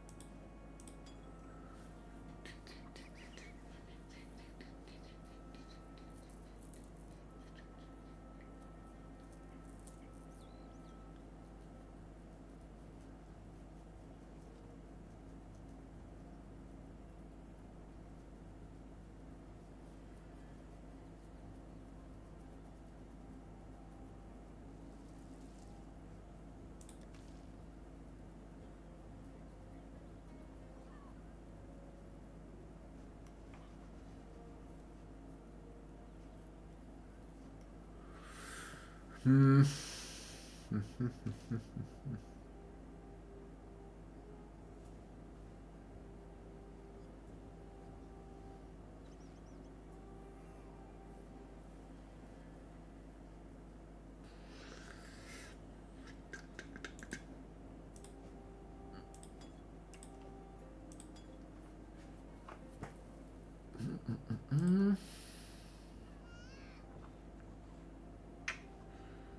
Did I just hear a baby cry?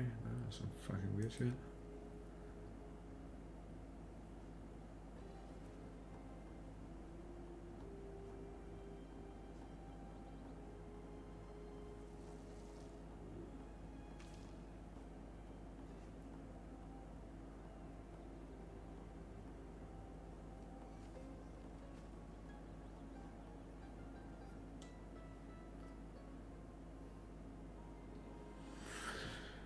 Mm.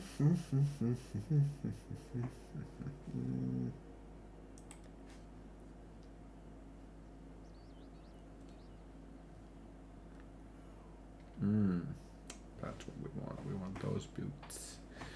Level 32. Everything is at level 32 at the moment, I feel like. All the good stuff. All of the good stuff. I'm gonna come in nice later.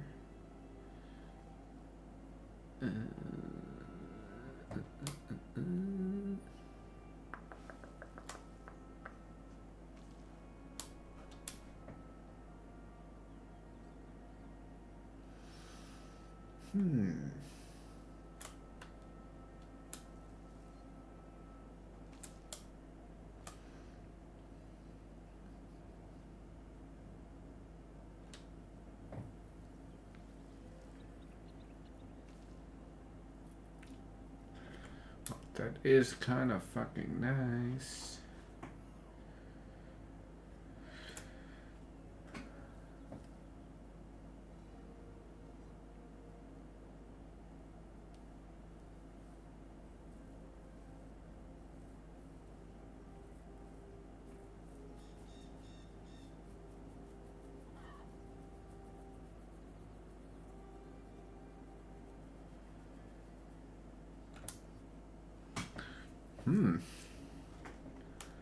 I actually do have a bunch of nice gear in here that I technically could use.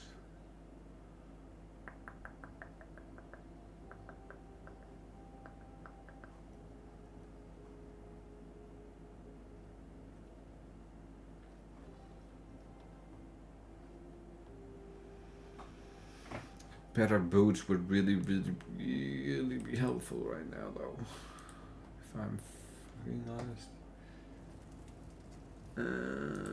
Give me a pair of boots, please.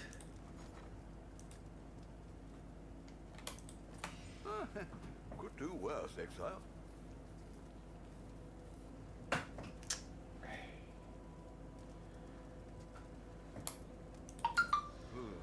Doubt even I could sell that. Fuck.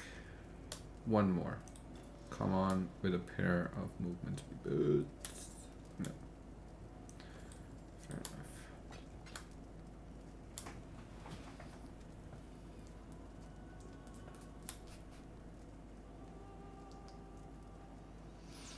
Well, we could craft some rest on that. Okay. Happy hunting. What's our resistances looking like? Lightning.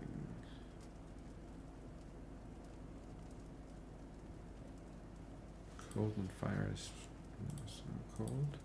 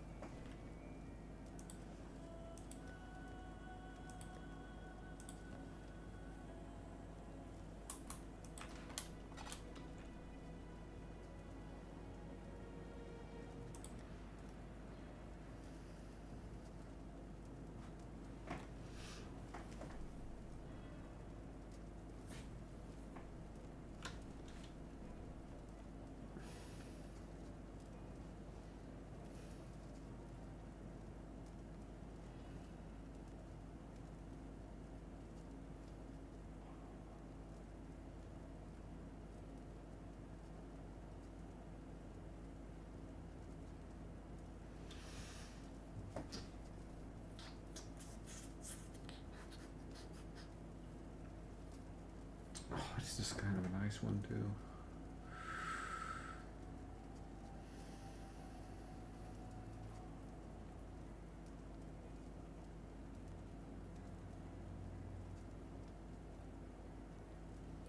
attacks inflict on nerve on crits for 4 seconds.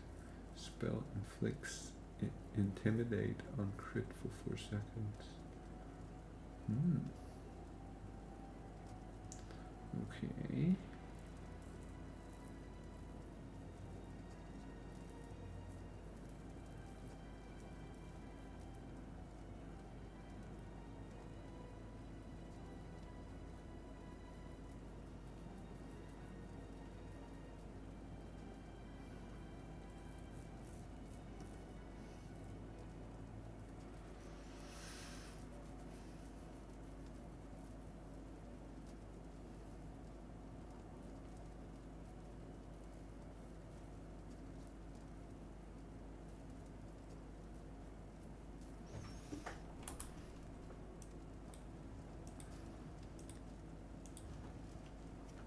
Alright, I'ma be off, and then we'll see if I'll be on later.